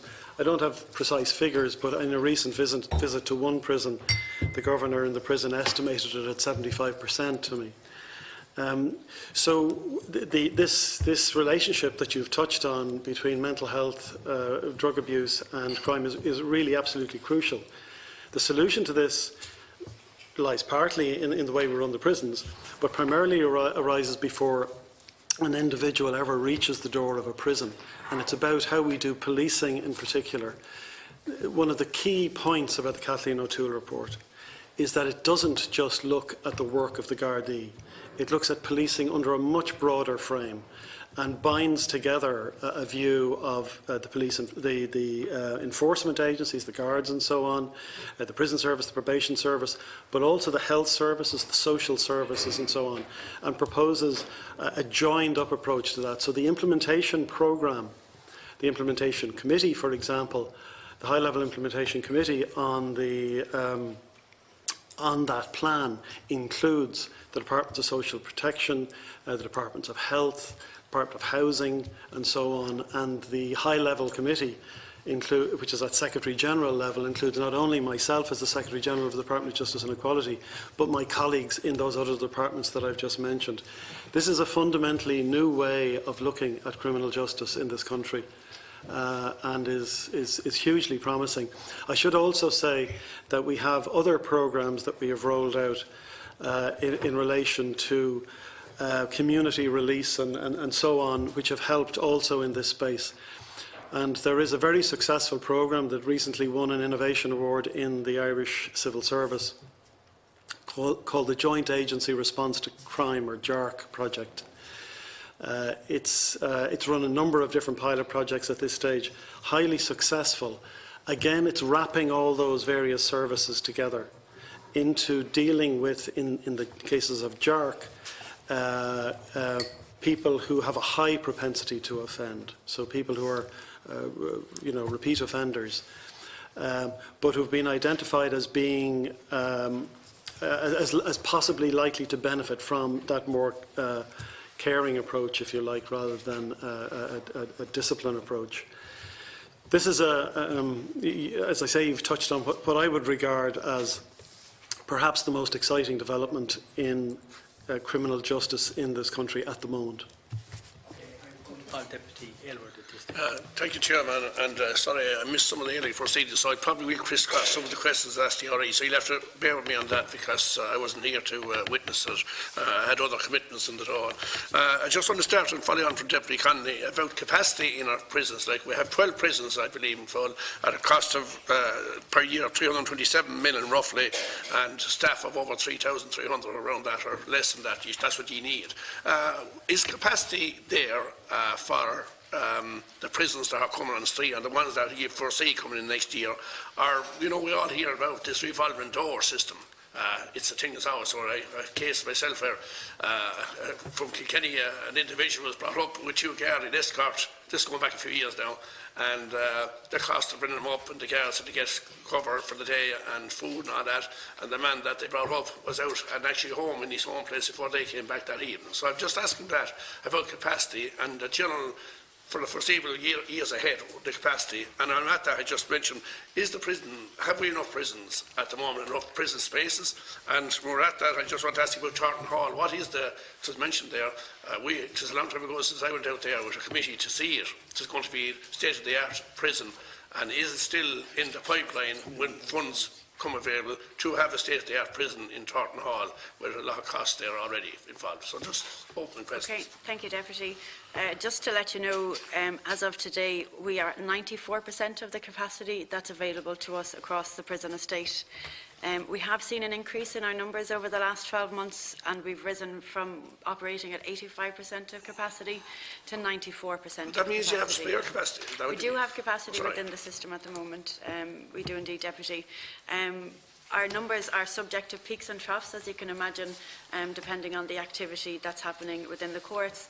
I mentioned earlier that we are seeing increases in certain categories of prisoners, so certainly seeing an increase in relation to the number of female prisoners being committed to custody from 122 in custody in January 2017 to 168 in custody in January 2019, and that's across 2 prisons, so the Doka Centre, and we have a small female prison in Limerick Prison.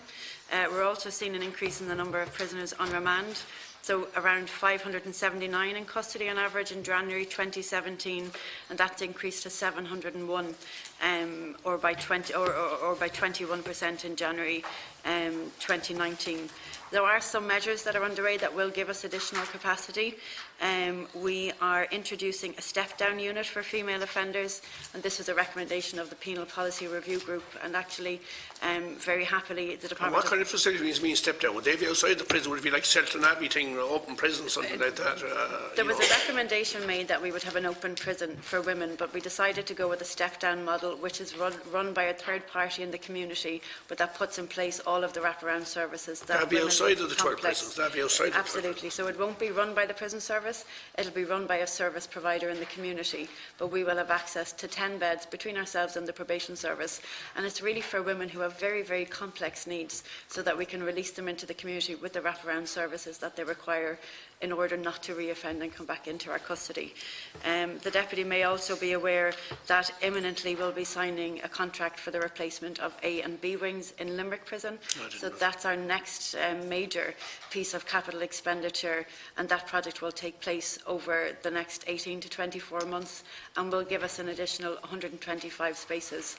On top of the male wing that's been replaced, we're building a standalone prison for female offenders on the site in Limerick, and that will provide 50 female spaces, which will be very welcomed in the context of the increase that we're seeing in So you're happy offenders. that we have enough capacity, and for the foreseeable future, without building a new state-of-the-art prison, Yeah, so we're able to handle what we have. So we're Can you mention the revolving door? Can you answer that one, the revolving door system?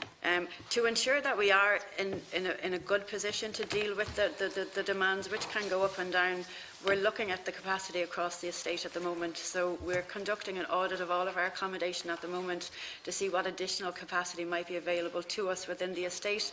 We also have some accommodations that's not in use at the moment. So the training unit, which is a prison that's located on the Mountjoy campus site, has been out of operation for the last 18 months. We'll be bringing that back into operation, which will give us 100 spaces. And we also have a unit in the progression unit, which is formerly St. Patrick's, again on the Mountjoy campus, which will give us 50 additional spaces. So I'm certainly confident that for the foreseeable future, there is additional capacity that we can bring within the system so that we can manage our numbers. In terms of temporary release, the Deputy raised a question. We've certainly moved away from what the Deputy referred to as a revolving door to a position where we have anybody who's out on temporary release on a structured programme. And the Secretary-General mentioned earlier 2 programmes that we run in cooperation with the probation service. So the Community Return Scheme, which is for prisoners who are serving sentences between 1 and 8 years, who swap out some of their prison time for time spent on community service, who are contributing greatly in their communities in terms of the types of projects that they're undertaking.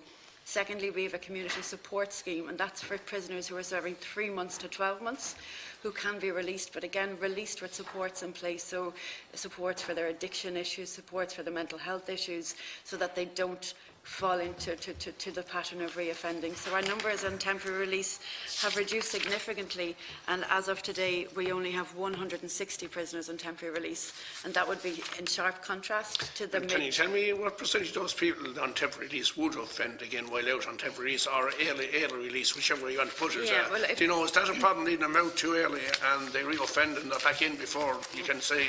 Well, if I relate it back to those schemes that we have people on, our community return scheme, we have a success rate of 91%.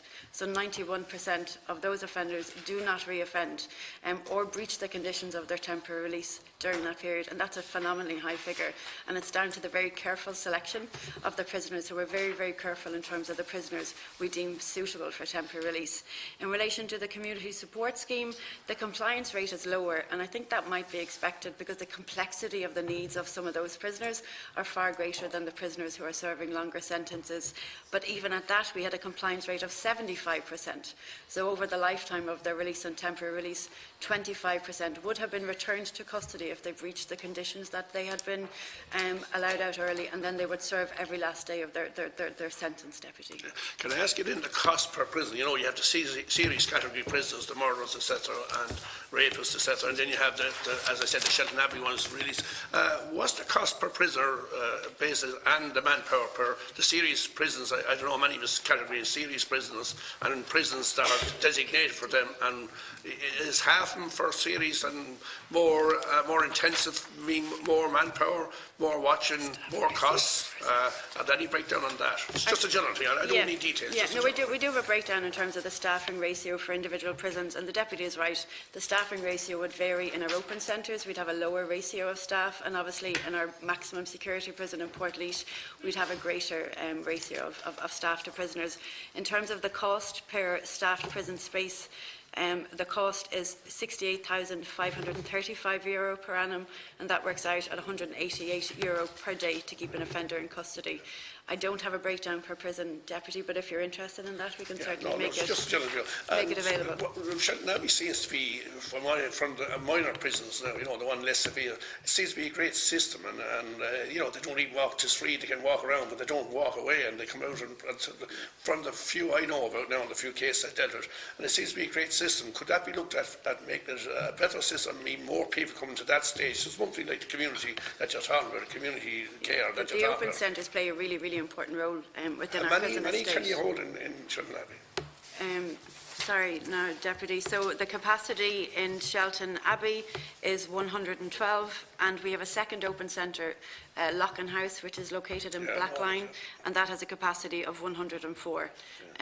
You're right in terms of the security arrangements, so you'll understand that the careful selection of prisoners is very, very important from the prison service. But it plays a really, really important part in terms of normalisation, particularly for prisoners who've been serving long sentences, to give them some autonomy, to get them used to managing themselves and their own time. It absolutely works, and the staff and the services and the in-reach services in both of our open centres are really excellent. Yeah, I just want to also, Deputy, the aspect that we're trying to, you know, reduce in some cases the number of people who are committed to prison. For example, under the Fines Act, there's been a huge decrease in the number of committals to prison. This is some of the revolving door you're talking about, in a way, because a lot of those people would have been put in and out the same day. So we've tried to get rid of that to the maximum extent possible, and there's been a huge fall in the number of people committed for non-payments of fines.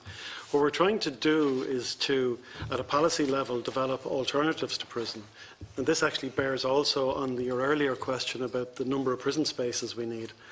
Well, if we can develop more use of community service, for example, a community service sentence, or in relation to fines of attachment orders or recovery orders or things like that, which are not custodial arrangements, then it's win-win all round, because the Exchequer isn't paying $68,000 to house somebody in a prison, and isn't putting somebody in a prison who isn't really suitable for, you know, the nature of their transgression is not one that should lead them into a prison.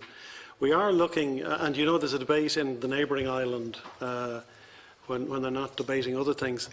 They have been talking about the issue recently of short sentences below 6 months or below 1 year, and whether or not people who are in that sort of category really should be in prison, or whether, by definition, the transgressions must be relatively minor if that sentence is that long, and might it be better to do community service? And that's the direction of policy. That sounds good. Yeah.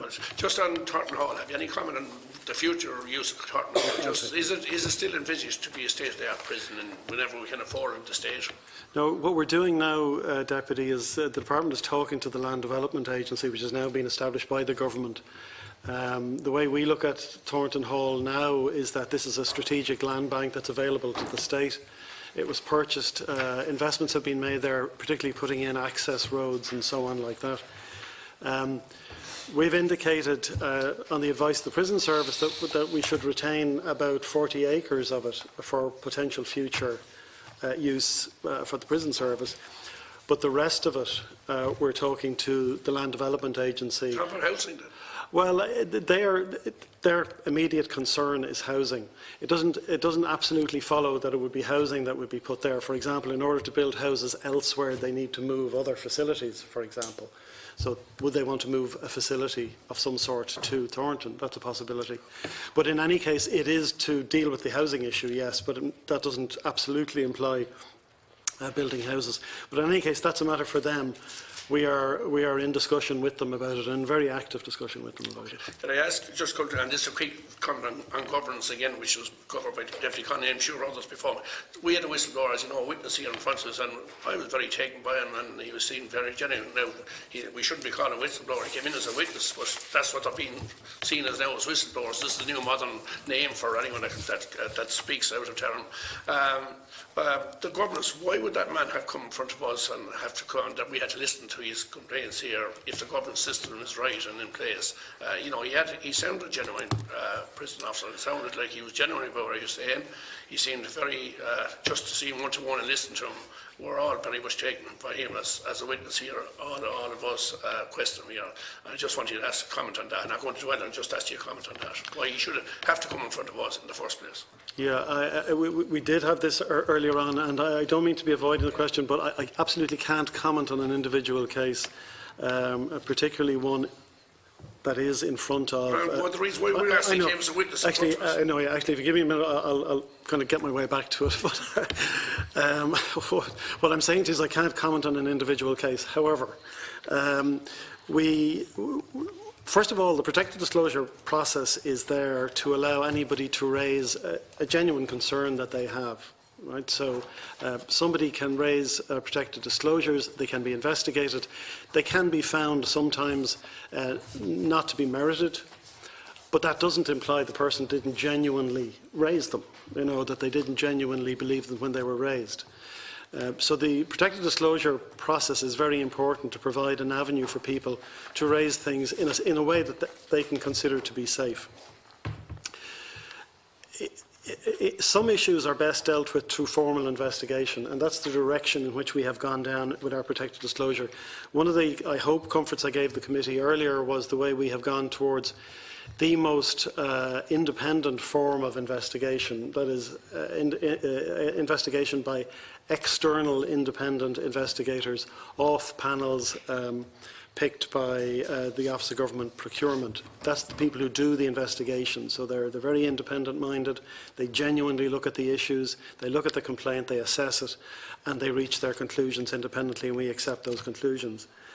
But that is not the only mechanism available, and under Dignity at Work programme, which is a very important programme in the civil service now, we also look at less formal forms of engagement, including mediation, and that was raised earlier. I indicated... All these procedures have been, that man wouldn't be here in front of us. I don't want to talk about individual care, I'm not talking about individual Well, to be fair, Deputy... He wouldn't be in front of us if all those procedures you're saying is there. So surely he'd have his grievances seen and handled down before he'd have to come to us.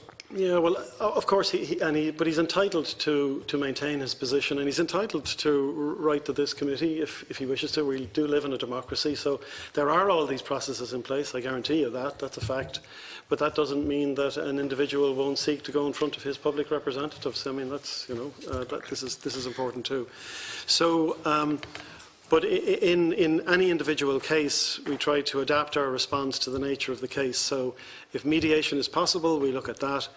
If it requires full-scale independent investigation by outside, by external independent people from reputable companies, we do that.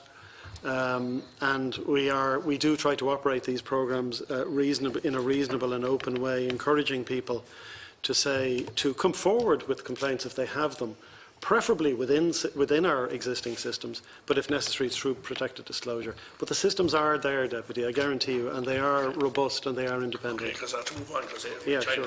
I want to talk about escort duties and safety, both for the prison and safety for the prison wardens that are actually going on escort duty. I'm talking about prisoners going out to dentists, hospital, doctors, etc. Because I was contacted by prison wardens over an issue, and I suppose we can't debate it here either, but an issue that happened in Dublin here, a stabbing issue, I suppose you're well aware of it, where a prison warden was stabbed, and the prison staff or the unions representing weren't very happy with the response they got, and it was all hush-hush, and I don't want to say too much about it now because it's probably in somewhere along the court case, something like that, but that situation, what is in place to... I'm talking about that individual one because that's the only one I know of, and I got complaints from prison wardens that know, and I know them personally, about this situation, and it could happen again. And why did it happen? And why was it allowed to happen? And are they health and safety I'm talking about here, both for the prisoner and the prison warden? And where is that case? And there were a lot of concern about what happened by the prison wardens themselves. The deputy understands. I can't talk about the I know you can't do the individual I understand case, that. but what I can say is subsequent to that incident, which is a very, very serious incident and is treated very, very seriously by the prison service, as is every assault or injury any of our staff incur. The State Claims Agency conducted a very thorough assessment in relation to the safety of staff within the Irish Prison Service, and with a particular focus around escorting of staff. We've introduced new escort guidelines for staff. All of our staff have received specific training in respect of those escort guidelines. Because of this incident? The State Claims Agency conducted a review directly related to that incident, and as a positive response to ensure we took whatever measures were necessary within the prison service. So we have our new escort guidelines in place. All of our staff have been trained. One of the recommendations, and it came up earlier in relation to the purchasing of handcuffing, was that we would standardise the handcuffs that are in place right across the prison service so that everybody was fully familiar with the handcuff and how to put it on and to remove it from a prisoner. And we've replaced... Would that not be normal practice before? There would have been different types of handcuffs in place in different prisons. So there may have been a concern that staff weren't familiar with the operation of the different systems. So we've standardised the handcuffs that are in place right across the system, and we've incurred significant expenditure over the last 2 years to ensure that we do have a standardised range of equipment in place, and we've also ensured that all of our staff have received the appropriate escort guideline training. Well, there must be a lot on a daily basis. Prisoners have to go to dentists, have to go to doctors, have to go to hospitals, have to go to sprains, wherever. So there must be a lot of escorting out of prisons and back again on a daily basis, and probably on a couple of daily bases. There are a massive, so just to give a figure to the Deputy, in 2016 there were 41,128 prisoner journeys across our prison system. And that's a yearly thing? That's a yearly average? Yeah. Yes. So it accounts for quite a lot of our activity. And are these incidents like the one we speak of, are they rare? Indeed, they are. That would be very rare. Yes. Very rare. And why, we say, and I'm just speaking personally, why was prison wardens coming back to me, and because I'm a public representative, trying to get some answers for that the system didn't alleviate their fears, that they had to come to public representatives again to try to get something done. Well, certainly we were very responsive in the aftermath of that incident. Yeah. And again, I can point to the State Claims Agency, who we commissioned to conduct an investigation, and the fact that we've significantly implemented the majority of recommendations made by the State. Okay, I just want to move on then, because I know my time is nearly up. Drugs, I just want to ask you, drugs in prison, we all hear about the epidemic of drugs in prison. Have you got on top of drugs, or are some prisons worse than others, or is the thing you're getting control of? you know, you hear about people going into prison, they don't have a drug problem, but they come out, they have a drug problem. Now, these are people saying and rumours and that. I'm just saying this, but I'm going to put it to you anyway. Well, what's your reply to that? Yeah. I think we have problems with drugs in prison because we have problems with drugs in our communities, and our prisons are very much a reflection of what happens within our communities. Clearly, addiction is a societal problem, and addiction is a major contributory factor in relation to criminality. So a significant proportion of people who are committed to custody have addiction problems. And Aidan referenced a figure earlier. It is quite old research, but that would point that between 70 and almost 80% of prisoners have a problem with addiction. How do you get access? I mean, access and getting them into prison. This is prior to their committal. So we have a huge range. So we take a two-pronged approach to dealing with drugs in prison. One is dealing with the demand, and that's around our drug treatment programs that are in place to assist people. And again, prison and the interventions we have in prison is a great opportunity for people who haven't dealt with their addiction issues in the community to engage with the services to deal with their addiction problems. We also have a huge focus in relation to reducing the supply of drugs. So we have invested very significantly in relation to front of house security in terms of the level of screening you'll go through. We've got drug detection dogs.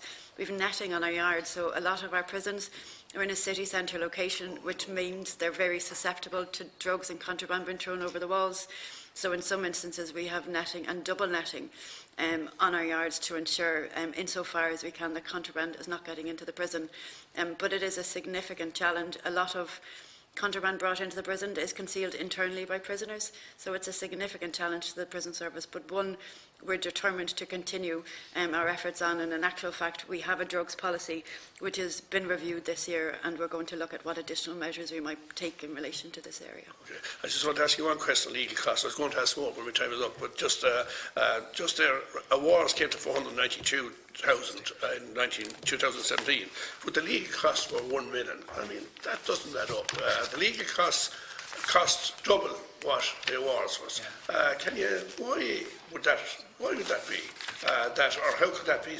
How could you stand over that? That you give awards of 492,000 and you get legal costs to get that awards. I suppose going to court, etc., costs 1 million. That sounds incredible, and it sounds an awful large sum of money. And I know some procedure could be put in place. We say like whiplash in court, you give so much for a whiplash and so much for a spray. Deputy, there's an answer to that. I knew this no, but you're okay. So just we all had the same view as you had a minute ago.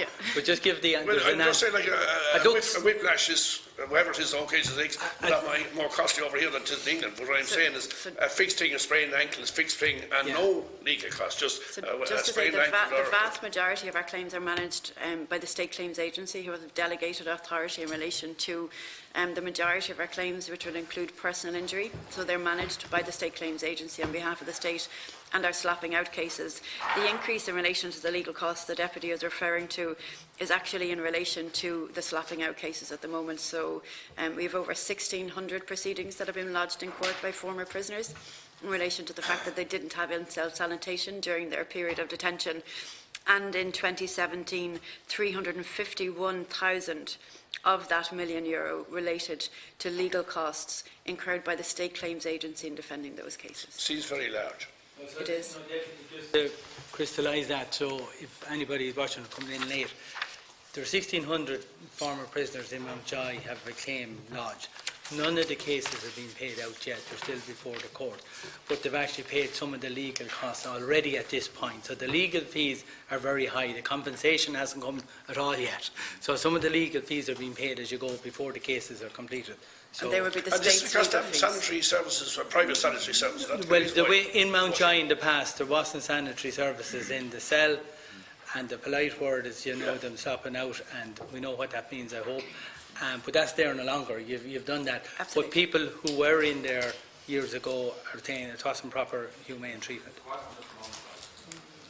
The majority of the cases relate to Mountjoy. There are a small number of claims in relation to Cork, Limerick, Portlaoise, Arborhill and the training unit, but the majority relate to Mountjoy. Can I just say, if there were one award given at a fixed amount, that all the cases could be fixed in without any legal procedures for the same offence, whatever the claim is, if just swapping out here corner, that if A in the first case gets so much of a reward, shouldn't everyone get the same reward then if it's for the same case, 100 and something prisons in Mount Joy or wherever, and cut out the legal costs? Those claims are Maybe I'm managed by the state claims. simplifying it now. Well, I'm sure that the State Claims Agency have a book of quantum or some arrangements in place, but those claims are managed by the State Claims Agency, who have delegated authority to manage those claims on our behalf. Is my time up? I was just going to ask about cameras. Okay. Okay. A few questions, because some deputies will want to come back in a second time. Deal with a few issues in relation to which I touched on earlier, officers injured in the course of their duty. So I want you to just take me through the steps, because you're saying an injury warrant goes to deeper, and then you say other people have to take cases to the Criminal Injuries Compensation Tribunal. Some other cases go to court for so just take me through the chart of, we'll deal with them one by one. This injury warrant and deeper, what's the process? They apply to deeper, not to you. Just Yes, give me that's the process, and to my mind, and previous to my life in the prison service, I worked in the Department of Public Expenditure and Reform. I don't recall an injury warrant application being made to the Department of Public Expenditure and Reform in the last number of years, so it's something that certainly hasn't been utilised to my knowledge. But again, it's something that's processed through deeper, and we don't have a decision. We don't have a decision making. Are you aware of any in recent? No, absolutely. Yeah, not. well, the reason I ask, because people listening heard about the people who get a top up on their pension when they're retirement, and they can get an injury warrant to acknowledge that. But now we're finding that's just a mirage. It doesn't happen. It sounded brilliant here this morning that there was a system in place, but now it transpires, in theory there might be a system, but actually there is no money to back up that system. It just doesn't happen. So, like, I was getting the impression there was a facility there, but now I realise it's just a mirage. It's not there at all, actually, in practice. You're just saying... Well, there is a provision. There's a provision there, but it doesn't happen. Yes. Yeah, well, look the at it. applications aren't made. Yeah, well, from our point of view, as PR, to say there's a system there, but there is no system in practice. It doesn't happen in practice. I would agree with that. Could in theory, but doesn't happen in practice. So I wanted to put that through. So then the next thing then, take me through the case of where somebody is injured in the course of their duties, and they may or may not have retired on health ground, and they'll go to the Criminal Injuries Compensation Tribunal. Or there'll be cases where they can continue at work, they've been assaulted and well able to continue at work. So take me through the steps. How does it go there? What's the just the quick step? I suppose it's for the individual. So if I park dealing with the issue of extended sick leave and the arrangements and so on and so forth. So it's a matter again, Chairman, and something that we haven't a full involvement in. Individuals are entitled to go to make a claim directly to the CICT. That process is managed, you rightly pointed out earlier on, that process is managed external to the prison service, albeit that we may be asked for our views in relation to a particular incident. And at the end of that process, if it's a prison officer, if the prison officer is awarded monies under the CICT regime, then those monies are paid out by the Irish Prison Service. So again, it's something that's dealt with external to the Irish Prison Service, and we have limited involvement in it. Okay. So explain to me then the situation where somebody gets to the end of their sick leave as a result of an injury on the job, and they don't feel it's fair they should be retired on ill health grounds, and they're off payroll. So tell me how many prison officers are on your books but off payroll and receiving no payment at all. Okay. I don't have those figures available to me. I suspect, and I will come back to the Deputy or the Chairman on that. But this sounds the most unfair situation, that we actually have people injured in the course of their work. They've exhausted their sick leave. They actually probably feel they want to do some light duties. You're saying they're not great facility for it, you're not fit for work. In the meantime, they haven't been pensioned off, or whatever the phrase people like to use, and they're actually there with no money. They're off payroll, receiving nothing. So I suppose is there again, much of this? Like, this sounds very unfair for somebody who was injured doing their job on behalf of the state. So I'm trying to highlight the unfairness here now. Sorry, can I first of all say I fully understand the Deputy's view in relation to this. The reality is we cannot extend beyond what is provided for under the Department of Public Expenditure and Reform. As the Director General said earlier on in her contribution, following on from, I suppose, our experience, we approached the Department of Public Expenditure and Reform, and specific arrangements were put in place for additional sick leave for individual officers who were injured in the course of their duties. That's a scheme that is sanctioned by the Department of Public Expenditure and Reform. We are looking to have that particular regime reviewed, and we want to actively engage in that with Deeper. But as it stands at this point in time, Deputy, and I can't give any better answer than this, we are, I suppose, we're limited in what we But nobody has benefited yet from that scheme. Sorry? Nobody has benefited yet. From the extended sick leave scheme? Absolutely, yes. No, of course not, yeah. Yes. Yeah, but a time comes then at the end of it. So, at the end of it, yes. You must have some indication. Would there be many prison officers who are actually still on your... They're off payroll, but still are an employee. Yeah. They haven't retired. They're out there. I will get those numbers for the Deputy, but I can give you this example. There were 15 individuals in 2018 who were retired on the grounds of ill health, and it's quite possible that out of that number, a number of them went into a no-pay situation at a point in time before they were retired on the grounds of ill health. But I think I will come back. Financially, your employee that's in that position then? Sorry? I presume... And those who retired in ill health, it may have been as a result of an incident at work or something in their personal life that they retired. It could be either. It could be an injury in duty, or it could be, I think the Deputy mentioned cancer and stuff. You know, people may become permanently unfit to work for various different reasons, including injury on duty. Right, so we're going to ask you to give us some specific numbers on that. One would hope it's a tiny number. Yeah, it's a tiny number, but again, Deputy, going to come back. You just mentioned that, or you were concerned, I think, that certain individual officers may find themselves in a no-pay situation because of the new sick leave arrangements implemented by the Department of Public Expenditure and Reform in 2014, I think it was. Nobody goes into a no-pay situation to go on to, worst case, to go on to a regime called temporary rehabilitative remuneration, and there are payments made to that officers, albeit that the payments might be quite low, but as I understand it, they don't fall below the threshold that is set by the Department of Social Protection in the context of disability payments and so on. Okay, so then in cases where people are injured in the course of their work, seriously injured and maybe not fit to work again, and they have been, tell me this, does the CMO, in a situation where the CMO says a person can carry out light duties, and you, as the management, say, well, we don't have any space for you, any position for you to facilitate that, have you discretion to retire the person then? We can only retire an individual on permanent ill health retirement on foot of CMO advice.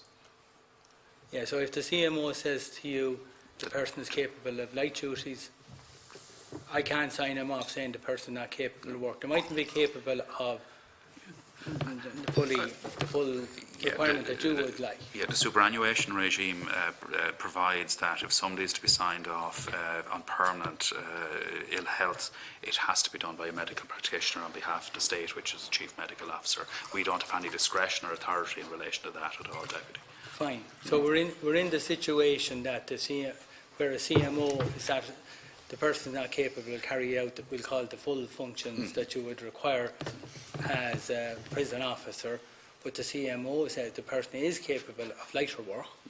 CMO in that situation say, I can't say this person is not fit for work, they aren't fit for some work, and they won't sign him out.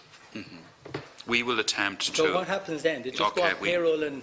No, well, in the first instance, Chairman, we have... At the end of their sick leave and all of that. Yeah, no, but in addition to that, we have implemented what's called an accommodations policy. Which? An accommodations policy, Yeah. so it's to try and accommodate people who are trying to build themselves back to full health in order to be able to undertake the full range of duties of a prison officer. That provides an arrangement where we accommodate them on a kind of lighter duties post, to use your own phraseology, Deputy, and we accommodate them on that policy. That's short term. So it's on the basis they can be fully... It's on the basis that there is an expectation that they will get back to full health at a period of time. But obviously, if somebody has suffered a serious injury in the course of their work, and they're capable of doing lighter work, right, but not capable of ever doing the full restraint and control in prisons that's required, they're in a limbo. And I do know, you'll be well aware, just reading from one of the PQs I had on this topic last year, I asked about the temporary rehabilitation remuneration, and you went on to say that while the Minister said, while the Irish Prison Service endeavours to provide reasonable accommodation, which you mentioned, within the constraints provided in the prison environment, it should be noted there is no onus on the service to provide such accommodation, and this is reflected in the Employment Equality Legislation, Section 37 of the 1988 Act. So I'm hearing again about all these lovely schemes that you can have, but when push comes to shove, the legislation, there isn't an onus on you to facilitate the officer who was injured in the course of his work. What I would say, Deputy, is... Well, I'm reading from the PQ, from the Minister, that I'm sure you had draft. Somebody did. Probably myself. But, every arrangement that I've spoken about in relation to sick leave, sick pay, the extended sick leave scheme that's available because of sanction from the Department of Public Expenditure and Reform, and temporary rehabilitative remuneration, they are all, the full extension of those are given to staff, so that happens. I think the only one that's in doubt or a question is the issue in relation to the injury warrant. That's the only issue that's not extended. We extend the arrangements of the accommodations policy to but the injury warrant but is this thing through deeper that doesn't happen in practice anyway. We're talking about but what I'm saying, Deputy, is all the other arrangements that I've spoken about do apply in practice. But there are occasions where we get to a point in an officer's who, for argument's sake, was recovering from injury, where they go into a no-pay situation. That's absolutely true.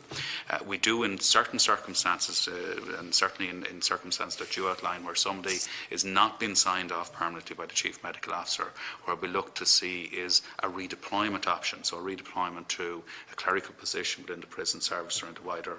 at a lower grade. At what grade would they take up that post at, or would they do it on current salary?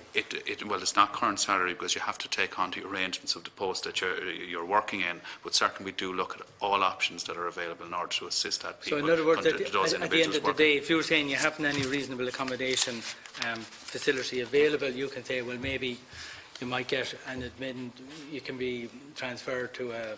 If individuals are interested in that, but certainly my experience... But would be a serious reduction in pay? Well, in some cases. It may be. But certainly our intention is to work with the individual to try and find an alternative to them if they're no longer capable of working fully in the Irish Okay, prison what's service. come up here a few times is the role of the Chief Medical Officer. Is he an employee or who is he? An employee of the state, not of the prison service. He's employed by the civil service.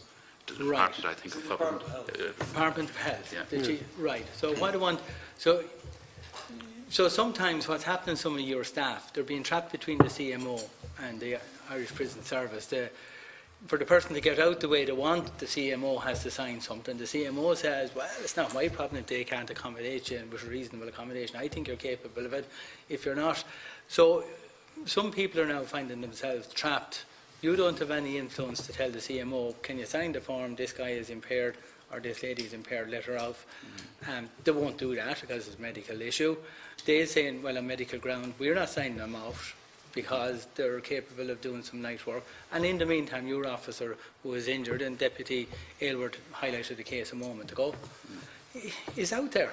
Now, I know you said you dealt with that case or whatever, but you can understand some of the officers feel let down by the system, having been injured in the course of the war.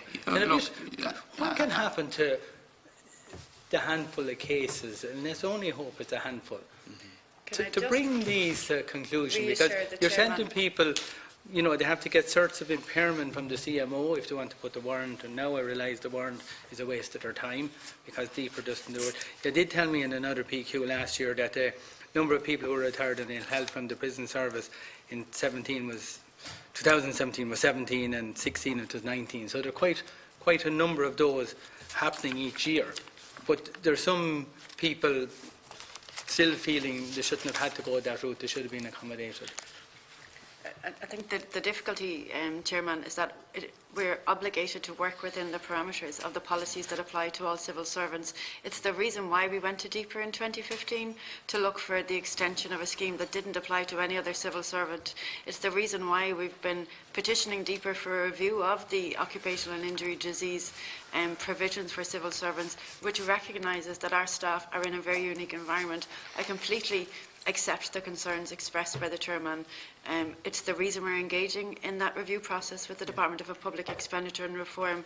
I'm as concerned as the chairman in relation to the circumstances some of our staff may find themselves in, and certainly from our perspective we're committed to looking for solutions in the context of that review, but we have no discretion to operate outside the parameters of the schemes that are in place for I all understand civil you're servants. confined to the public service scheme, and I know you're looking for the review and all that, but you still have the situation. I'm thinking of, you're trying to recruit people, and if people know they're going to be recruited into service, uniform service, whether it's the guards or whatever, but we're talking about the prison service today, and if they get stabbed in the course of their job, and the CMA won't, the Chief Medical Officer in the Department of Health won't sign them out, because they say you are capable of desk duties. They run out of their sick pay. You say we can do nothing for you, we can't retire you on health grounds unless the CMO says you're not fit for work. In the meantime, they go off pay. I'm saying the public service collectively is not looking after the public service staff who've been seriously injured in the course of the work on behalf of their citizens. That's all. You can get the point I'm making. They're being caught. You share my concern? Absolutely. Am I?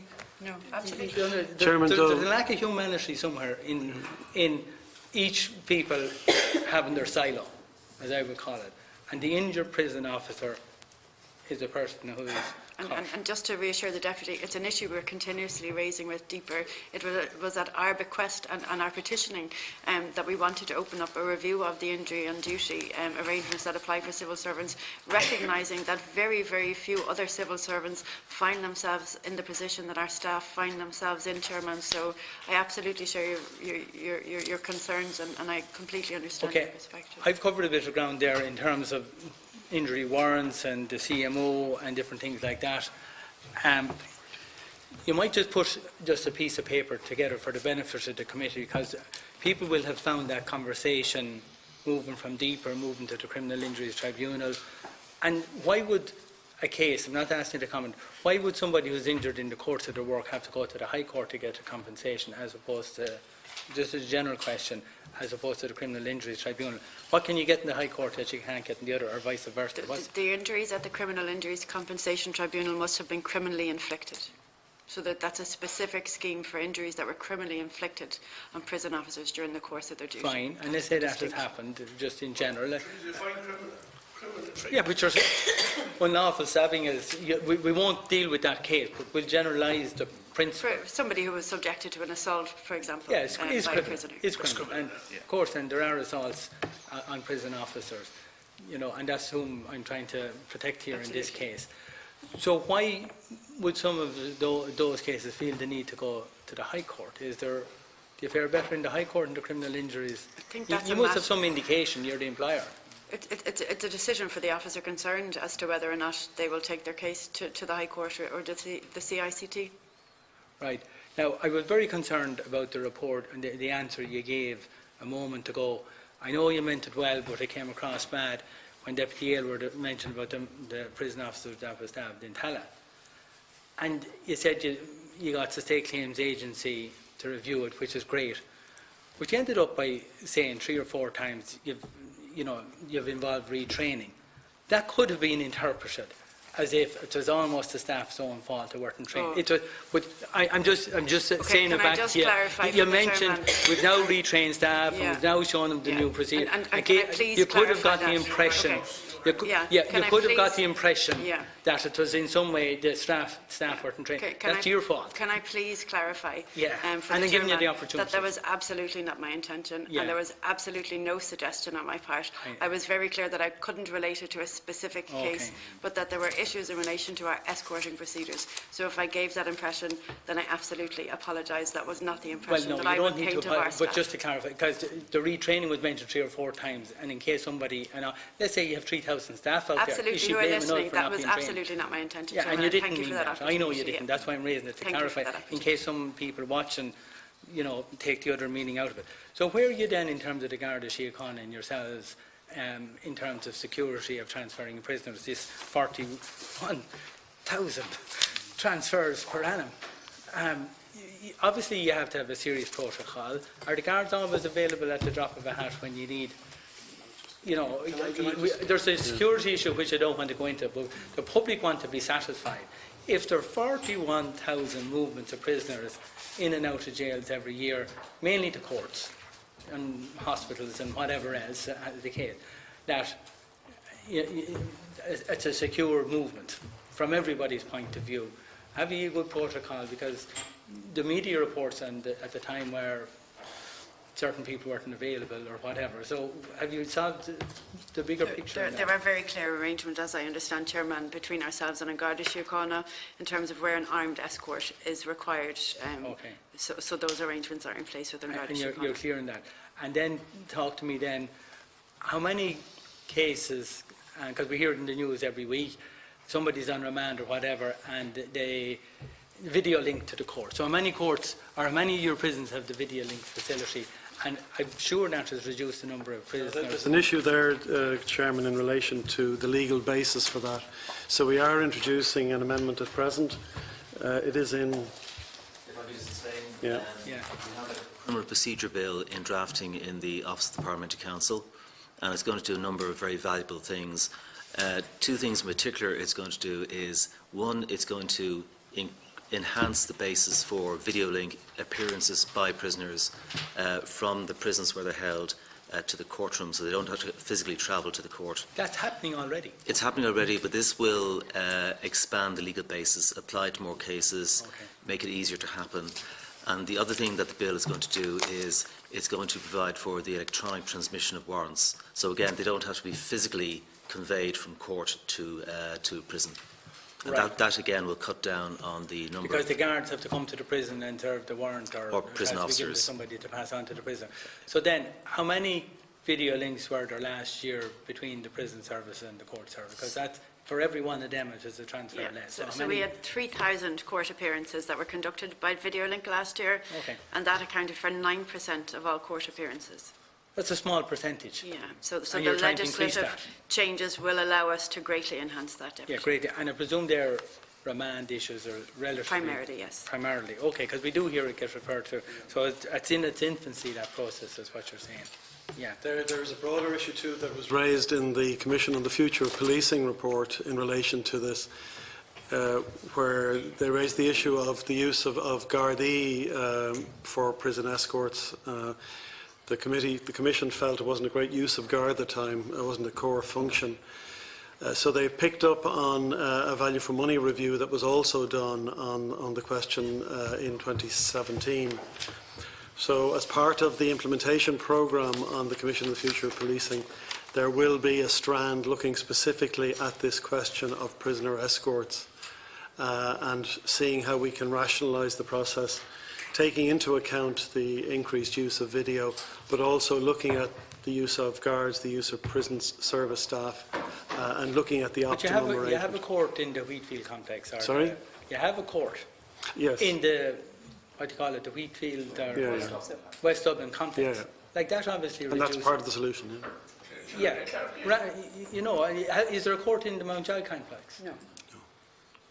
Does every 41,000 guard escort. There had to be a guard escort involved in the 41,000. Or his son. The majority are conducted by the prison service staff. So, no, I thought it was 41,000. No. I thought a guard had to be involved. The majority would be down the back to the district court or whatever, yeah, and they mightn't. Okay. Just, I won't put on my question now, because and I'll come back a second time, right?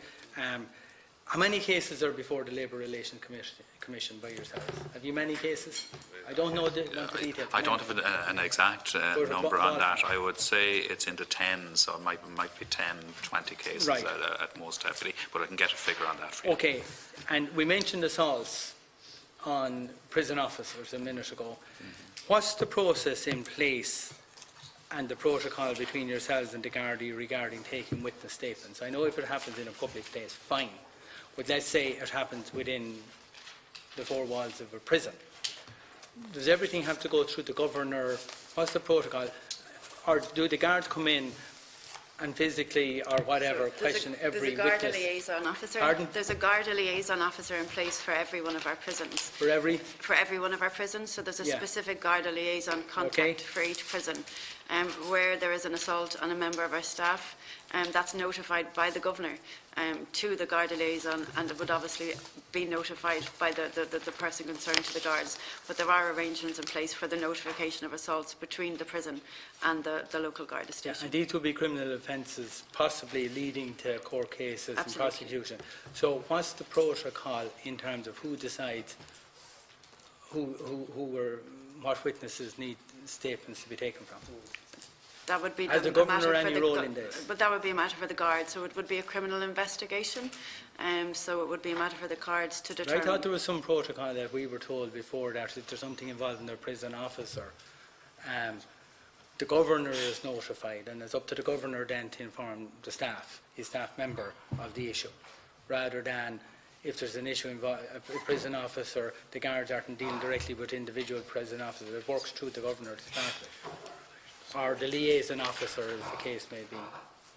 I'm not entirely sure, apologies Chairman, what that refers to, but there are certainly arrangements in place for communication and liaison between the governor and each of the prisons and on Garda Síochána. And if it relates to an assault on a member of staff, that would result in it would be a matter for an Garda Síochána to determine whether or not they would conduct a criminal investigation into that matter. I understand that, and we're agreed on that, but in relation to what witness statements are taken, because there seems to be the governor or this liaison officer has some role in channeling the information from the prison to the Gardaí to some extent.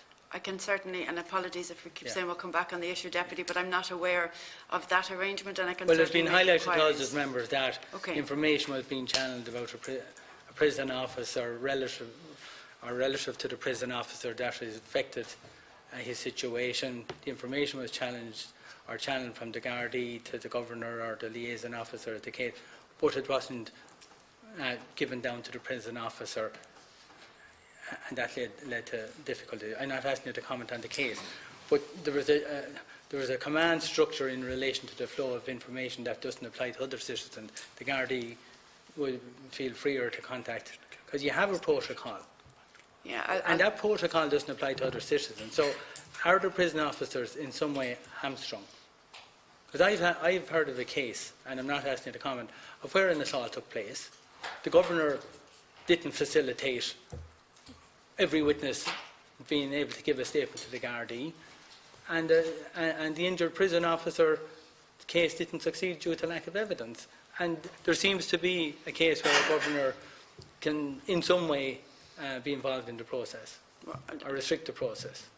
I think that the criminal investigation by the Gardaí, obviously the Gardaí would notify the governor to whom they'd like to engage with, but unfortunately, Deputy, I'm not aware of that individual case, and I can't give any further detail. And I'll finish on this then for the moment, because you did mention it earlier, the security in the prison, the canine unit. How many?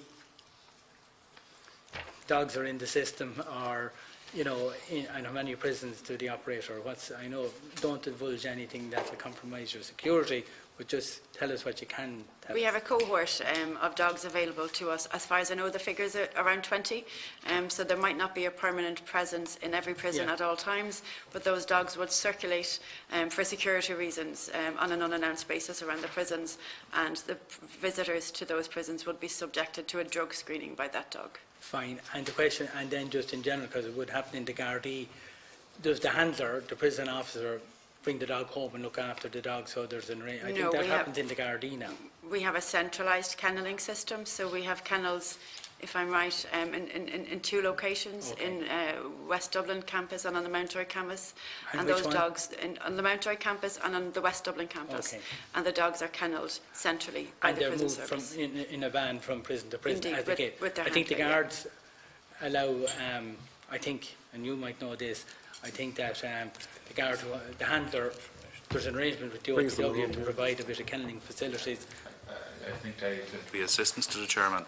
We undertook a review of the canine unit in 2016-17, and certainly one of the recommendations of that review is that we would look at the issue of home kennelling, and it's something that we're actively looking at. You're actually looking at it, because Yes. I think the Gardaí are doing it. I've heard that. Look, I'll move on to Deputy Jonathan O'Brien, and then Deputy MacSharry. A couple of quick questions. I'll be brief. The Family Links programme, is that rolled out in all prisons now?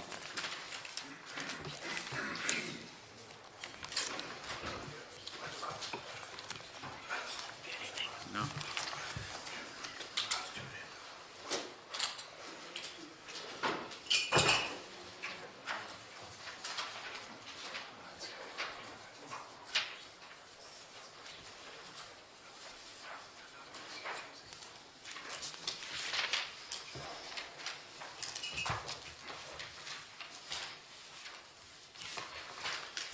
If you don't have the answer to hand, you can provide it to the committee. I know last year it was rolled out in a number of prisons, and the aim was to roll it out in all prisons this year. So you can come back to me with that, or if you get it before the end of the session, you can come back to me. Also, in relation to the clinical director, there was an acting clinical director last year. Has it been filled in a full-time? Yeah, we've appointed a clinical director on a full-time basis, yes. Okay. Just in relation to 2 other areas, the work and training participation, the capacity in your annual report for 2017 is about 70%. So there's a good bit of capacity still available within the prison system, and the participation rates are only about 24–25%. What steps are we taking to try and encourage greater participation, given that we actually have the capacity and it would be of benefit to the prison population itself? And the other one is in relation to the education. I don't know what the capacity is, because it doesn't say it in the report, or whether education is available to every prisoner, or is it based on capacity within prisons? I know it's done in partnership with the ETBs. And the participation rates there are slightly higher. They're around between 35 to 40% usually, but what steps have been taken to try and increase that? And the final one is the incentivised regimes. There's 3, which is basic, standard and enhanced, and maybe you could just give us a brief detail on what each of those means. Okay. To start, in relation to the participation rates within our work, training and education areas, the Deputy is right to point out that there is capacity within the system, and it's certainly a commitment of ours to ensure that we're maximising the rehabilitative facilities available within our prisons. Those figures have been impacted by staff shortfalls. We mentioned earlier that we're not at full staffing level, and that's certainly having an impact. Obviously, from a prison service perspective, our security posts are the posts that we have to man first, and very regrettably, some of the ancillary services may be hit with closures. On top of the vacancies that were within our system, we mentioned earlier the number of escorts that the prison service is required to conduct on an annual basis. We looked for the value for money review, that's recently been completed on the basis that we're significantly concerned about the draw of prison officers from our prisons to assist in escorting. So we do have our own prison service escort corps, but it's not staffed to an extent to deal with what has been an exponential increase in the requirements. So in terms of the work and training, like we're at 70% capacity, and I presume this is, even though it's a snapshot from November last year in the annual report, I presume it's usually around that. For November 2018, just for the deputy, it was 24.68%, so it's still a significant issue. Okay. So it's not down solely to prisoners not wanting to take part. No. There are other factors preventing them. Effectively staffing difficulties that don't allow us to operate our work training facilities at a maximum, deputy. Okay, and is that an issue for the prison service, or is it an issue for the department in terms of the staffing? It's an issue for the prison service. I mentioned our vacancies, and I also mentioned the draw to PSEC. The issue of sick leave obviously also has an impact on the prison on a day-to-day basis. So where we have got high levels of sick leave, those create vacancies again within the prison, which regrettably lead to the ancillary services being reduced. In the context of our upcoming strategy, so we're coming towards the end of our strategy, maximising the use of existing services is going to be an area of particular focus for us, Deputy, to ensure that where we have work training and educational facilities, we can assist and facilitate and encourage prisoners to fully utilise them. The education participation rates? The education participation rate, so for November 2018, it was 33%. In October 2018, it was 46.6%, which would indicate a significant staffing issue in the month of November. Okay. So again, that's down to staffing, and it's not necessarily down to prisoners themselves not taking up education opportunities. So would there be a waiting list of prisoners who wish to participate in both the work and training and education and just cannot do so because there are other factors such as staffing preventing them from doing it? So we have an integrated sentence management system in place, so every prisoner who's serving a sentence of 1 year or more would have a personal plan in place that would be looking at maximising their participation with the services within the prison system. So everybody would have a plan. There is sufficient capacity, and certainly on the educational side, for people who are willing or interested in participating. Because that's done with the ETB. So. Yeah, so we have a school in operation in every one of our prisons, and they really are vibrant centres of education. We have 220 whole-time equivalent teachers operating across our 12 prisons at the moment, providing education services, mainly based on an adult literacy model, focusing on literacy, and then a broad range of services, in addition to that, including librarian services across the prison. Just in relation to the incentivised regimes, can you just tell us what the basic, standard and enhanced is? Because it gives us the number of prisoners who are engaged in each regime, and the basic, I presume that the prisoner gets 95 cents, or is that the cost of it? And that's what I'm trying to find out, because the enhanced one is 220. It's on page 24 of your annual report. Yeah. And again, you can come back to me. I'm not. No, I have percentages, Deputy.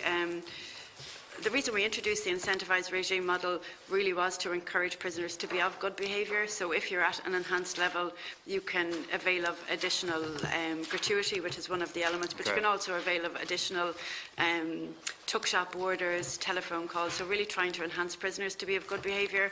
At the end of December, almost 50% of the prison population were on the enhanced regime, so 1,921 prisoners. 40% were on the standard regime, 1,570 prisoners, and almost 10% were on the basic regime, and that was 378 prisoners. So it's based on a prisoner's behaviour. Yes. And if they're behaving extremely well and following all of the rules, they get an enhanced gratuity. Yes. Okay. Okay. I wasn't aware of that. Can I ask, and I'm sure the chair will stop me if I overstep it, in relation to direct provision, and I know it's not the prison service, but we do have the Department of Justice here. So there was just one or two questions I wanted to ask in relation to that, and if I'm not allowed, I'll get around to ask them anyway in a roundabout way through And the what I prison. will say, if you haven't the answer, you'll send it No, on that's directly fine. to us. Yeah, that's You'll fine. send it on to us. It's just in relation to the direct provision centres. They don't have access to the Ombudsman. That's my understanding. You do have access to the Ombudsman, but you have to go through the manager of each centre first with your complaints. Is that correct? Actually, well, Deputy, I'm not entirely sure. The normal thing with access to the Ombudsman is, in any case, that you would go through the local procedure first. Yes, that's true of everybody approaching the Ombudsman. The Ombudsman won't take, as I would understand it, it's up to the Ombudsman, but the Ombudsman wouldn't take complaints that haven't been pursued through whatever local mechanism exists in any organisation. Here's the difficulty that I have with the direct provision. The majority of the direct provision centres are privately run. Yes. So I would presume it's not a public official or a civil servant who would be the manager of a particular facility. It would be someone employed by a private company. And they would have to go through that individual before they would be allowed access to the Ombudsman. And I just think that is something we need to look at. Okay, Deputy, because we're dealing with the prisons here, I actually wasn't... Sorry? No, you can send me a note. Yeah, I'll send you a note. Yeah, that's the easiest thing. But the same question applies to the prison service. I mean, do prisoners have access to the Ombudsman directly, or do they have to go through the governor of the prison first with their complaints? At the moment, we have an internal complaint system in place. However, we've been working with the Office of the Ombudsman over the last 18 months. We're about to implement a new complaints procedure, and under that complaints procedure, prisoners will have access to the Ombudsman for the first time. But again, they will have to have exhausted the internal appeals mechanism before they can take their issue to the Ombudsman's office. Okay. Would that require legislation or a statutory instrument? No. Oh, sorry, it requires, at the moment our complaint system is under our prison rules, so it's an amendment to the prison rules that's required for the prison service. Yeah, what kind of complaints would go to the Ombudsman? Well, at the moment we have 6 levels of complaints. We're changing our system to have just 2 categories of complaints. So the first category are the category A complaints I referenced earlier, which would be complaints of generally assault made by prisoners against members of staff. In the category B then, that would include a wide range of issues, ranging from discrimination, inappropriate searches, loss of property, decisions made by the prison service, sentence management, complaints about phone calls, mail. So that's a very broad category of complaints. Okay, so let's say there's a scenario where a prisoner makes a complaint there was an inappropriate search. That would have to go to the governor of the prison first, correct? Before he'd have to exhaust all the internal... Yes. Okay, so do we have any figures, and again I know you're not going to have them on yet, but I would be interested in getting them at some stage through correspondence. Do we have any figures in relation to complaints which have been made to the governor or through the internal system which would actually be upheld on behalf of the prisoner? The only statistics I have are around the category A complaints, so those very high-level serious complaints. Just to assure the Deputy, those complaints are independently investigated, okay. And they're not made directly to the governor.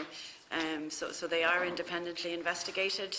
So we don't keep any data on complaints that will be made to the governor on whether they're actually upheld or whether... Oh, sorry, the only figures I have available with me today are figures in relation to category A. So I can tell the Deputy that in 2018 there were 80 such complaints, 3 of which were upheld.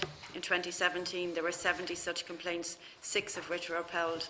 And in 2016 there were 80 such complaints, 6 of which were upheld. I don't have the figures in relation to the other categories of complaints, but we can certainly make those available to the Deputy. And it's kind of similar is what I'm looking for in relation to the direct provision. And it's slightly different in relation to direct provision because, for instance, if there was somebody who was a victim of domestic abuse, I mean, would that complaint have to be made directly to the manager of the centre before it can even go to the Ombudsman or the guards? And if you can just give me a note on your complaints procedures for direct provision, I'd be happy with that. I think that's about the only questions I have. So I'm just looking for just confirmation on the Family Links programme, whether that's been rolled out to all prisons. I have the prisons, Deputy. So it's currently been implemented in Limerick, Midlands, Wheatfield and Cassells prisons. Okay. When is it proposed that all?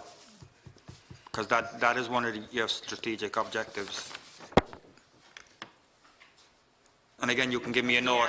Deputy, what was the question again? What programme? The Family Links programme. And you might explain what that is to the people watching. What's the Family Links programme? And if you can just provide us a note in the near future when you're proposing to roll it out. Yeah, so we had implemented a Family Links programme on a pilot basis, which is around really facilitating engagement between children of prisoners and their parents whilst they're in custody. So facilitating positive engagement between the child and the parent, providing parenting support and training to the prisoners in custody, facilitating them helping their children, for example, do their homework. So it is a very worthwhile project, mostly because what we know in terms of reducing reoffending is that link with the family is vitally important, and anything we can do while people are in custody to maintain and build that link is really important. And I would just echo that I personally think it's an excellent programme. I think it will help reduce reoffending. It will help maintain those family links, particularly for prisoners who may be serving a lengthy sentence, you know, anything over, well, between 1 and 8 years as you categorise them. But I also think that if you can give me a note in it, like, I don't want to put anyone on the spot, but if there's a reason why it's not being rolled out, is it because the pilot project is still underway, or is it still being evaluated?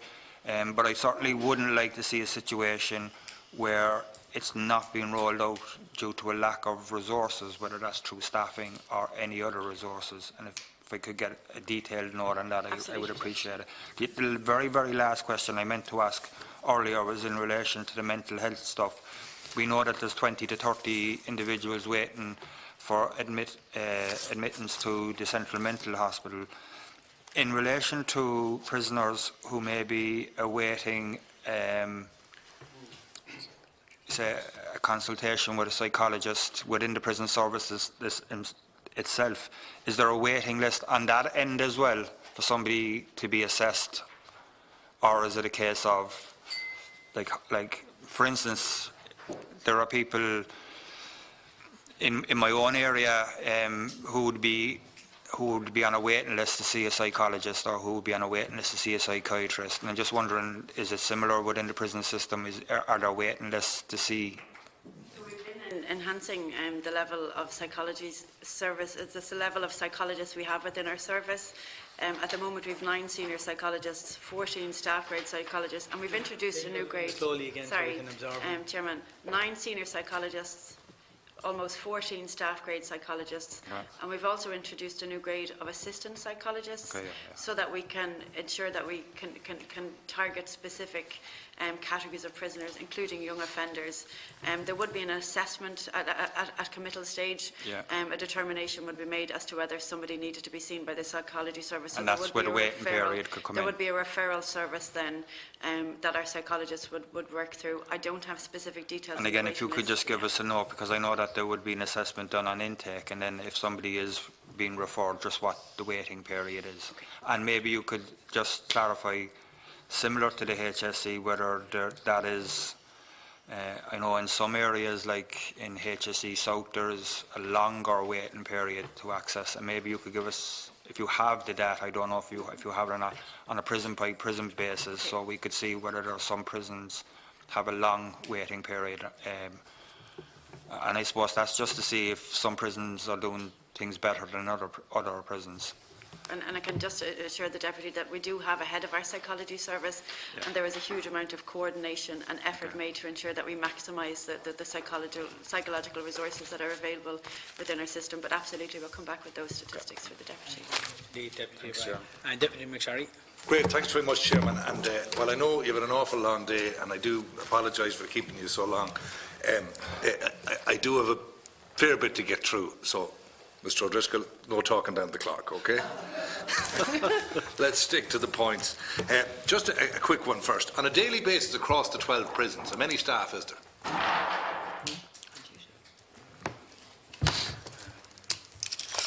So whether it was today or the 25th of December or the 17th of March or whatever, I'm sure. I think in the opening statement I gave the total number of staff.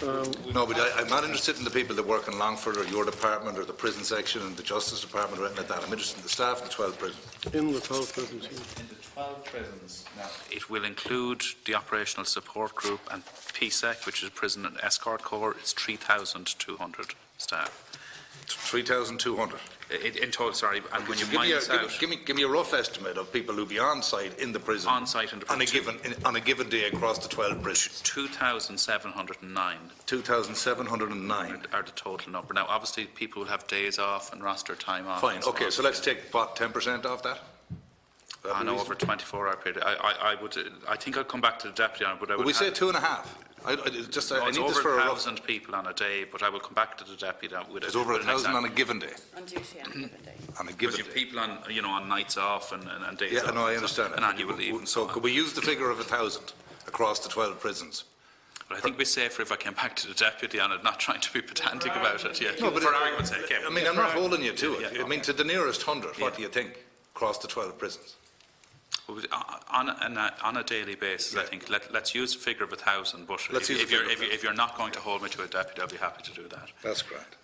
365 days a year, thousands. Okay, that's fine. Now I'll come back to that in a few minutes. Can you confirm that there's a GSOC? Because I'm told there's a GSOC investigation into the area of Gardaí colluding with prison services in relation to prison staff. I'm not aware. I mean, GSOC could be investigating anything. I wouldn't be aware of all of their investigations. They operate independently.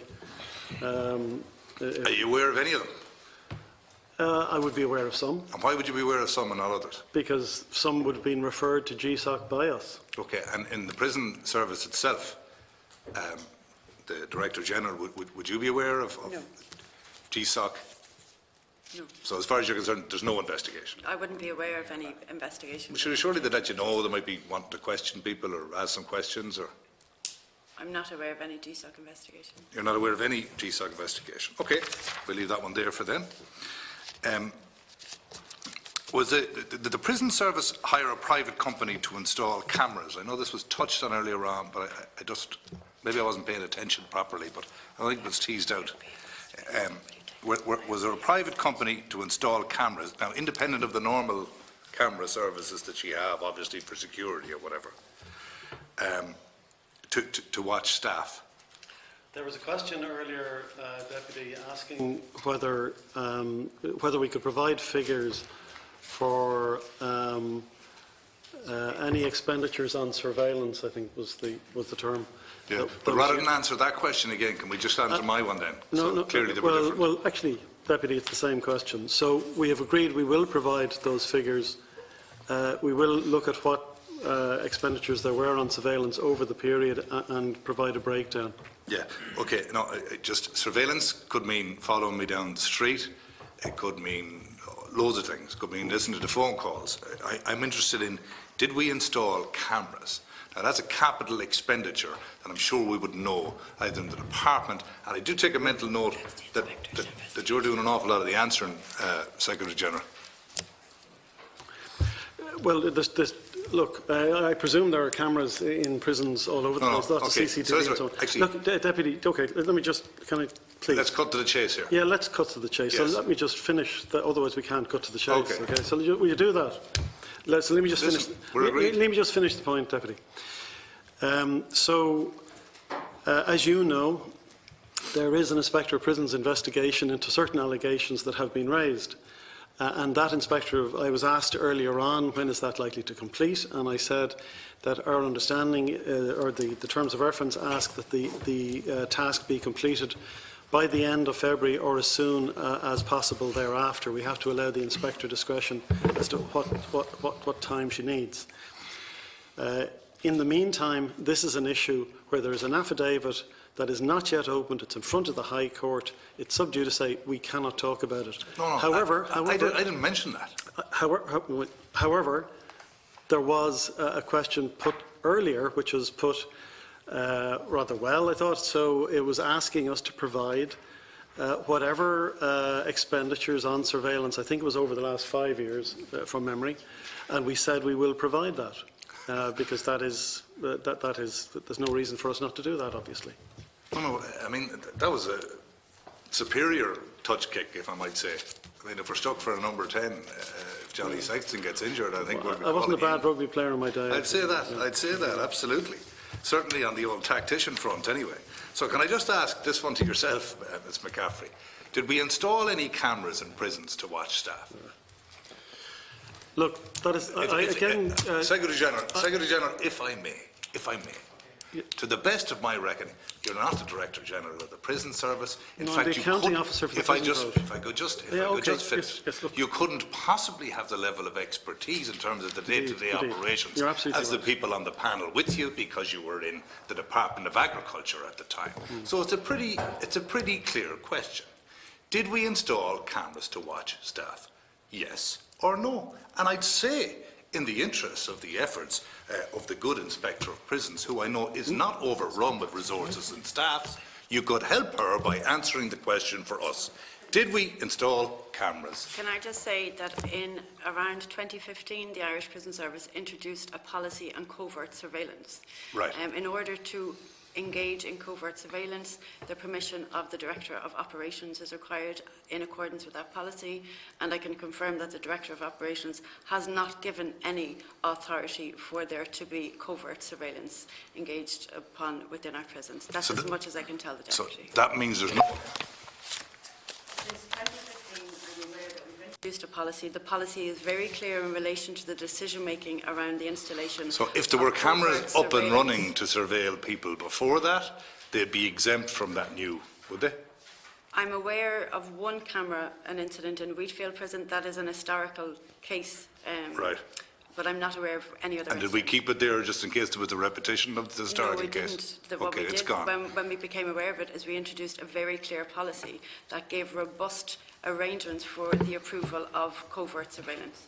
Yeah, I'm still not happy. I mean, clearly, around the campfire, I'm not talking about any protected disclosure, I'm not talking about any court case, but there's a lot of staff in the prison service, and there's 11 of us who do research, as I said earlier on, from time to time, so we can come up with our own information. There is certainly anecdotal evidence that a private company was retained to put in private cameras for surveillance purposes. And what you're telling me is, Secretary General, you said, can't talk about these things really. What the Director General is saying, since 2015 we have a rule in place which doesn't permit this, except that there was a camera in one instance in Wheatfield Prison which no longer exists. So I'm taking that as a no. Well, we've been asked for to provide figures for the last 5 years for any expenditures on surveillance. And in fairness, I think that was accepted by the committee earlier, that we would come back on that point and give you any figures for surveillance over those years. Just to clarify it in case somebody... So you said the procedure is in place as the Director of Operations. Is the Director of Operations authority to do... Permission. If there was to be any covert surveillance required to be undertaken within Irish Prison Service premises, his permission is required. And you're saying he hasn't given any such permission? In accordance with that policy. Okay. Could somebody more senior than the Director of Operations have done it? Well, who's more senior? Well, the only person I have the chart on page 11. Director General. That's who's here with us. And then there's yourself. No, I'm Director General. You're the Director General? Yes. Right. Do you report to Mr. O'Driscoll? Indeed. Okay. We came across governor discretion earlier on mobile phones. Is there governor discretion here? Our policy is very, very clear in terms of authorisation. The authorisation of our Director of Operations is required. There is no discretion at any level. Therefore, it's safe to assume, and I remember the Wheatfield incident because it was publicly acknowledged. It was a tuck shop in Wheatfield, actually, and it was the Data Protection Commissioner that came across it. Isn't that correct? I can't recollect the exact circumstances. Okay, well, look, maybe my research is flawed, but that's what I came across. So we didn't come out with our hands up and say, you know what, we have a camera instruction. So what I'm saying is, from your testimony here today, if there are any cameras surveilling people, they are there without authorisation. Is that fair to conclude that from what you're saying? That's a fair assessment. Okay, all right. So therefore, we're not going to find any capital expenditure on surveillance then, because there's no permission for it. We will look if there's any capital expenditure on and surveillance. if there is, we'll go back as far as we have to go. Yeah, you know? and I would specifically ask that you would do that. Have the prison service engaged private investigations, private investigators? That's individuals, maybe to follow people down the street or home or keep an eye on people, or would there be any expenditure on that, or does it fall under the same directives of 2015? What? Yeah, well, it's the same point. Private investigators, surveillance. It's the figures that we will provide over the time. Now, the Inspector of Prisons has been asked by the Minister to establish all of the facts of the particular case. That's to do with a particular case. It is to do with a particular case. I'm relying on my own research. I understand that. Yeah. I appreciate that, Deputy. But nevertheless, the Inspector of Prisons, in going through this, I have to assume that she will look at whether or not there were expenditures on such matters related to that particular case. And that will be included in her report, but we have to give her time to do that report. And it's not a long time, given the timeline I have indicated. So I think she should be given the... I have no difficulty. I look forward to seeing the outcome of that particular case, but I just want again, and in case we're wrong, I'm going to repeat it. My understanding from today is nobody is authorised to carry out surveillance in terms of putting in cameras, and nobody is authorised to hire private detectives. Isn't that right? Yeah, presume. I don't have the policy in front of me. I think the private detective issue relates to... Or private investigators, or people to follow people. to activities outside of the prison service. Our covert camera policy and activity policy obviously relates to activities within the prison service. All right, so then in terms of retaining people to in any way follow people outside the prison or anything like that, you weren't involved in anything like that? No. Would the Gardaí ever been contacted to say, look, we're concerned about prison officer A, B or C, and can you help us out? The only case I'm aware of is the case that the Secretary General has repeatedly pointed out is currently been investigated. All right, so there's that one case. So any of the anecdotal stuff is all hearsay or vexatious? I'm not aware of any other case, again, other than the case that is currently been investigated by the Inspector of Prison. Okay, on food safety, my colleague earlier on touched on the issue of outside catering. And again, anecdotal evidence, so just the word around the campfire, is that there's outside catering for a number of events. Now, I know through the normal course there might be a soccer match between one prisoner and another, or prison service and another. Maybe there's leagues and such things. I know there is for Gardaí and Army and so on. So you might cater for that, and it might be in Tennis Club A or Rugby Club B or whatever it is. Is there any accounting taken of that? In terms of auditing or anything like that, to say, well, look, that event cost 300 or 500, or that was the prison service contribution to the soccer game that was taking place between the PSNI and the Irish Prison Service. So what would generally happen is if we asked a prison to specifically cater an event, and I think the example I used for the Deputy earlier was our annual report launch, the food that would be purchased through the kitchen that would then be used to cater would generally be journal transferred from the prison in question to headquarters, and that'd be covered out of the central IPS fund, would it, or whatever, in terms of paying the bills? Okay, yeah, that's fine. So in terms of unqualified personnel serving food and dealing with food, I know that the HSE, according to a 2018 audit, said that they found that it was a matter of that it was a founded concern and one of serious concern. So, any update on that? Have we still got unqualified people preparing and serving food and so on? I suppose, Deputy, I can't answer on any specifics, but we certainly, as a there's 12 prisons, so I'm not homing in on any issue. Yeah, but I was going to give you a general answer, and hopefully it'll answer the question. Okay. What I was going to say is that the prison service invests a significant amount of resources into training its staff, including training for the kitchen area and driving and so on and so forth, because that's part and part of our core business. On any day in question, if we have a shortage of staff, is it possible that somebody who mightn't be, because we need to feed prisoners, we can't go down to the local takeaway and so on. Sure.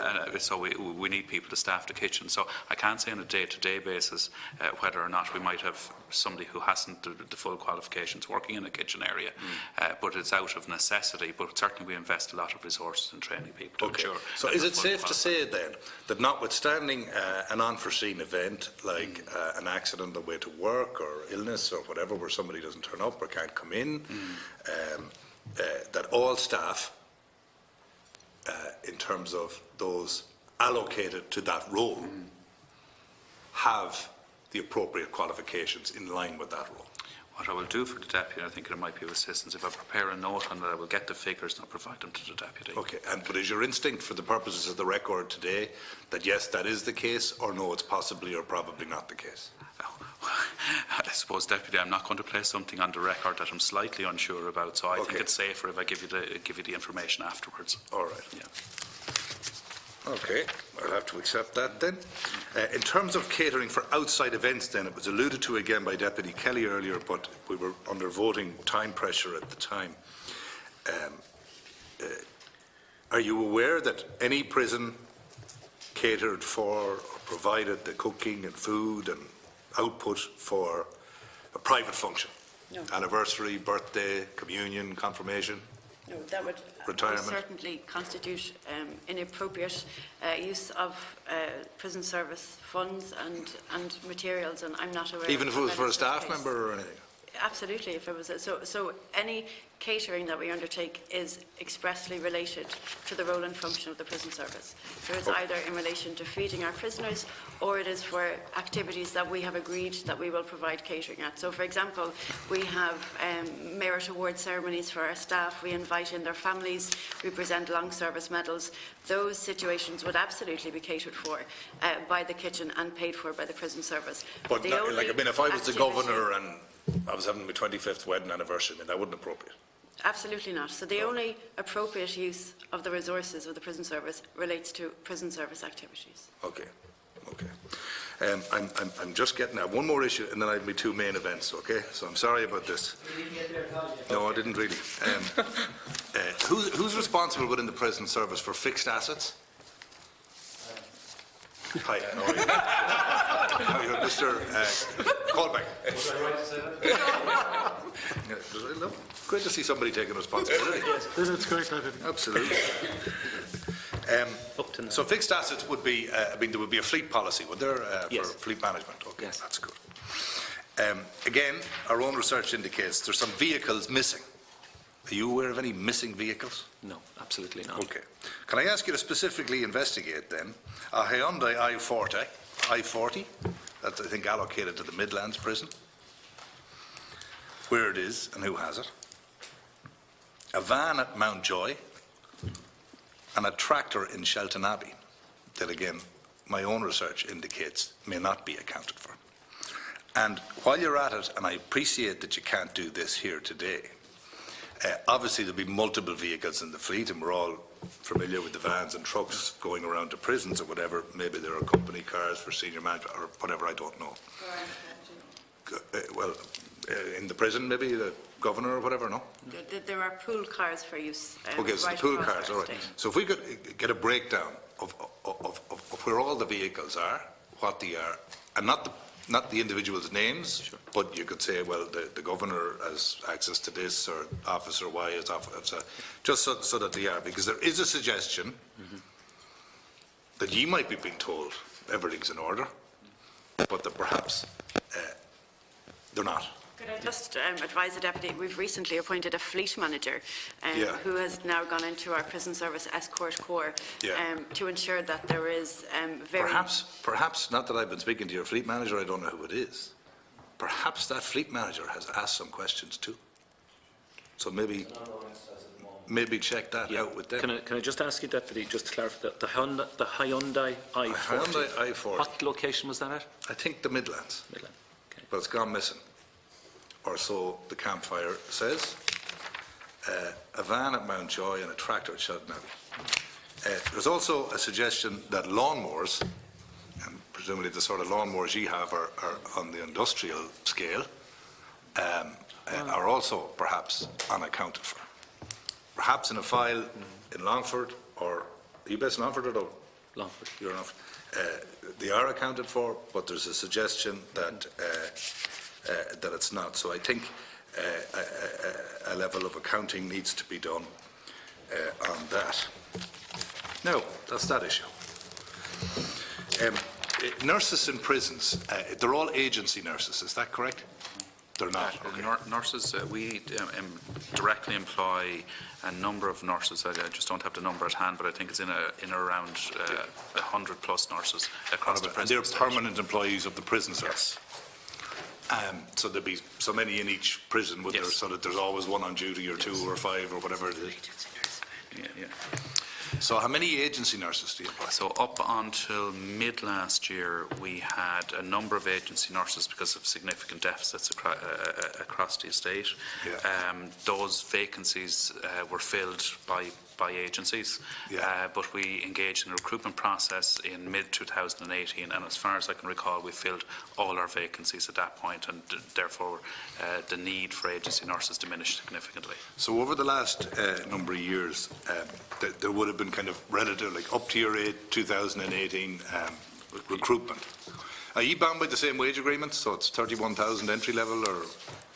Yes, we were slightly different, not to bore the deputy too much. Pre-2012, nurses employed in prison service were qualified prison officers as well, so they did a particular pay scale. Post-2012... The agency workers would not have been, isn't that correct? They wouldn't have been, okay. Indeed. So the outcome of that would be that if an incident took place, the agency nurse would not have been able to put a prisoner on report. That's right. Isn't that correct? That's absolutely correct. And would you be aware of a sexual harassment case that arose with an agency nurse where they were reluctant to pursue it because of the fact that they couldn't put a prisoner on report? I'm not aware of that at all, Deputy. Yeah. No, again, that was suggested, and it was suggested in the context of that if they did, they may fear that the agency would not make them available to the prison service again. But I think, first of all, I'm not aware of the issue, but I think we've resolved that problem or difficulty if it existed, in that we have moved to employ permanent nurses across the estate, and our reliance on agency nurses has decreased significantly. Can I suggest, on the basis that clearly we did use them, and you're linking it to the kind of crisis nationally on agency staff, that you would make contact with whatever agencies that you've used in recent years and ask where there are instances, because obviously I'm sure you'd want to see that dealt with if it had occurred. I would, but I'd go further than that, Chair. In fairness, better not say most, but a lot of the agency nurses who were engaged by us up to 2018 in the permanent recruitment drive actually applied for the permanent positions and were engaged on permanent contracts within the prison service. So you'll do that? Yes. Great. Okay, I want to talk about the mess committees. They didn't exist until 2012, I'm told. Is that the case? We had a contract in place prior to that, but it became the position that it was not sustainable for the company who was providing the service to continue to provide that service. And as I mentioned to the Deputy and to the House earlier, obviously the provision of food and quality food and hot food throughout the day is very important from our staff wellbeing perspective. We re-tendered to see if we could get somebody else to come in and provide that service, and we weren't successful. Okay. So in consultation with the Prison Officers Association, and this was a very big industrial relations issue at the time, we came up with a proposal which would allow us to provide work training activities to prisons, utilising the mess facilities that were already there in our prisons, but that the management and the oversight of those mess committees would be the responsibility of individual mess committees, and that there would no longer be any subvention of the provision of food to prison officers, and that they would need to be self-sustaining. The contract that was in place before, was that like one company that tendered to you before and did all 12 prisons? Yes, and So that wasn't working out for them anymore, cost-wise, or for whatever reasons. They said they're not staying in. He put it out to tender. Nobody capable or interested enough of doing all 12 won. So then, in conjunction with the union, you said, OK, we'll have the mess committee. Now, up to 2012, then, all of the expenditure in terms of the contractor would have all have been above board and in your accounting, and so much was spent on butter, and so much was spent on heat and light and chefs, and all of the rest would all be integrated into it, would it? It was an all-in contract. It was what? It was an all-in contract. An all-in contract, OK. So what we have now is a situation where the mess committee is made up of a number of prison officers, effectively. Isn't that correct? Yes. OK. And there's one in all of the 12 prisons. Isn't that correct? Yes. OK. And they feed the staff. Sorry, I might just clarify for the Deputy, and unfortunately I don't have a note in relation to this matter in front of me, and this is from my recall. There are mess committees in 9 prisons. In 9 prisons? OK.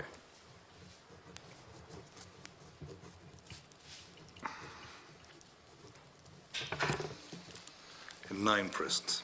What 3 don't have?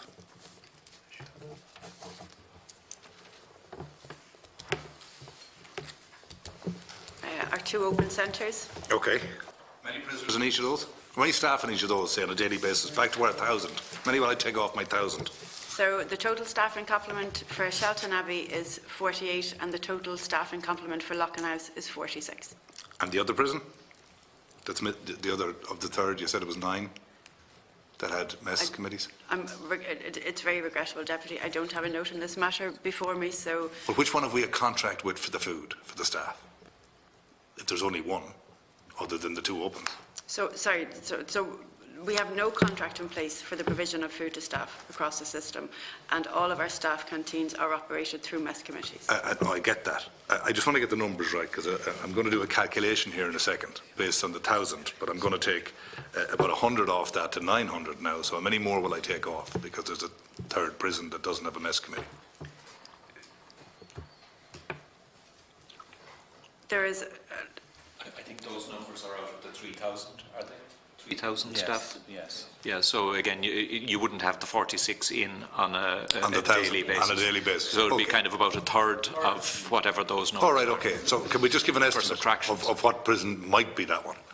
I mean, which? So there is a very large mess. The Doka Centre? Yeah. All right, so how many there, and I take a third of their staff out too? 85.5 staff, Deputy. So that's, CNAG, that's 185 divided by 3. What's that? 60.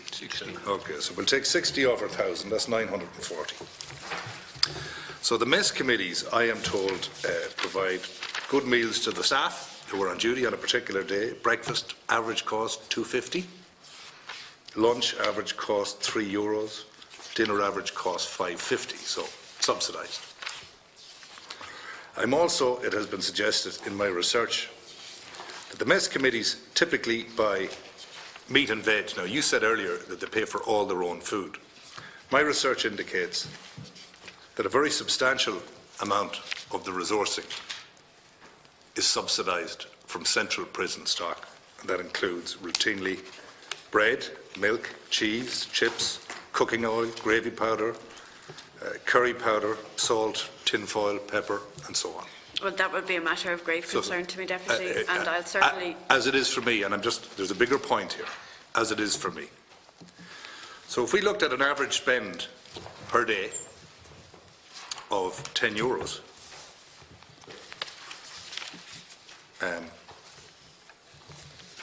and we took 60 off our staff per day, that's 9,400 per day, multiplied by 365, which is 3,431,000 in turnover. Now, if we took the cost per day of that food, and this is a very crude calculation, at €5, because it's about 11.50 there, we'll divide that by 2. So that gives a profit of 1,715,500 for the year. Now, bear in mind My information is all these other things are routinely drawn from central prison stores. We know they don't pay any heat. We know they don't pay any light. We know the chefs and the prisoners who help are not paid from those funds. Ye paid them from the central funds. There's no rent and no staffing costs. The mess committee, to my research, and perhaps you can correct me if I'm wrong, don't have any memorandum of articles or association. They don't have any rules. They're not a registered charity. They're not a limited company. And from this very crude, and the CNAG is here, the top accountant in the state, and he can tell me if I'm off the wall or not, may have at its disposal in the region of €1,715,500 in profit, subsidised by taxpayers' payment of resources for year stores, staff costs, heat and light. Nobody audits that money, nobody knows where it goes, and nobody knows where it's used for. What I can say to the Deputy is that the committees operate on a break-even basis, so they don't operate to generate a profit. We can certainly provide the Deputy with information in relation to the bank account held by each of those committees, which will show Have you the seen Deputy, the MEMS and arts? which will show the Deputy, if I could finish my point please, which will show the Deputy that there are not profits to the magnitude suggested by the Deputy, and in fact there are very modest sums of monies in the mess committee's account, ranging I think from a couple of thousand to an absolute maximum for one of the biggest mess committees to about €30,000 for Mountjoy Mess Committee. So the mess committees operate on a break-even basis, and we can certainly happily provide. Do you audit them? We don't audit them because Does the Department of Justice audit them? Does the CNAG audit them? So CNAG, can I ask you, having been through the Templemore terrain, what's your impression of what we've just outlined? I think going back to the Templemore chapter, which I presented, there is a framework presented in that as to how, if there are other operations such as mess committees or whatever operating, that's a template of the key questions that need to be addressed in relation to those sorts of arrangements. So it's what's the operational model, who employs the staff, who pays for the supplies and utilities and so on. And if you like, the answers to those questions would certainly be of interest and would certainly be something that I think needs to be addressed within the prison service. Would you have been aware of this? We were aware that there were mess committees operating, but there were no accounts in relation to it, and we pushed for the inclusion of a disclosure in the appropriation account for 2017. And what were you told? Well, it's the information that's in the appropriation account. And what did that say? Sorry. Well, it's there in note 6.6. Okay, can we get that up we on looked the at already. screen there?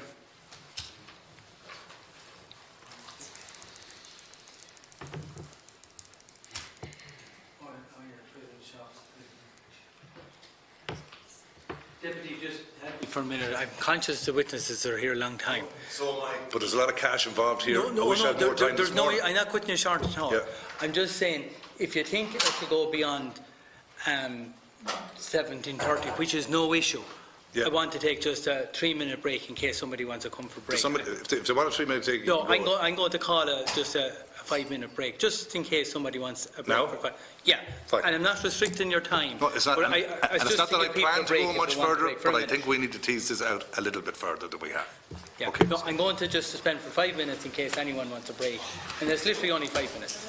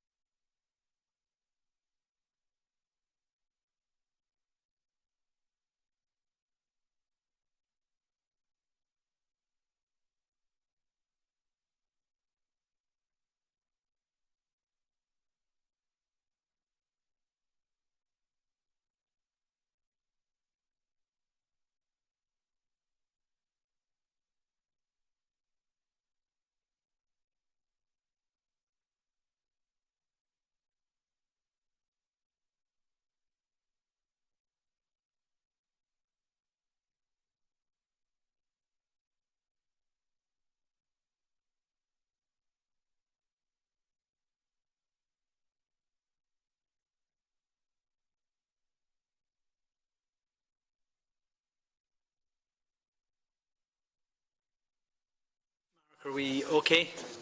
Yeah. In public session. And Deputy MacSharry. Who was in possession? Because I think there was an answer Deputy ongoing. MacSharry, I think, put a question to the senior AG. So, do you remember my last question, or will I? Maybe if you just repeat it. Will I ramble again? Yeah. Or will I ramble again? Yeah. We'll catch that train maybe in a second. So, Okay. if I could just start that, Director General, you had said that each mess has an account, and that the money in these accounts, because they're run on a not-for-profit basis, are small amounts of money.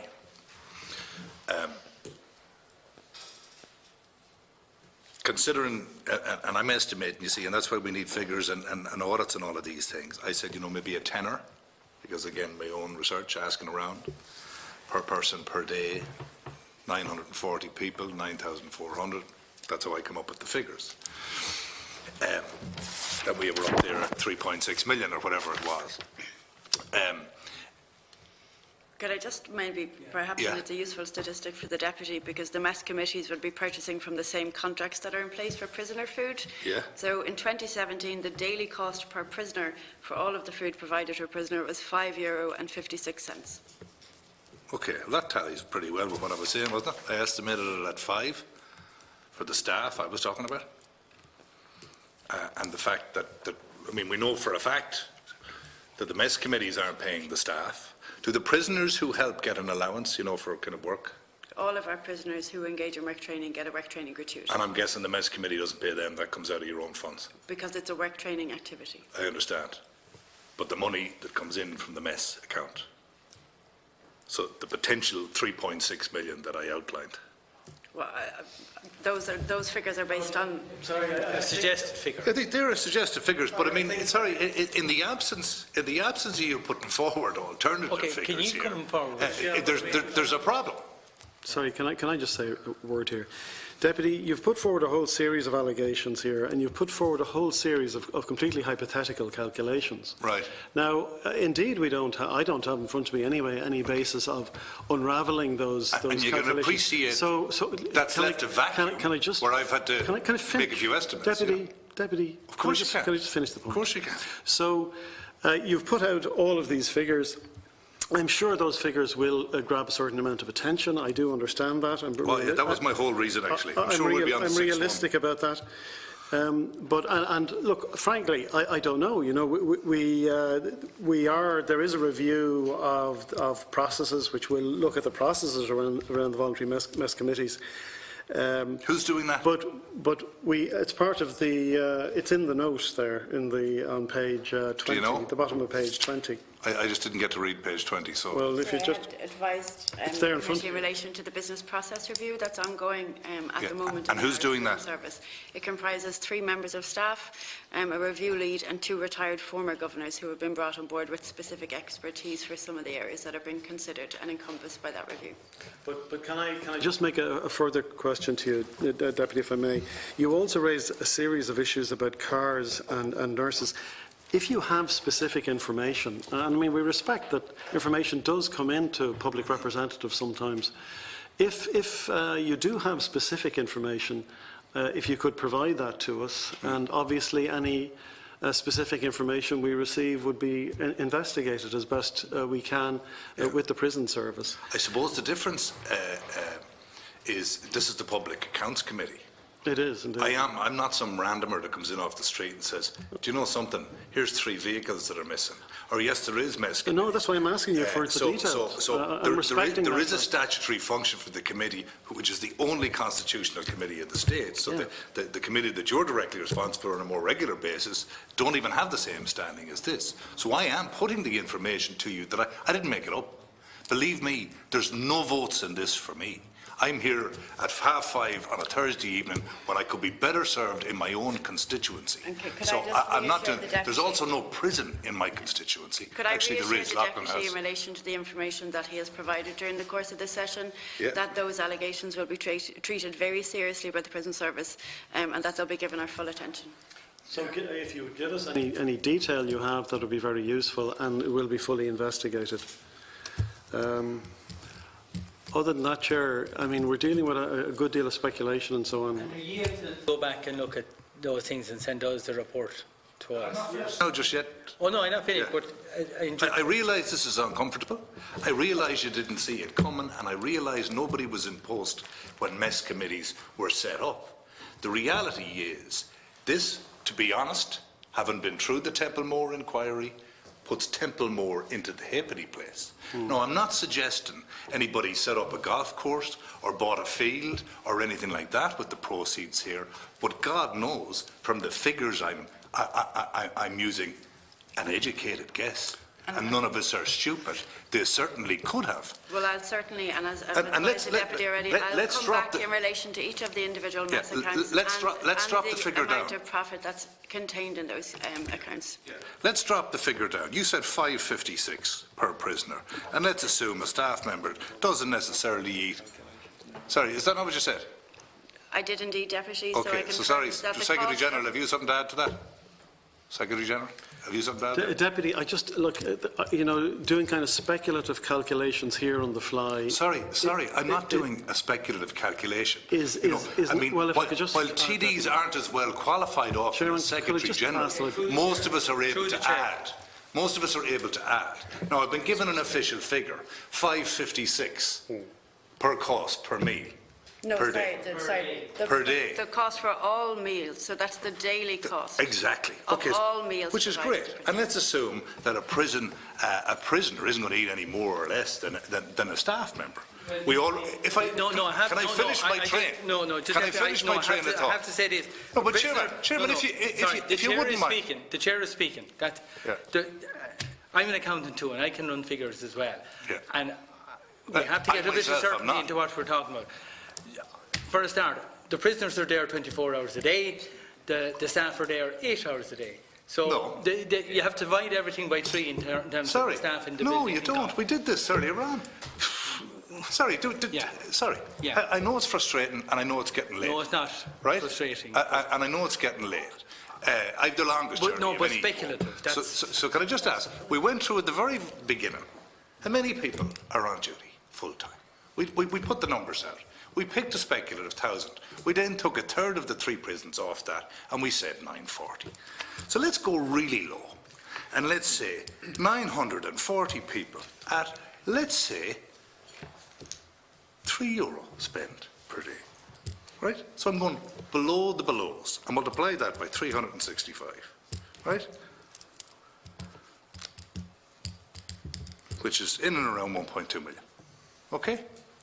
And let's then take off your 556 per day.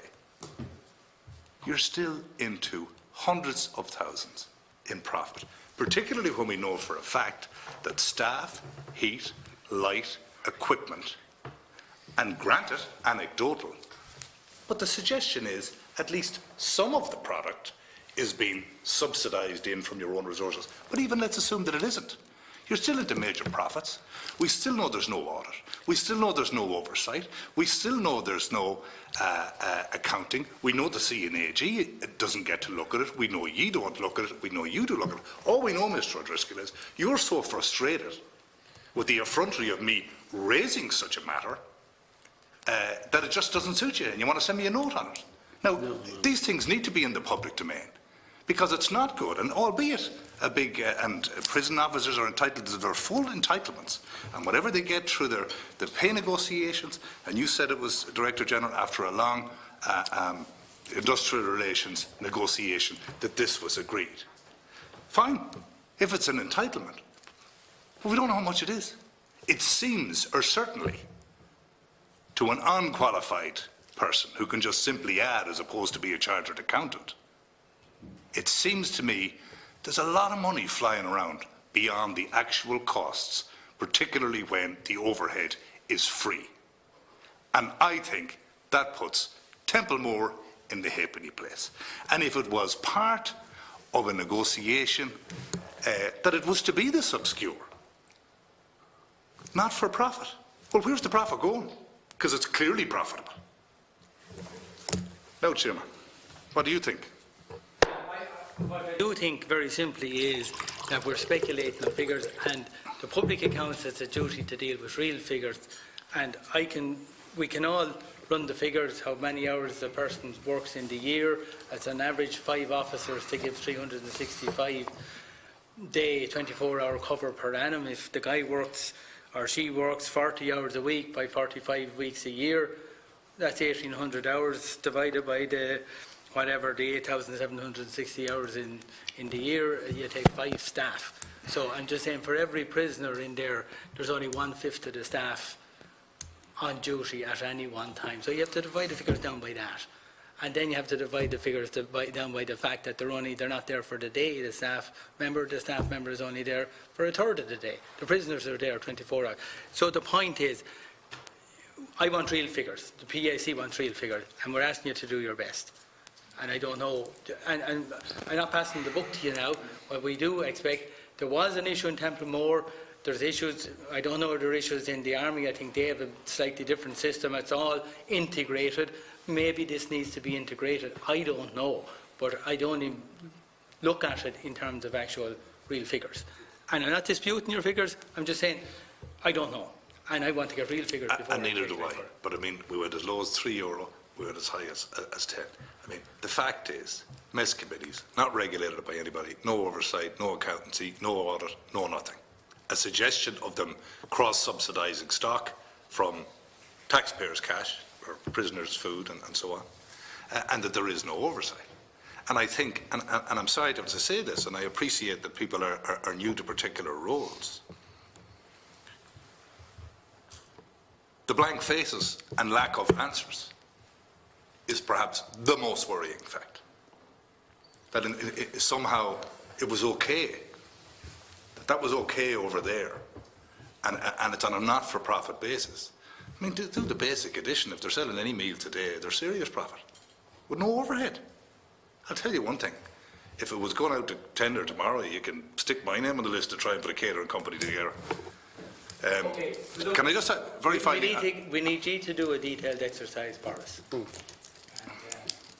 The NAG, you want to liaise with him about how you go. It's between yourselves. But we want to get figures back.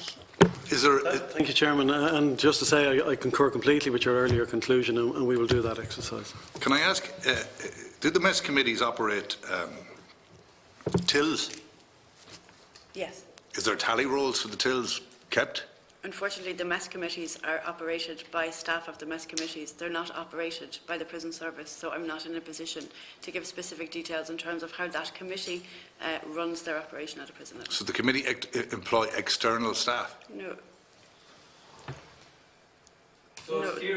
in relation to the throughput and the costs, we want something about the control procedures as well. No, hold on a second. Yeah, I'm not finished. I'm just throwing that in so they're clear on that. As I explained earlier to the Deputy, are staffed as work training kitchens and they're producing food, so that the staff and the prisoners who would be working within that environment would be operating. So the prisoners handle the tills, do they? I can't confirm that. Okay. So would it be fair to say it's either a prisoner or a prison officer who does the till? Yes. Okay, so it's not somebody, that's what I'm saying, they didn't employ somebody, you come in now and you work here for a few hours and we pay you.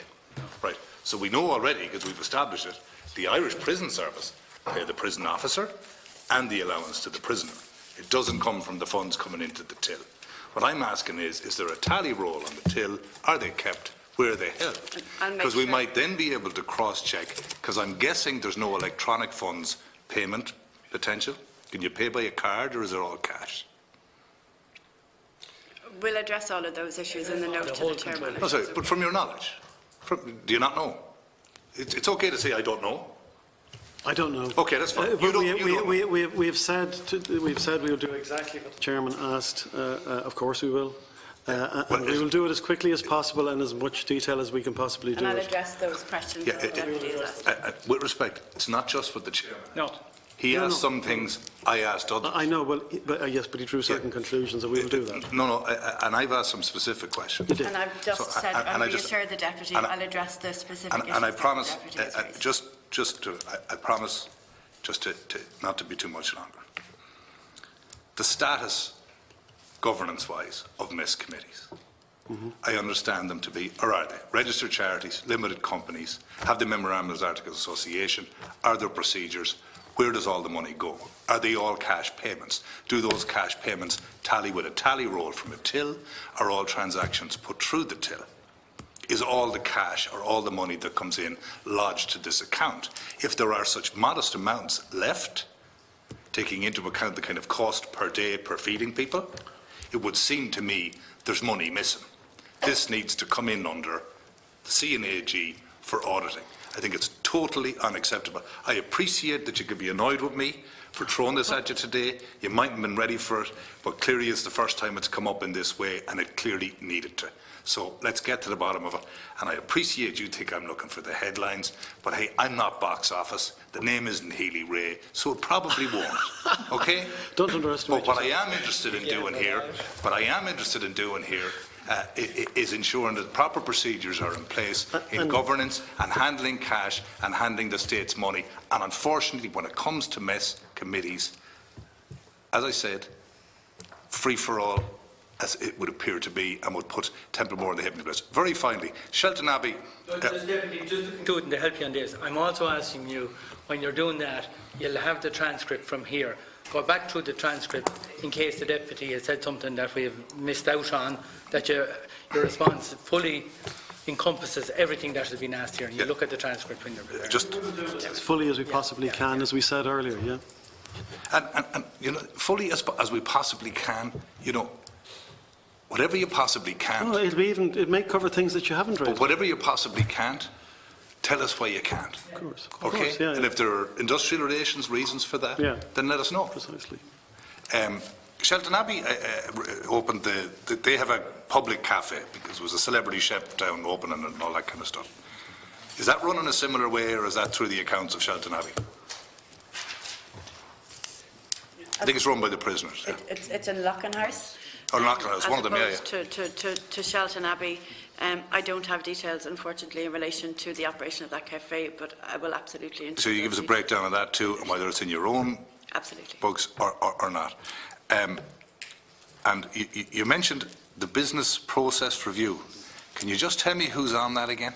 So we have a team of 3 external members. And who are they? So we have a consultant who's leading up the team, who's our review team leader. And a consultant in what? They have a compliance background. Like, is there a company name? Can you tell us?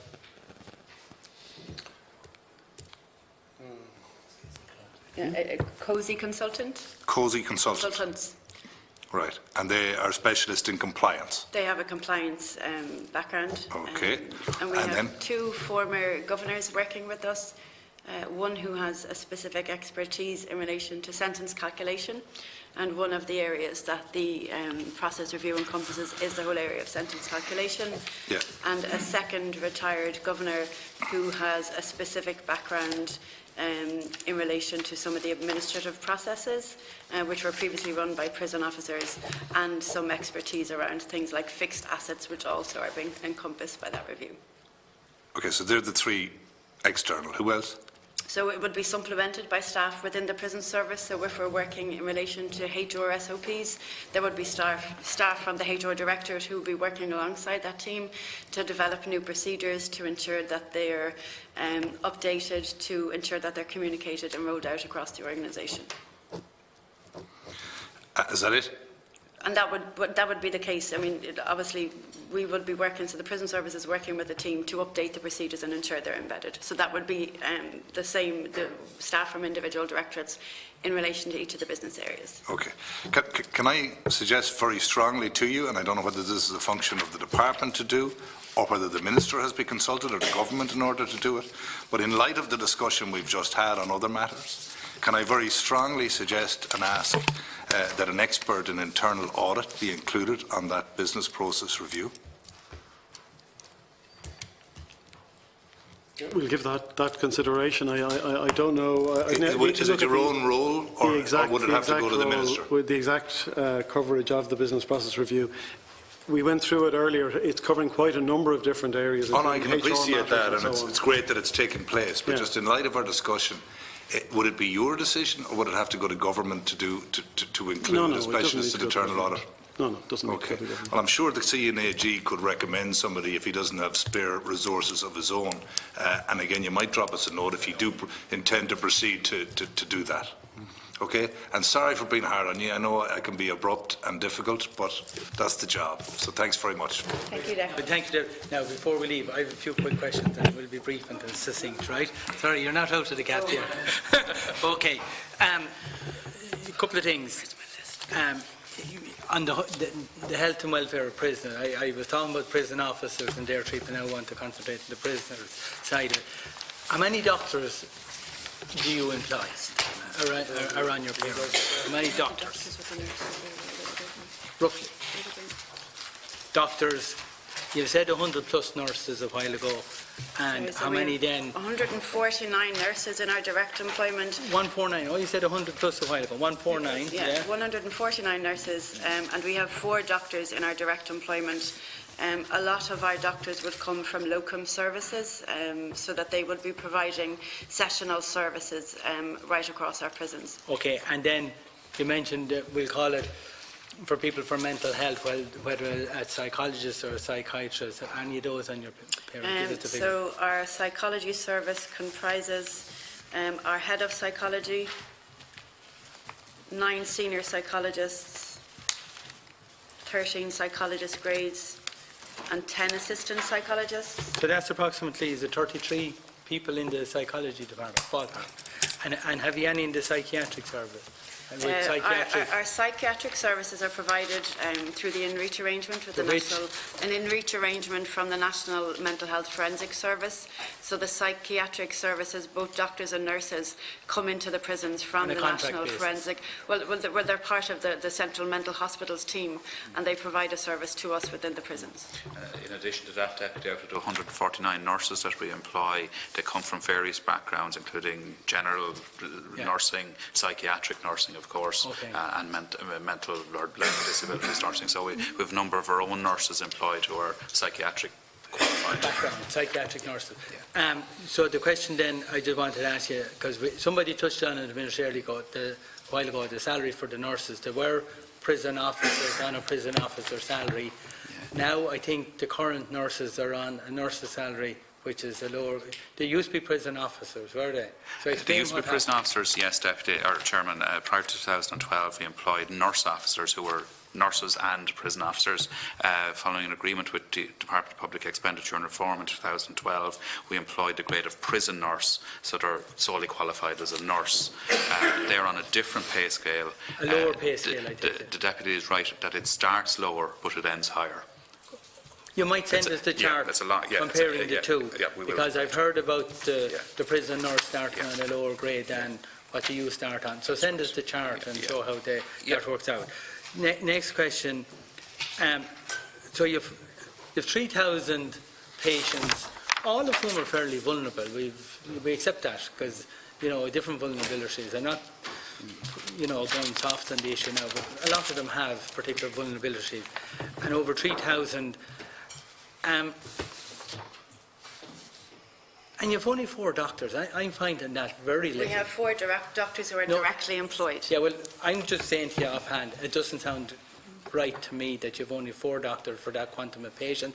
This sessional thing and relying on a locum in his spare time or a practice to provide, and you're getting different locum services. Yeah, I agree with the Chairman. There are some issues in relation to reliance on a locum service. Yeah. We are looking at potentially considering re-employing our own doctors, but the number of 4 doctors is far exceeded by the number of locum doctors we have working. So we have GP sessional services in all of our prisons, so just to reassure the Chairman. Fine, I understand that, but like as you've done with the nursing staff, I would see no reason why the same principle shouldn't apply, that you're effectively paying those on an hourly rate or whatever mechanism you have on the sessional basis. It's like an agency service, in other words, and you've made a good move in relation to the nurses. But again, I say, having only 4 doctors, and is there a senior? Who's the? So we've appointed an executive. We've appointed an executive clinical lead at headquarters level, and they have responsibility for healthcare provision within the service. Clinical lead. Lead. in the summer of this year. That person has taken up their post. They've came from the HSE. And where are they based? They're based in Longford. But there's no prisoners in Longford. But the prison service is based in Longford. So we have, you've applied now, your head doctor is sitting in the office, in the head office. Like I would have thought the doctor should be closer to the patient rather than behind the desk, you know. Well, obviously, that person spends quite a lot of their time in our prisons and has a governance and an oversight role in relation to our healthcare services. So he's not providing a service to prisoners. He's responsible for the administration of healthcare within the prison service. Absolutely. So we have the qualified doctor not providing any But his role services. is, sorry, and just to be clear, perhaps I've been confusing, Chairman, his role is not to provide patient services. So he is the clinical lead for the provision of healthcare within the prison service, which is around governance and ensuring we've got the appropriate resources in place and they're spending their time. I'm going to ask you to send us a that note on that. It seems to be a new post, is it? It is indeed, yeah. Right, it seems to be a new post, and I would have felt having four. So, can you tell me approximately out of the 3,000, or out of the 9,000 prisoners that go through your system every year, I think that's the figure you mentioned or thereabouts, what percentage of those are on medication? I wouldn't be in a position to break that down for the Deputy. I can certainly give our pharmacy costs, if that would be... No, not cost. I just would, is it 50%, 40%, 70% on some medication and some prescription? I'd rather not Yeah, well, I'm going to ask you to send the Chairman is okay. And we'll my absolutely do concern is very straightforward. I take the nurses can't do a prescription, it has to be a doctor. So now, if we have possibly in the thousands of prisoners, out of the 9,000, there's certainly several thousand of them would require a prescription while they're in the prison service. In my opinion, having only 4 doctors available in your system, I know you have the locums. And I really need to stress that point. Yeah. So we have GP clinics operating, and in some prisons more than one GP clinic operating every day across all of our prisons. So we have 4 doctors who are directly employed, but that's not to say that that's which 4 prisons are they in? Midlands, Clover, Mountjoy and... I can't whatever. Yeah, I can't remember the last one, definitely. Okay, you get the point. Yeah. But we still have a doctor service, but the nature of their engagement by the prison service is different. But some of those bigger complexes have up to 1,000 prisoners, right? And there's one doctor, there's only, plus the locum, who's, I'm just saying, the prisoners, they'll be looking to see the same person twice if they're in for a year, if there's locums coming and going, and there's only one doctor. And I'm just looking at the health issue of the prisoners. That's where I'm coming from. And I do feel, I don't know the answer, I'm not a doctor, but just on the face of it, it seems very light. That's all I would say, because health is a big issue, mental health is a big issue, there's a number of them on prescription, and I'd be afraid that the volume of work hitting those 4 doctors who are your permanent doctors and your locums is so large. You know, you would hope that they'd have good access to a doctor if required. I know the nurse will probably handle a lot of the issues, but I'm just expressing a bit of concern. You know where I'm coming at. No, I absolutely do, Chairman. And just to mention, on the issue, we are going to be engaging in a healthcare needs assessment for the Irish Prison Service. That's been done in consultation with the Department of Health and the HSE, and it is to touch on some of the issues the Chairman has raised around what the appropriate staffing model is, what the full complement of resources, what types of services we should be giving. So that review is scheduled to take place this year, and we've been awaiting the appointment of the executive clinical lead to do that. The prison service is in existence since as long as the state. Why are we waiting until now to look at what medical... Well, our and again, just to... I'm not blaming you. No, but just to reassure... You should have been there up and running the whole time. But we have got, and just to say, we have got excellent medical services in all of our prisons. Who says that? I say it as Director General of the Irish Prison Service. We have a complement of nurses, we have doctors available to us, we have in-reach services, we have addiction counsellors, so we do have a very good service. I absolutely agree with the Chairman. And if you were... That's like a GP service then. We run a wonderful service here in this town. Our local health centre runs a wonderful service. how about asking the patients or the users? Would they agree with what you were saying? And as I've mentioned, we are undertaking a review, and the reason we're undertaking the review is to ensure that the resource allocation is sufficient to meet the needs of our prisoner population, to look at the delivery model in consultation with the Department of Health and the HSE. And as I've mentioned, that review is going to commence very shortly. The only thing I say to that review, the most important people in that review are the prisoners. They're the recipients of the service. It's like a health centre. The doctor's talking to the doctors, talking to the officials. You've got to talk to the patient. That's what every doctor would tell you. And if, in relation to the work of that review, if the prisoners who are often required are not a major part of that review, is fundamentally flawed before it starts. I think that's a very, you get my point. It's a very well made point by the chairman. You get the point I'm coming at. Okay. And that's good, and I'm delighted to hear you have that new clinical lead, which is a new post. That's good. And you're coming back and telling me about how many of them are on medication, prescribed medicines. Yes. Because I'd say that the doctor who comes in as a locum, he's just signing certs as quick as that every guy. You know, I get that feel for the volume of people he could have to see in any one day. You know. So I just want to make sure that there's good service there. Next question then, just briefly on the education. Basically, it's all done through the Education and Training Boards. Yeah. And it's funded by them, and they provide the staff, and you have probably some service level agreement with the various. Is it for each location has it with its own ETB? How does that work? Yes, exactly. So we would have very good engagement with the Education and Training Board. So we have 220 whole-time equivalent teachers. They're fully funded by the Department of Education, and we would provide some funding at a prison level in terms of the resources that would be used within the classrooms. Yeah, but small-ish. Small, absolutely. Yeah. Okay, and the question then I want to ask, I got concerned then when you said about the number. And Deputy O'Brien was mentioned the level of engagement of prisoners with the Education and Training Service, and you mentioned something about staffing restriction. I presume that's your staffing restriction. Yes. So can it happen then that the ETB teacher arrives on Monday to do her usual whatever or his usual teaching class, and because of the prison staffing requirements, they have to sit there and twiddle their thumbs and it would be quite the lads are left in the exceptional. prison. So our governors really see the value of the education service that's provided to us, and it would be an exception that the school officer post would be cut. It may happen on occasion, and I can certainly give figures in terms of when the school might have closed, but the governor would try to protect the opening of the school on a daily basis, Deputy, to ensure that the significant number of offenders who do engage in education can be facilitated, given that the teachers are on site and, as you mentioned, in a position to provide and just tell me education. then, that's grand, I'm going as quick as I can, you'll appreciate it this early evening. In terms of the prisoners where you mentioned basic standard or enhanced status, do they all have equal access to education, or does it depend on where you are, or how equal is it throughout the prison service, and how equal is it for the three categories of prisoners? Access to education, is it?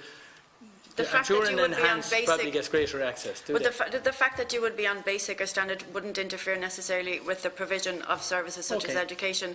What happens if you're on an enhanced regime is that you have access to things over and above other prisoners. So you might have access to an additional phone call. You might have access to items such as that. But it wouldn't. The fact that you were on basic or standard wouldn't restrict your access to education. It doesn't have an impact on the education. That's okay. That's fine. Next thing then, I was asked, you mentioned the sick leave early on in your opening statement. Are you able to send us the details? Sorry? The sick leave, I think you mentioned about 15 days. Can you send that to us on a location-by-location basis, or what way can you do it? You can send that on to us in writing, because you might have it off the top and straight in front of you there. And two other things then, I want to... Here's an awkward question for you. How many prisoners, because you mentioned about people being wrongfully detained when they come to the end of their sentence, and I want to know on this, how many prisoners would be released straight into homelessness the minute they walk out the door? And it was mentioned here, I think, by your predecessor, that there's some people who have passed the release date, but you actually know they've nowhere to go, and you're actually trying to hold them for an extra period of time. It might be days until something got sorted. So I need to know from yourselves, in relation to the areas where you do exist, what arrangements you have in place in relation to ensuring prisoners who have been released from prisons straight into homelessness. And you know where they'll end up within 24 hours if that happens. The system,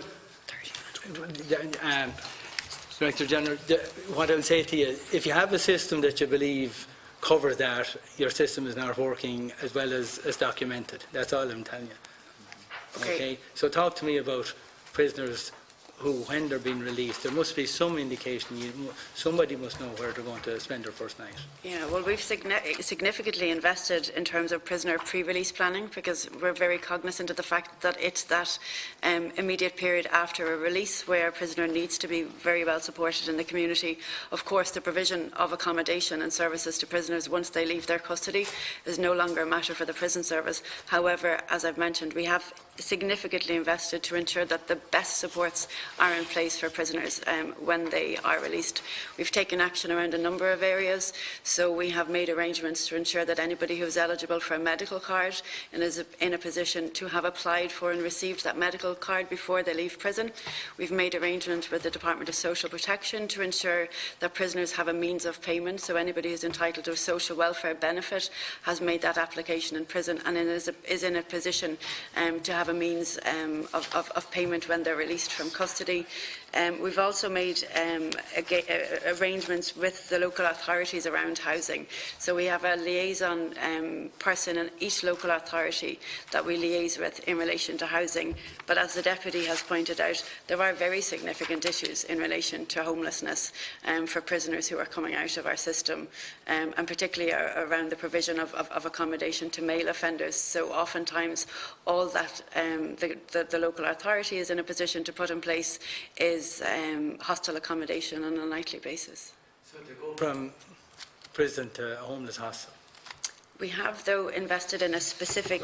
I'm addressing this to the Secretary-General of Justice. Yeah, well, actually, there's a big issue here, no, repeat offending rate. You're actually... You couldn't pick a worst-case scenario, somebody walking out of a prison and going to a homeless hostel that night. I think you know where many of these cases, unfortunately, will end up back with you very quick. We have invested... and the prison service can, with the Department of Justice, needs to take a holistic approach here.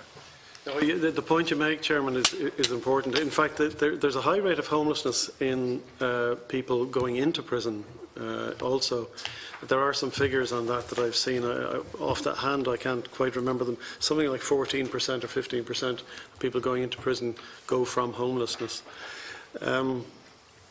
There's a commitment under the National Housing First policy for a Housing First project for prisoners to be considered. And funding has been provided for this for 2019.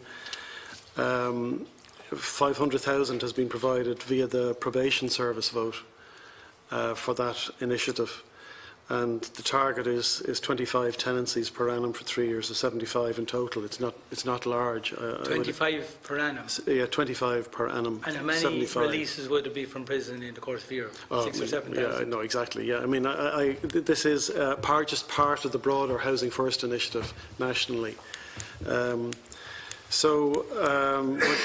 this case, it's dealing with people who have, a high level of need. So each tenant in this case will have a multidisciplinary team supporting them. So it's kind of people who are chronic homelessness problems, who have that multitude of problems.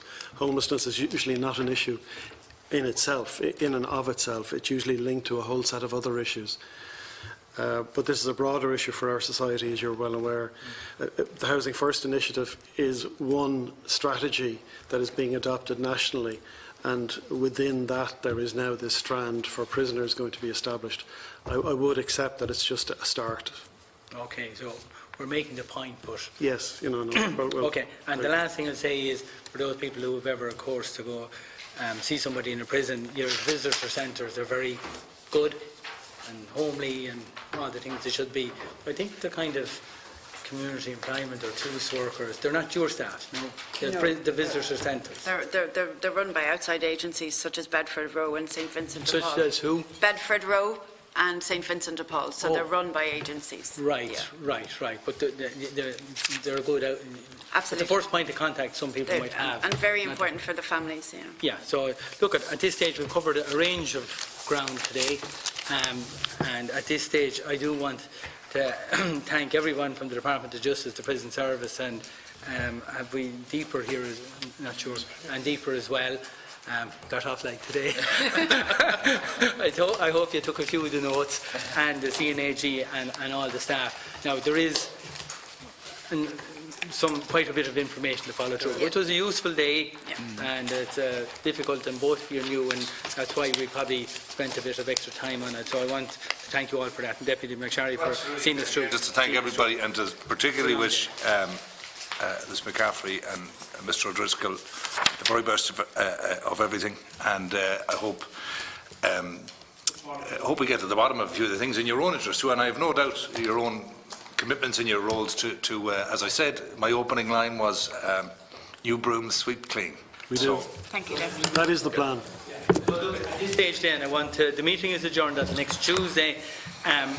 10:30. When we will be meeting at 10:30 in private session. Next public meeting is on Thursday the 24th, when we'll be meeting with Department of Education Skills, the Higher Education Authority, Waterford Institute of Technology, University of Limerick and Sligo Institute of Technology in relation to the special report by the CNAG number 103 regarding the handling of remuneration of senior staff in the University of Limerick and the Institute of Technology in Sligo. We'll also have an update on the Thorn report recommendation, and we'll also deal with this the special report from the CNAG number 104 and the Waterford Institute of Technology on the development and disposal of intellectual property at Feed Henry. The meeting is now adjourned. Thank you.